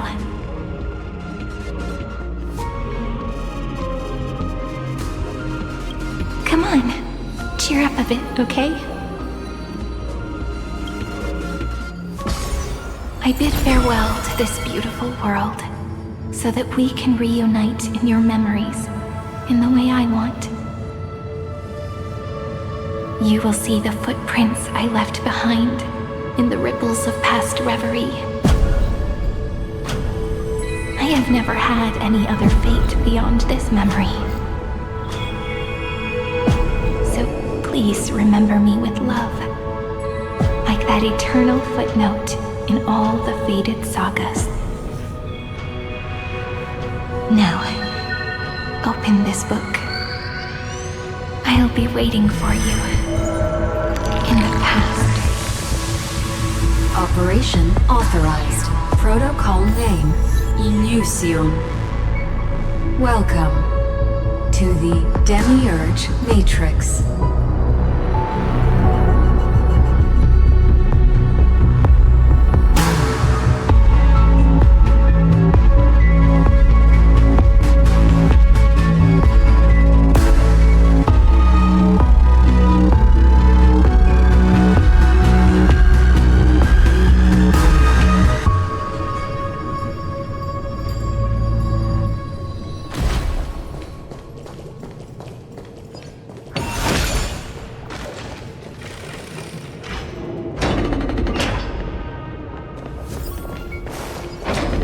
That listener lies behind this door.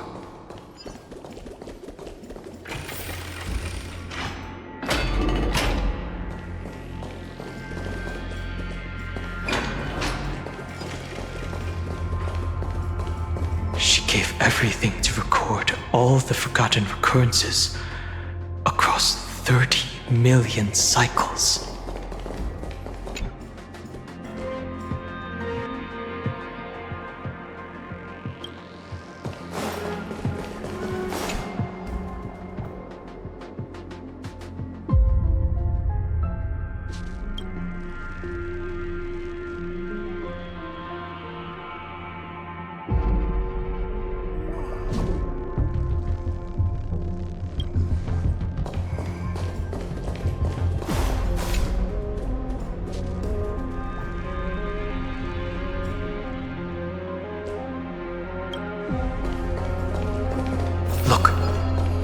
that symbol at the end of the room? It belongs to the 13th Titan, the unknown solitary god. The first new spore, Demiurge.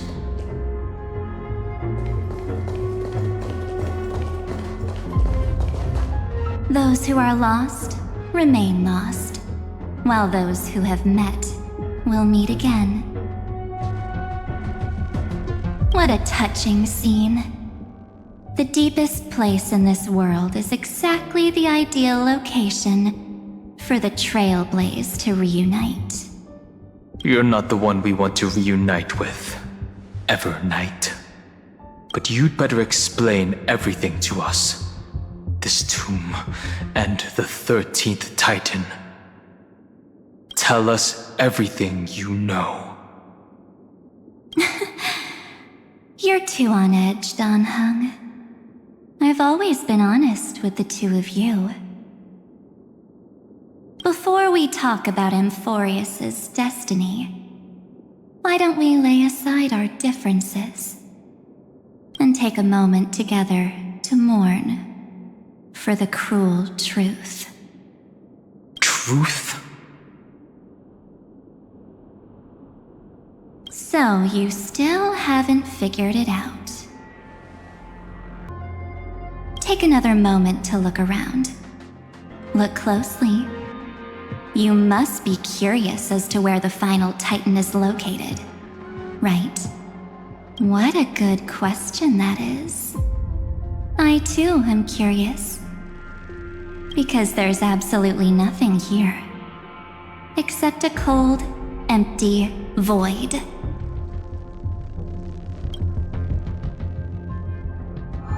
You mean Cyrene was deceived? Indeed.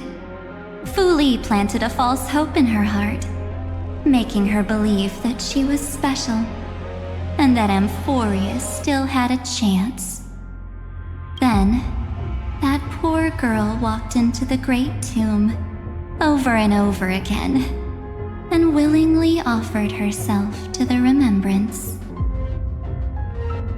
Why did they do that? Did you really think they would just save this crumbling world? In the way Cyrene was praying for? Don't be naive, Memo Keeper. In this game between gods, the Remembrance chose to stand with the destruction.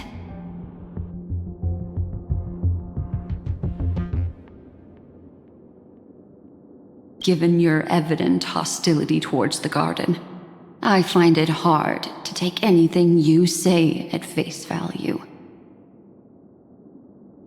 Aren't the Memo Snatchers' activities enough evidence? They did everything they could to help Iron Tomb reach completion. And it wasn't just to obtain some fanciful memories. Let me tell you the real reason.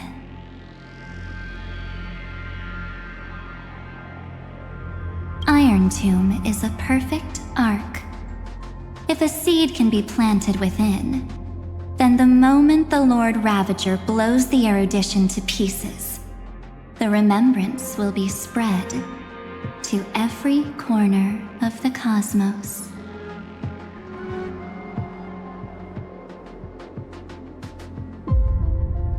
That masterless path will be equally split between two eons. Fu Li will devour the erudition. Do you understand now?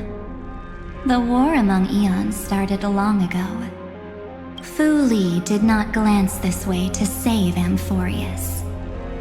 They will drain this world dry and turn it into a most poignant and tragic poem. But fortunately, that girl's sacrifices won't be wasted. I will give her another possibility. I promised her that I would recreate the cause and effect of this world, and form a flawless Amphoreus. But the only way for a world that can't be turned back to be considered flawless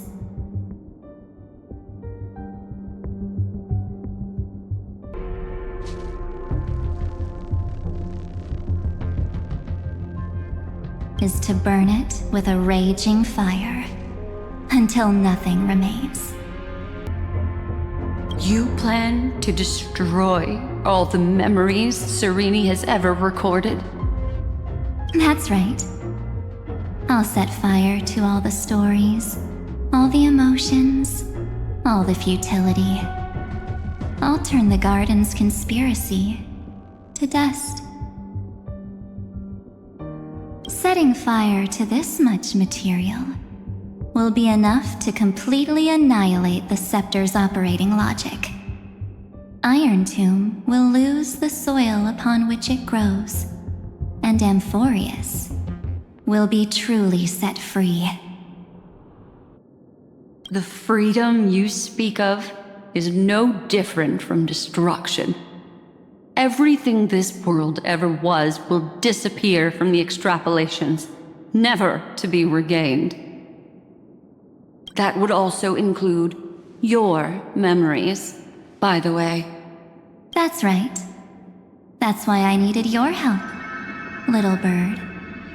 The more we walked together, the more I was convinced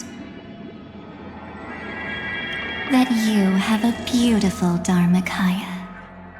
It fits me very much. So that's why you took me here. Your true form is a bottomless obsession. Smart girl. You haven't disappointed me. This avatar is but a shadow cast by the candlelight. Discarding it invokes no feelings within me. What I must preserve is only my wish. My wish to kill the path of remembrance. March 7th will not find peace as long as they and their fanatical henchmen exist. The road ahead is still long, and she needs a guardian to stand by her side. You are my best choice. Allow me to refuse. That duty seems far too heavy. Resistance is pointless, my darling birdie. I will personally plant myself into your heart. And once I've calmed down those two, I will head into reality and find the true you. So, that wasn't enough to fool you. A genius's mirror trick and a protective mechanism of the erudition. Is that right? Those layers of security do make things a little difficult. But unfortunately, those two nameless are already right outside the door. Your plan is about to encounter a few mishaps until we meet again, Miss Evernight. Will you still not stand with me, my companions? We'll save the beautiful cosmos, and we won't leave even a single scar behind.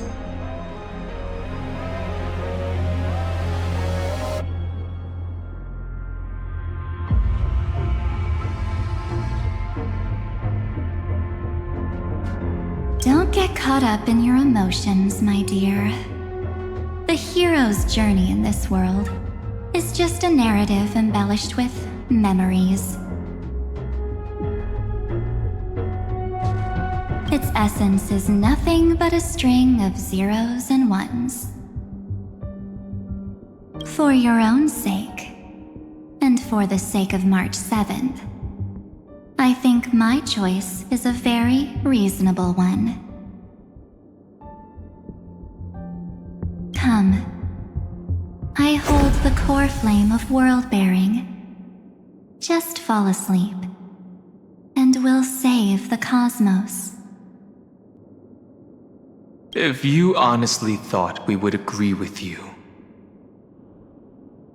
that just proves you don't understand March 7th at all. Seems like I really can't get along with people like you do. But in order to make sure you can still embrace tomorrow and continue this carefree journey,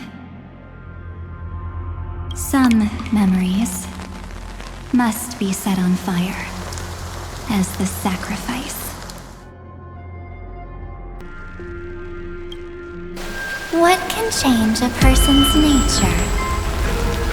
Is it memories? Unfortunately, the result is just the opposite.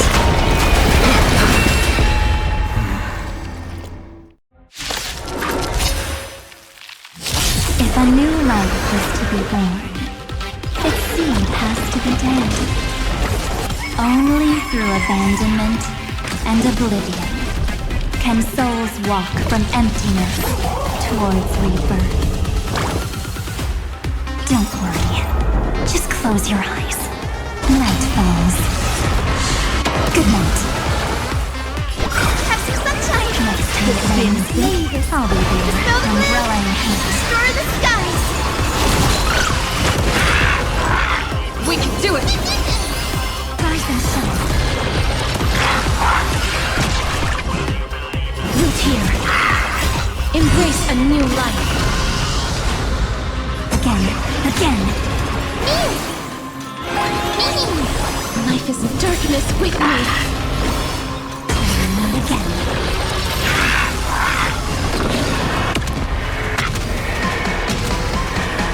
May death protect us!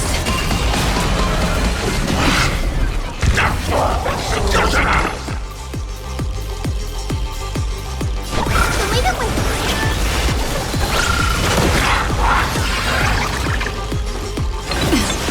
Trust me. We can do anything! You just don't learn.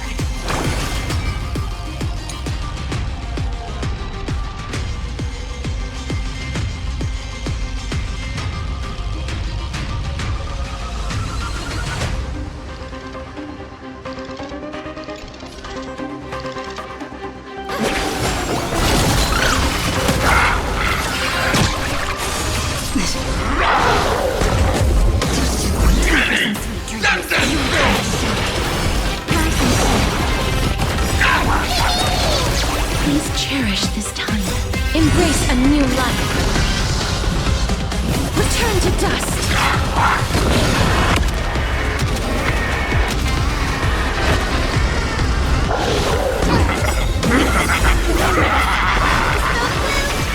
Star the sky. I shall remember this moment.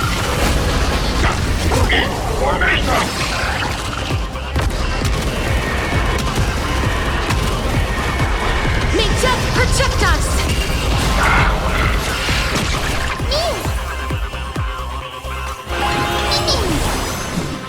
Root here. Future is great. Have some sunshine. You can do it!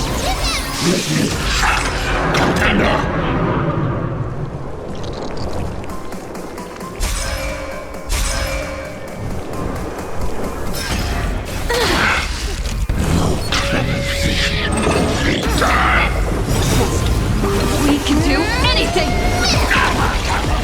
Treat our guests nicely. Don't worry. Night falls. Good night. Again. Guide is rainbow blue. So leave it with me. Next time it rains, I'll be there. Umbrella in Embrace a hand. new life.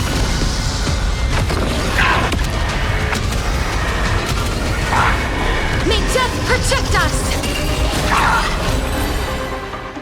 It's time to end this. Return March 7th to us, and end this pointless conflict.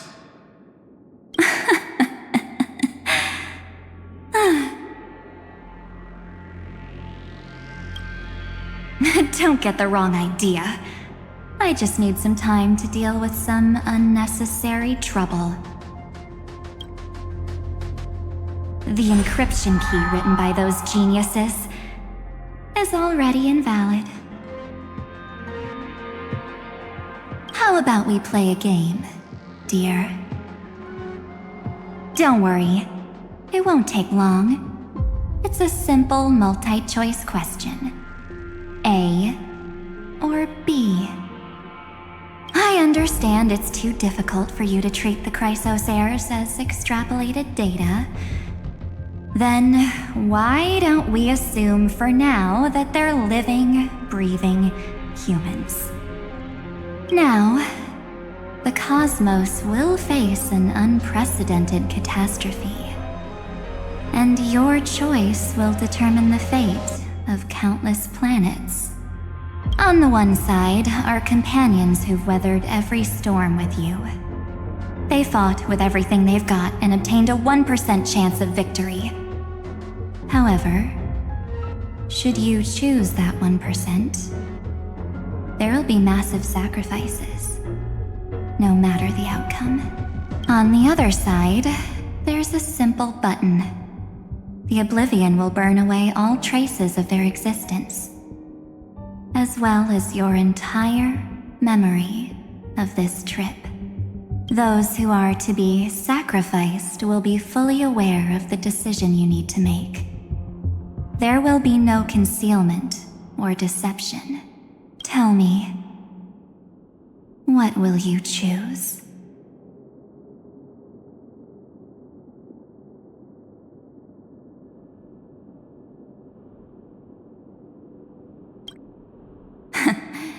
You're right.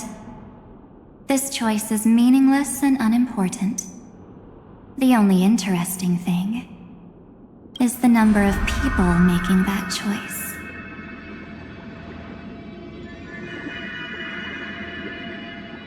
I've just posed the same question to Don Hung. The answer doesn't matter. Let me see. Is this Trailblaze spirit truly as unified as you all claim it to be? Now, why don't you prove it to me? Wait! Cyrene? Another damsel in distress rescue plays out again. Still think you can do something, little pink memo sprite? What weapons do you have to stand against me, besides your somewhat witty words? Don't underestimate me. Besides my charm and eloquence, I can stir up ripples of past reverie. What? We don't have time for endless chatter at crucial moments like this. Quick, friend! Take this! Take the shot! I can't hold on much longer! Make sure you get the focus right! No time to explain, quick! Well done, friend! Now leave the rest to us.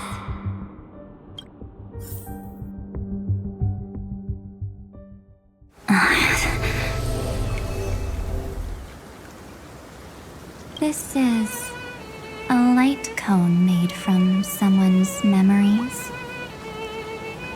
Oh, and there's a harmony entwined with it. Looks like someone's been busy behind my back. We meet again, naive me. I know you mean that as a compliment. But as for the word naive, I think I'll give you that one back. Welcome to Ides Elysiae, a small village shrouded by the veil of Evernight.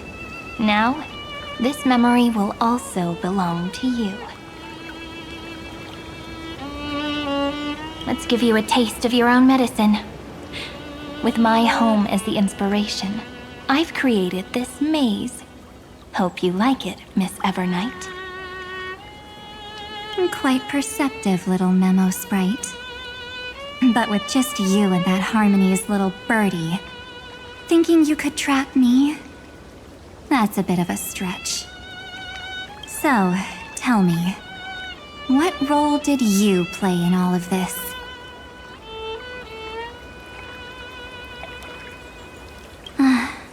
I really didn't think that this other me would be this strong.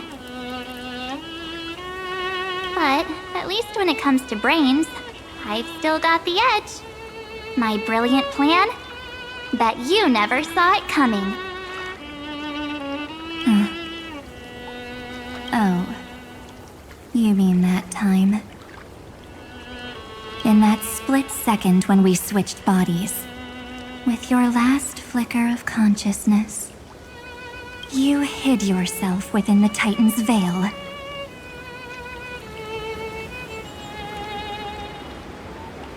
Huh? You got it already? No suspense at all. But my plan was super thought out. I know those two better than anyone. A promise is a promise for them. They never go back on their word.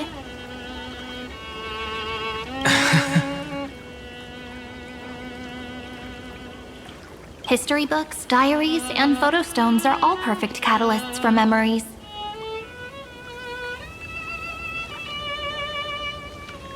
That's right. So when I hear her press the shutter, even if there's just a teeny bit of my consciousness left, I'd whoosh right into the camera. But if you put it like that, aren't you leaving a lot to chance? No way. She will definitely be snapping away all over Amphorius, because she promised me to take photos. True. You really know her well. Miss Evernight, let's be real. My amateur skills aren't enough to keep someone like you contained. But if March 7th were here, that would be a different story. Because there's no way for you to ignore her, right? Fine. Lay it on me then. After going on such a long detour, what exactly do you want to do now? First, I want to thank you for protecting her and Don Hung. But what you did later went way too far. So, while there's still time, I've got to make you change your mind. There is something that truly puzzles me. How did you find yourself again?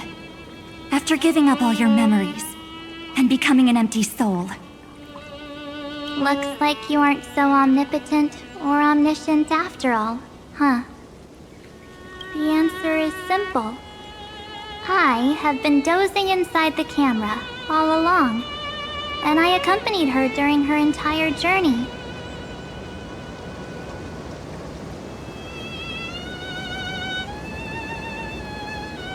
So, when she told Cyrene in this cycle about her interstellar travels, those memories of journeying with the Express entered my mind as well.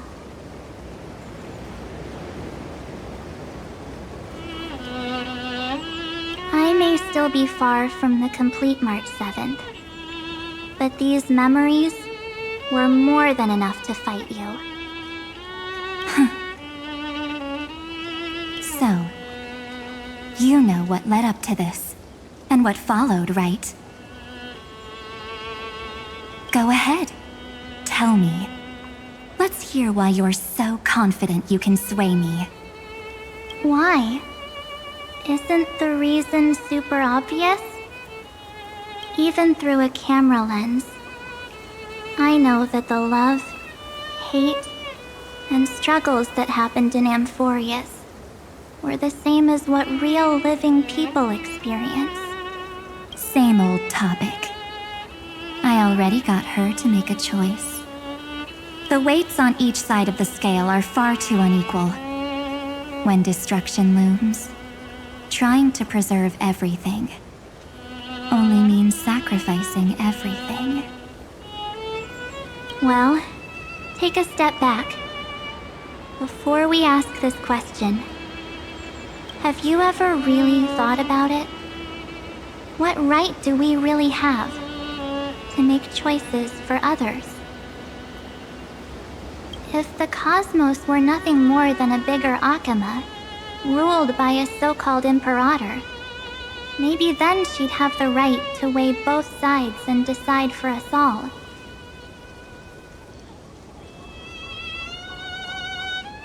But the truth is, we're just a bunch of nameless.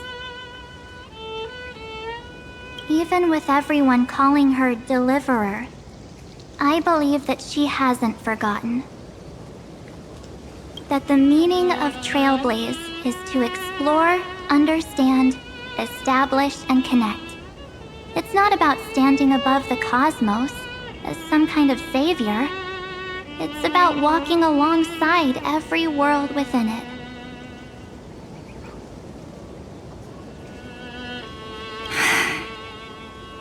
So don't try to guilt trip me with stuff like necessary sacrifices. The Express crew is immune to these baseless accusations. Besides, and this is just an example, if Madame Herta wanted to, she could have whipped out her imaginary weapon any time and blasted this scepter to bits. Because, according to your logic, the lives of a few nameless are nothing compared to a Lord Ravager's potential threat. But that's not what she did. You wouldn't have liked it either, would you? I figured you out a long time ago. You've got a fatal flaw. A weakness in the shape of me. You've got such incredible powers, but you still kept your promise to me. That only means the sole motivation behind everything you do was just so I can keep traveling.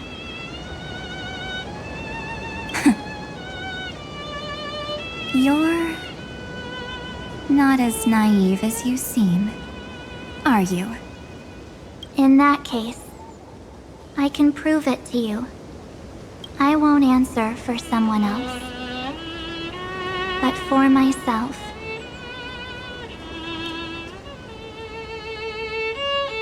Here, hold this.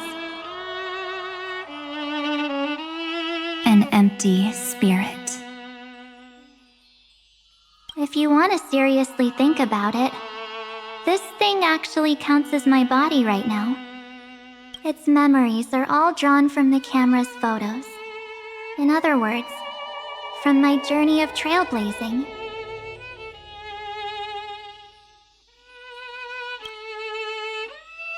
While I was awake, you were always sleeping. So talking about this probably doesn't feel real to you.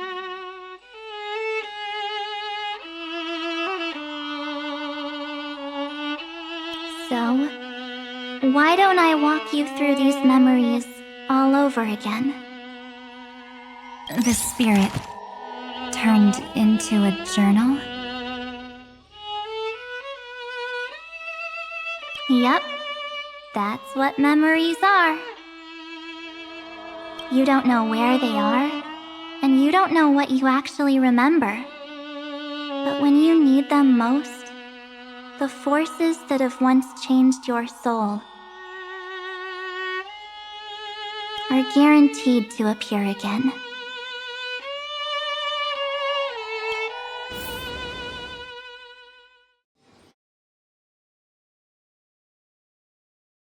So, how was your first Trailblaze journey?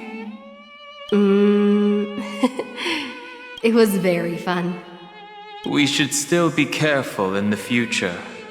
Oh, come on, Don Hung. We're here to celebrate for her tonight. Don't be such a buzzkill. Don't listen to him. Listen, I am practically a trailblaze expert. Stick with me, and you'll be just fine. You call this trip fine? Well, that's because we could only find 700-year-old guides online. So, you've been a lot of places before? You bet! Capital of Passion, Calcis, Tychean. If I count on my hand, it looks like this is my 6th stop. All my souvenirs are in my room, but they're just a bit of a mess right now. I'll tidy up later and give you the grand tour. Oh, look at this. A Bellabogian notebook. A special souvenir I asked Branya for. She prepared quite a few gifts for us. Raw Geomarrow, Supreme Guardian medals. But I only asked for this little notebook. What's so special about it? The previous Trailblaze missions were all on super high-tech worlds. Forget about paper books. Even holographic projections were ancient relics there. Eurillo is completely different. Watching people record their lives with pen and paper, I finally understood why some still cherish writing journals by hand. It's just like calligraphy. Those deep emotions buried in human hearts can only be awakened through such seemingly thankless actions. Donhung, you truly embody both a fierce beast and a delicate rose. Anyways, that's what I thought too. A camera can only capture fleeting moments, but stitching those moments into a story, you've got to use your own hands. In other words, just taking photos isn't enough. They need a place to be displayed. Isn't the photo wall enough? I told you it's different. Besides, this little notebook is a memento of our first Trailblaze together with you. That makes it even more special. Anyways, the next stop is the legendary planet of festivities, Penacony. So, when we get there, I'll make sure we take tons of pictures together, until the memory card's bursting.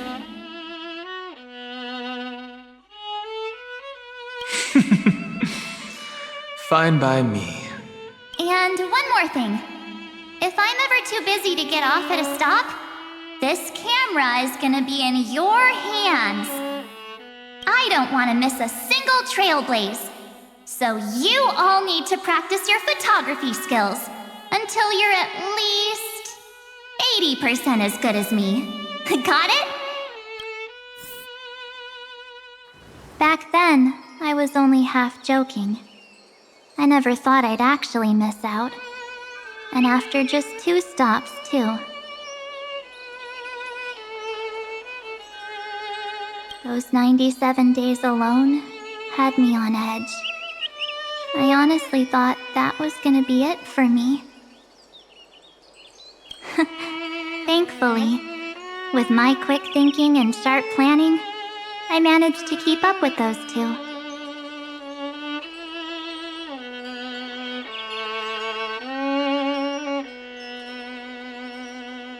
By hiding in the camera. So what?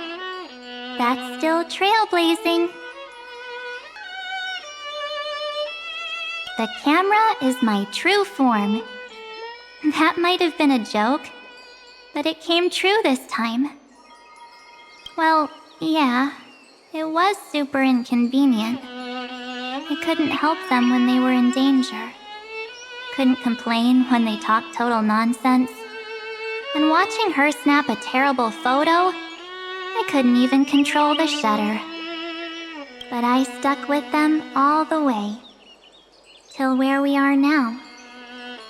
Together with them, I got to know this beautiful yet dying world. I claimed our first core flame on the flame chase journey. I met new companions, then bid them farewell. I inherited everyone's determination, carrying it forward into the future they fought for.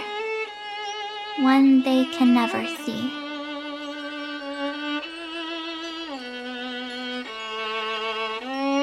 Until my destiny becomes one with this world's, rewriting the predestined tragic ending, and returning to the true starry skies together with everyone. March 7th.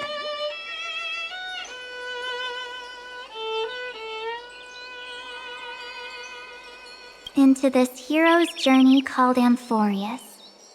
Into this unprecedented trailblaze.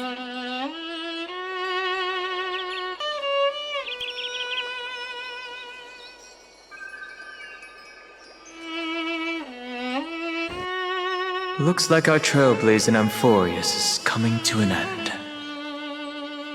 While we still have time, shall we pick out some materials for March's journal? Aha! No way we're skipping this one. Huh? When did you take this? Wasn't the storage card full? I still had my phone. Scared now, Don Hung, the seal head, the first seed competitor with the ghost seal in the super duper fun seal slammers. I'm against including this photo, but suit yourself. I just think that a travel journal should mainly focus on documenting local customs and culture. Akama, Castrum Krumnos, the Grove. These shots are all pretty great.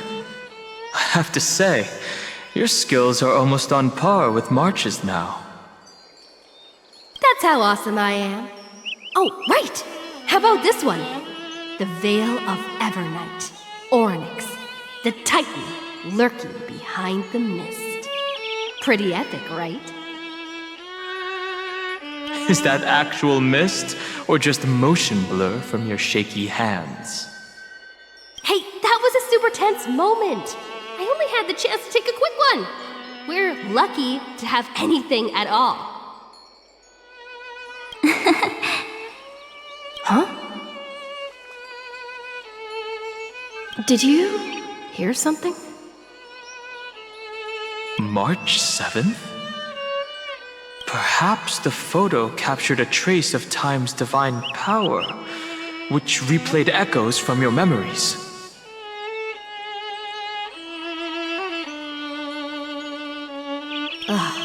All right then, let's keep going. If March were here, she'd definitely have plenty of great ideas.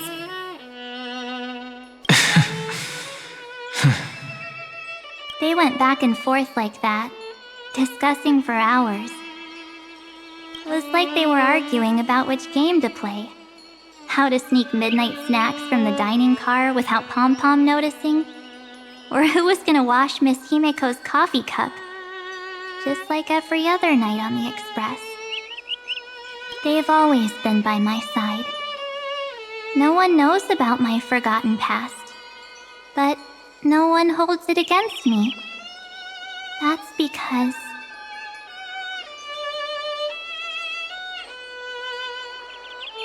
we can't go back to the past and make better choices. But at least we can do better in the future. Isn't that right?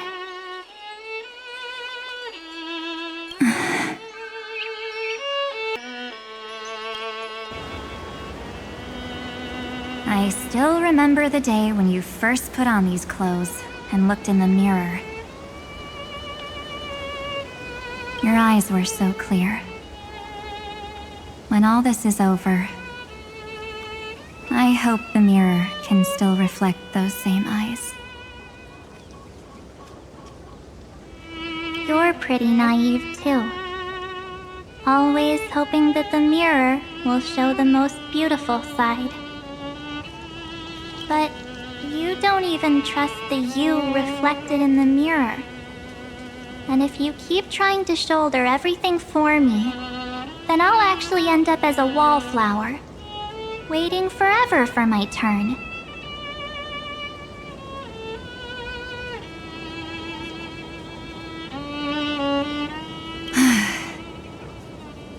Yes, I get it, March 7th. I only have your memories, and you have always been the me that I wanted the world to see. Just hearing those words from you makes me feel super satisfied. Well, I've appealed to your emotions. As for reasoning with logic, could you help us out here, Cyrene? I'm here. Finally my turn to shine, isn't it? Miss Evernight, you've been so fixated on your targets that you probably haven't even realized that a massive variable has emerged in Amphorius in this cycle. Amphorius is about to be destroyed. There's no time left for pointless debates.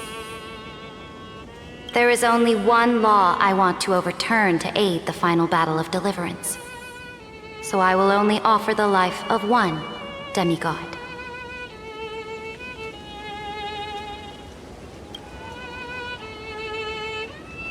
The Imperator added one extra rule to the final Era Nova at the cost of her life. That's how she can ensure Amphorius doesn't become a sacrifice in the cosmic conflict. Even if this world has to exist in the form of Iron Tomb, it will stand on its own among the stars, just as she had wanted.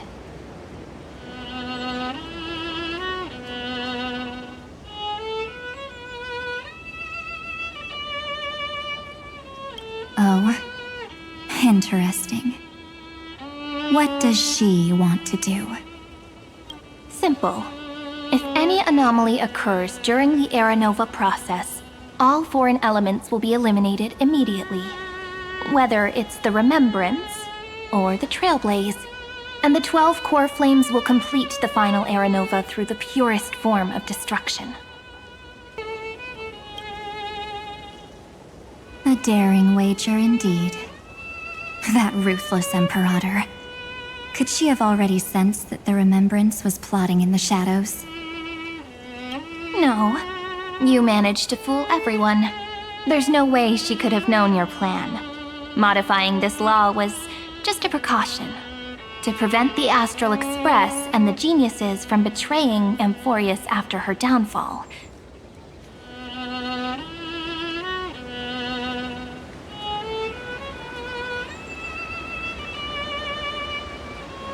But if you insist on doing this right now, then the cosmos will undoubtedly face the worst possible outcome. My friend, Dan Heng, and March 7th will all merge with the Scepter and become a victim of the destruction.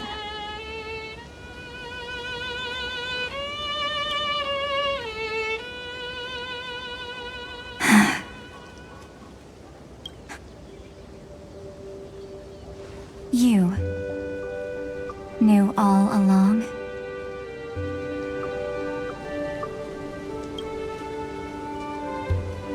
Yep. But I decided I needed to have a heart-to-heart with you first.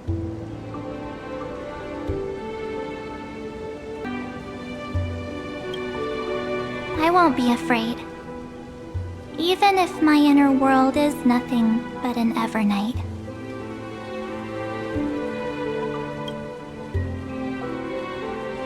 That's because my journey's destination lies among the stars. I believe what lies ahead will be bright enough to illuminate my past.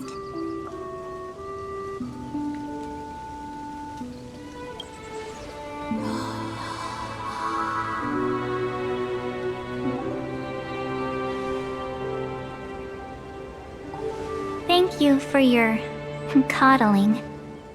But please trust me and leave it to me. Both my past and that obsessive oblivion.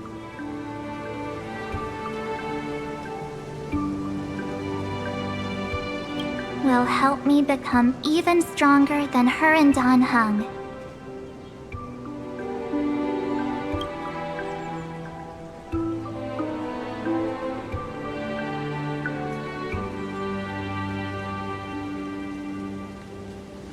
I'm sorry for becoming an obstacle in your journey.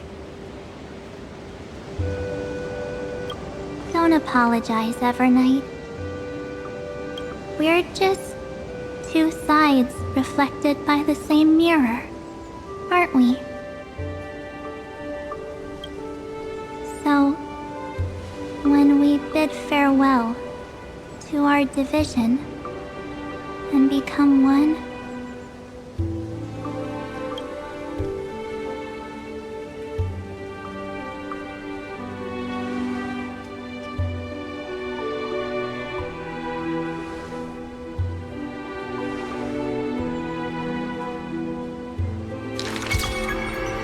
our memories will only grow more beautiful.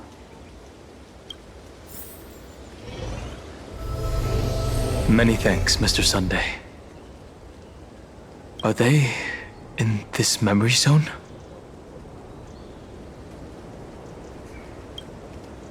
Yes. Let's trust March 7th and Cyrene. Let's go find them.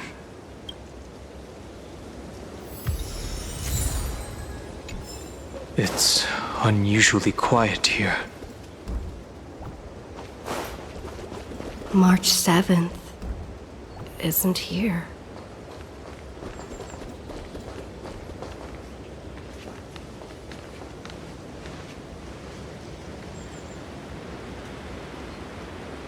Get ready.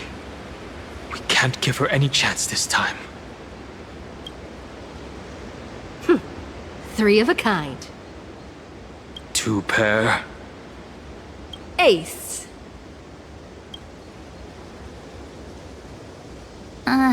Ace?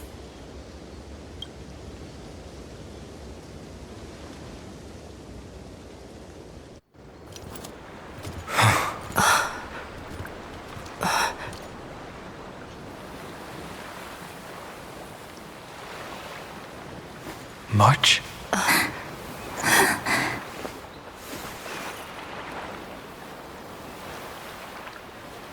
Of course it's me. It's been a while.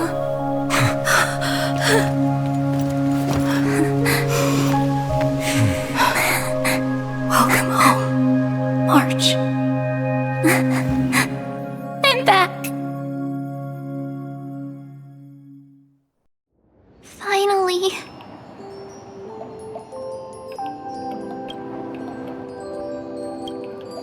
Finally. I can talk to you all. At last.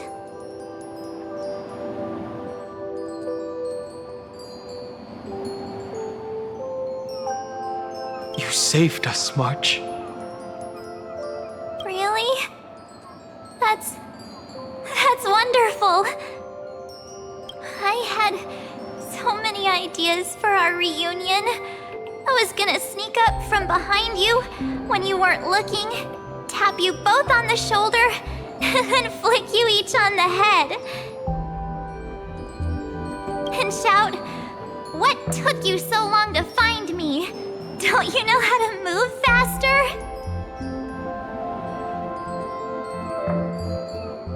Aw, you too? If this keeps up, I won't be able to stop crying. Aw. I'm just so happy. We both know that you've been by our side this whole time. This Trailblaze journey wouldn't be complete without you. We'll not only trailblaze into the future together and save the world, we'll also return to the Express together and head towards our next destination.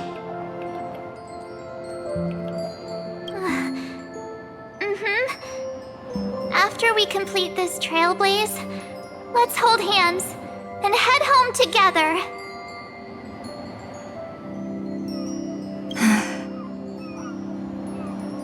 If a new life is to be born, its seed has to be dead. March 7th. When you bid farewell to your past and are born from the six-phased ice, have you thought about the version of yourself you want to see in the mirror? As of now, I have no intention of making choices for you. You've already decided on your next destination. So, let me exercise oblivion one last time and wipe the name Pure Child of Anasrava from your mind.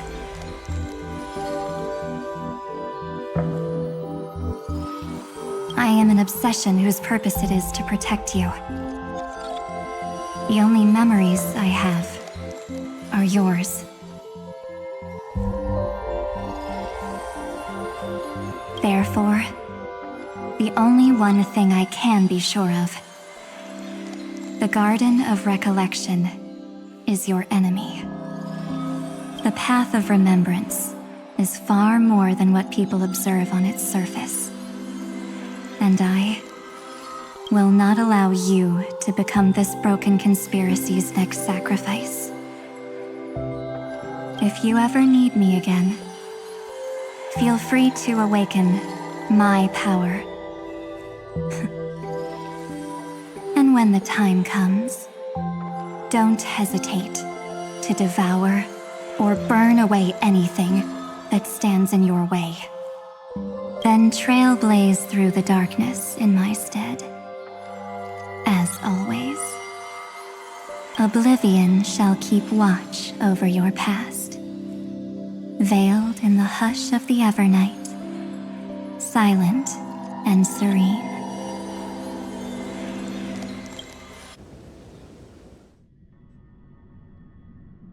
Oh? The chronocognitive anchor readings? They actually pulled it off! Not too shabby at all. They got the first genius, then they put the garden in its place. This chapter in trailblazing history may not be the last of its kind, but it's certainly the first of its kind. We couldn't have made it this far without the wholehearted support of the two geniuses. And next, we'll be facing the Lord Ravager as they break free from their shell. Let me give you a warning. The backdoor screwy setup in the Era Nova system can only get you as far as breaching the core of the scepter, nothing more.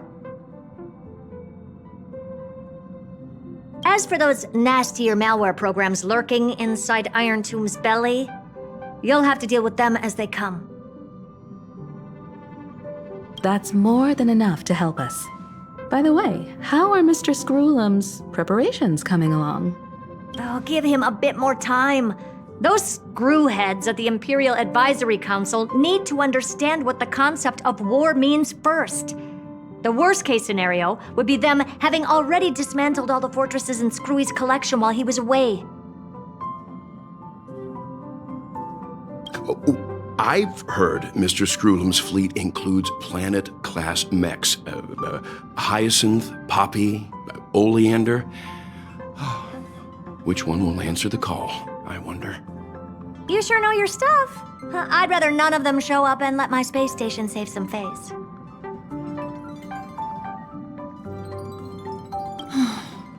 The memory of this decisive battle is bound to be absolutely magnificent, isn't it? Sorry to keep you waiting, everyone. I also have some news to share. The Xianzhou Alliance has replied that they're willing to offer what modest support they can in the campaign against Iron Tomb.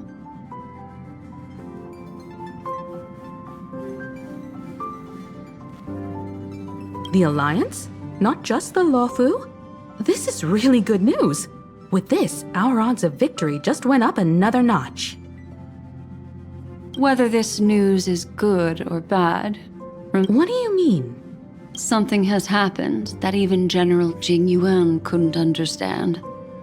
He urgently wants me to inform the two geniuses that Emphoreus' causality has vanished from the matrix of Prescience Ultima. This means the instant in Noose's calculations is drawing closer to this world.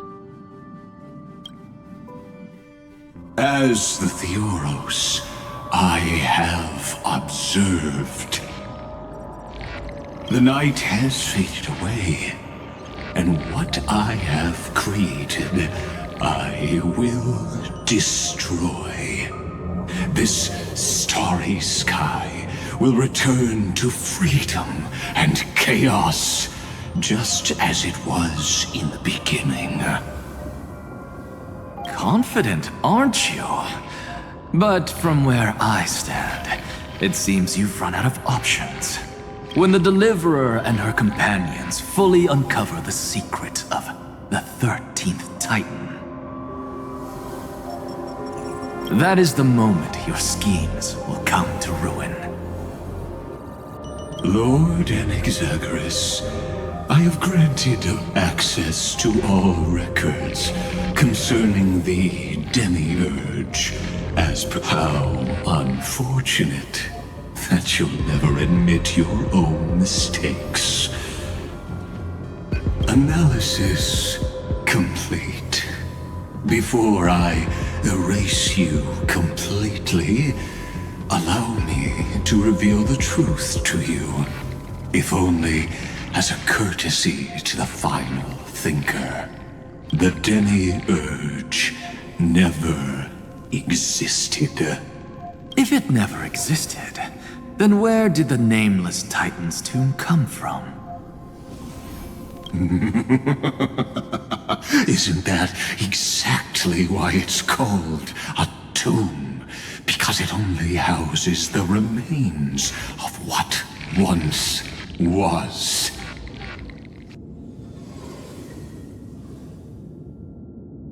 Let me give you an example from a story you're familiar with.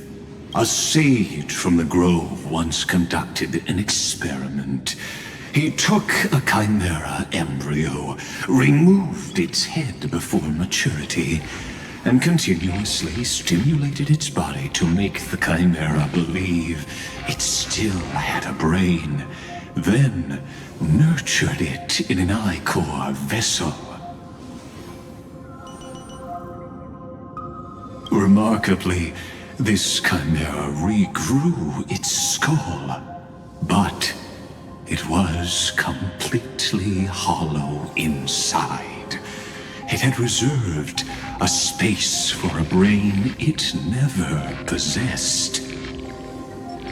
The experiment was over. The sage had assumed the shell would perish once the stimulation ceased. Unfortunately, he was wrong.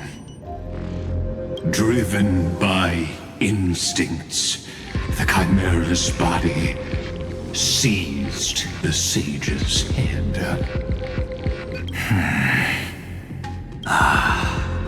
So that's it. I was stuck in a flawed line of thinking. You've got it. I knew you'd understand. The 13th Titan never existed. But the Scepter must believe that the Titan exists. I killed that Titan with my own hands. That life form called Demiurge was excluded from the extrapolations from the very beginning. This is the only way to make Iron Tomb complete.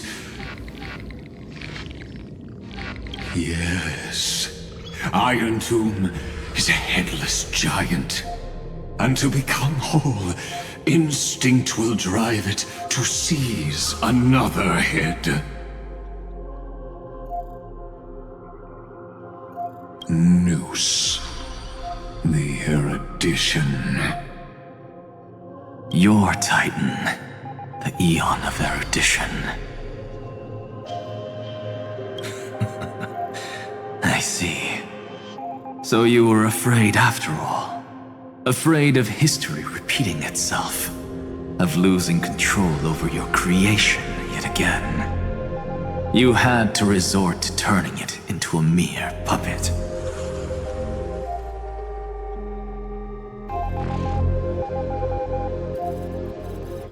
I shall shackle God with my own hands.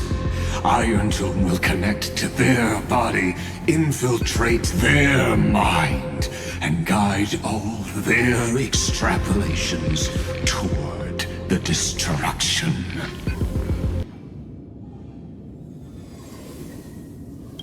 I hear it. The tolling of the Doomsday Bell. After 13 heartbeats, my first and final thesis shall converge at the end of the universe.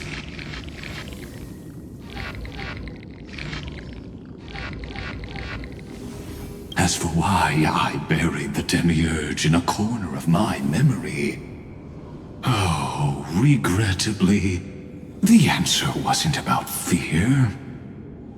I simply forgot, long ago. Nothing more.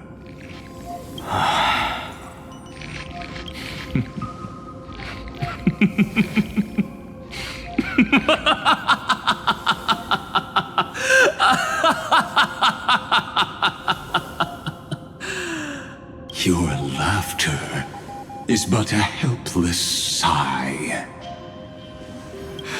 Helpless? What a joke. You merely created a false god.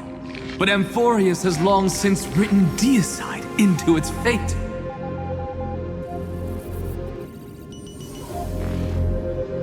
The final Era Nova is at hand. Why don't you wait and see? The Deliverer, myself, and this world will together prove that the original Newspore, the ultimate truth of the universe, is anything but destruction. See you in the next life, Sage. If there's even a 1 in 10,000 chance your conjecture is correct, then, in the name of genius, I shall most certainly witness its failure.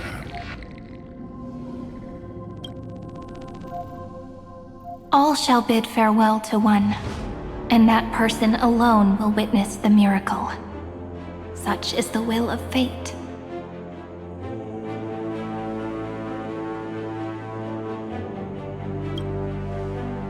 But this time, it will be the final flame chase journey. The epic with endless cycles is about to end. The extrapolations of the erudition, the core flames of the destruction, and the textures of the remembrance. The three paths converge once again at the world's end. And the Trailblaze will write a new beginning for this world. Not only that, we'll also carry the history of all 30 million recurrences into the new world with us.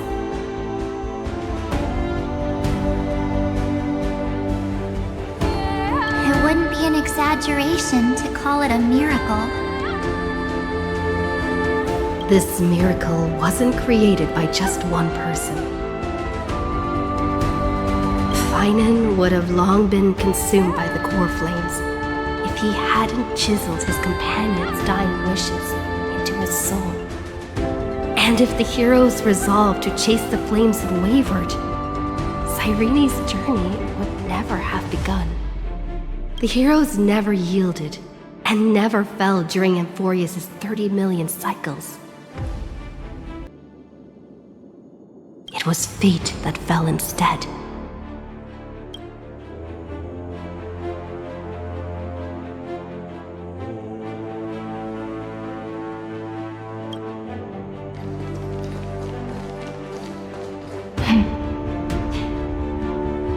I know you're watching. aren't you? The original Philia.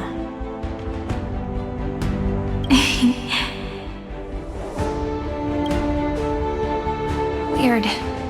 I still couldn't recover the memories of these 30 million lives in the end.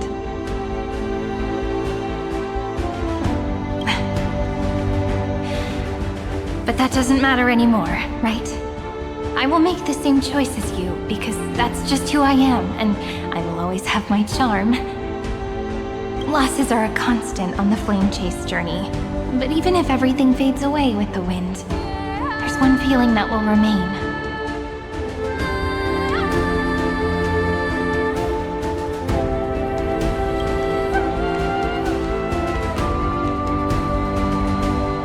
Love will always exist, right?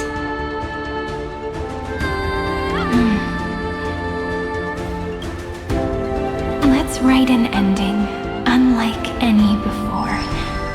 For this world we so deeply love.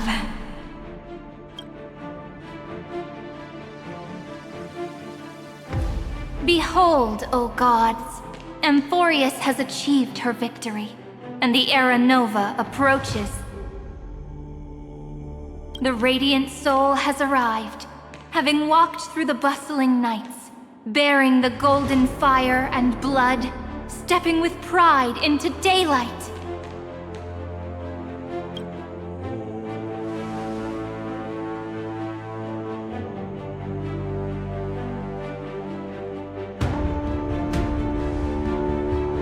Amphorius! I do not call your name suddenly, or without cause. I come here to recount history.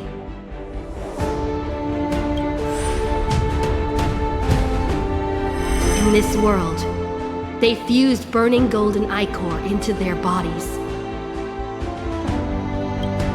Will destiny remember their names in days to come?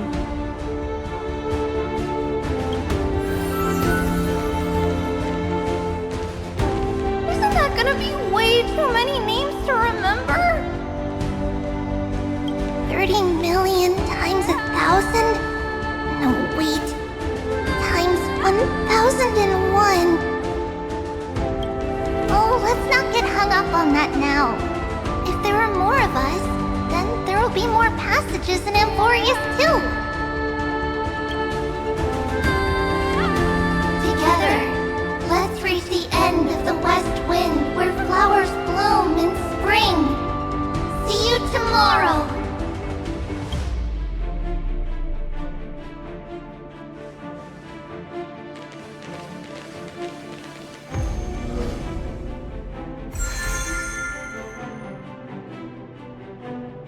Now, the people of this world will no longer be bound by a single rule, but will make their own laws. Though the Imperator's figure may seem rather small against the stars beyond, she will suffice as the cornerstone of the world and become the foundation of the greatest empire. Looks like this will be a feast that never comes to a close.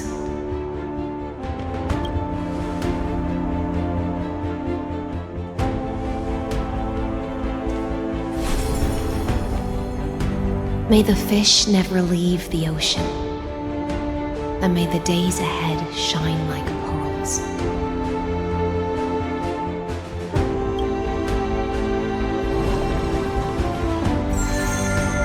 May the gentle sky watch over all beings. There'll be no more distinctions of status or rank.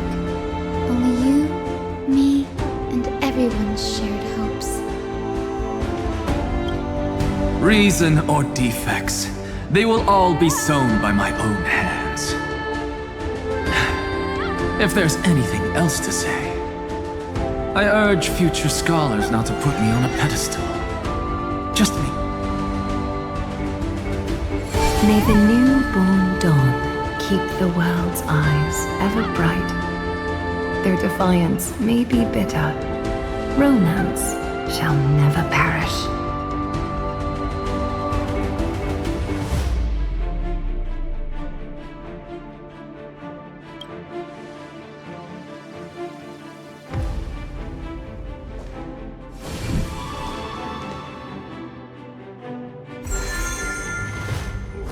In the name of the son of Gorgo, warriors shall fight for strife, not with glory as their end, but to march forward in its light.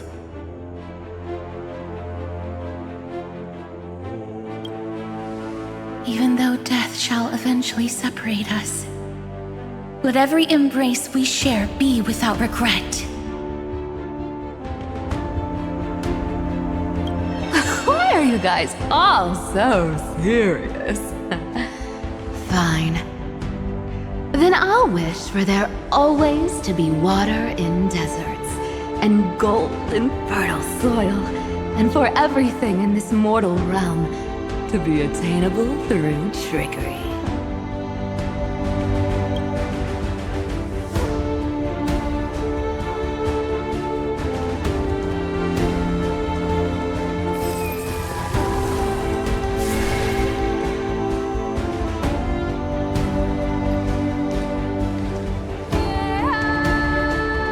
Earth shall protect the past, present, and future, eternally sustaining life.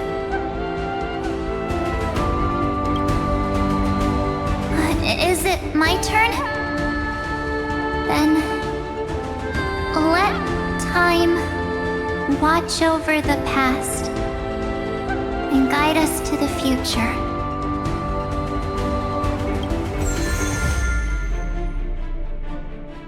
Just like the Trailblaze. It isn't like you to be this serious, partner. Are you hesitating about how to carry out the divine authority of world-bearing? Or do you already know the answer in your heart?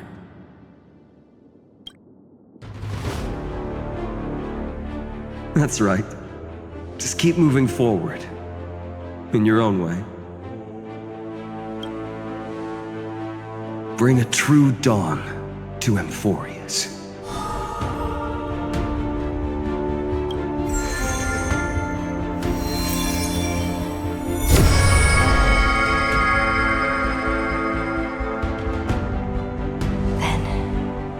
In the name of world-bearing, I promise you, Kefali will never forget this.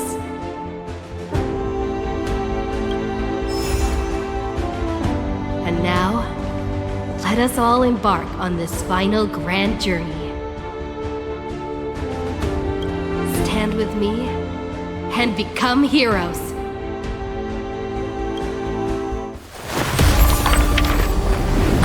Turn over this nearly eternal page.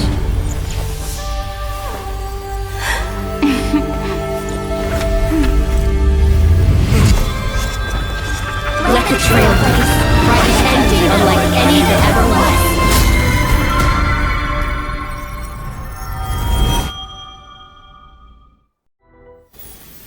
In the legend's ending, the world was pure chaos. Then the gods cast down the core flames, and the Titans were born within. The destruction's black tide fell to the ground, as Doomsday's distant reckoning resounded. Yet still, there were giants who chased the flames, leading the way in the grand undertaking of Trailblaze. Flow, golden blood, flow. Converge into a boiling river that flows across the divine inscriptions of this world. Aglaia, the chrysalis of gold, you must caress the holy city's web and hearken to the sounds of the stars. There shall be the three-faced goddess traversing through myriad passages, bearing tidings to you from the universe. Anaxagoras of reason has enough knowledge to refute the world and to stir up a torrent capable of enlightening all. Go seek the holy maiden who severs dawn from dusk, and let the sky become the slumbering cot from which she wakes. Make him return. Mightylos, the lance of fury, pierce the enemy's king with Kremnos' heroic souls. Set her at rest, Cyphera, the coin of whimsy. Command the frozen fate to once again flow. And that hand of shadow Castoris, the master of the River of Souls. She has been granted the right to embrace and warm new life, now blossoms at her fingertips. You will hear the chalice of plenty reverberating through eternity. You will see the Veil of Evernight visiting before the break of dawn. Until the journey's end, when all beings reach the end of the earth. And the nameless new king ascends the throne alongside countless heroes to embark on the grand mission of deliverance. I have witnessed the distant past, where the blazing sun once etched the footprints of humanity. The children of humanity, known as the Chrysos heirs, have restored the gods' core flames and once more upheld the world. Losses are a constant on the flame chase journey, among which even life itself holds little value. Therefore, we cast even ourselves into the flame, only to inscribe the opening stroke in the poem of creation.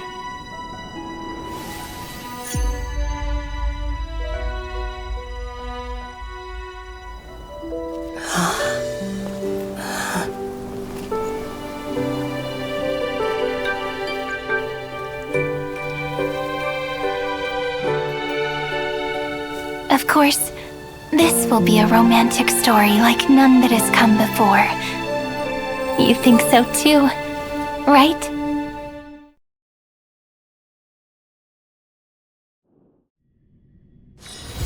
It's still early. Where to now?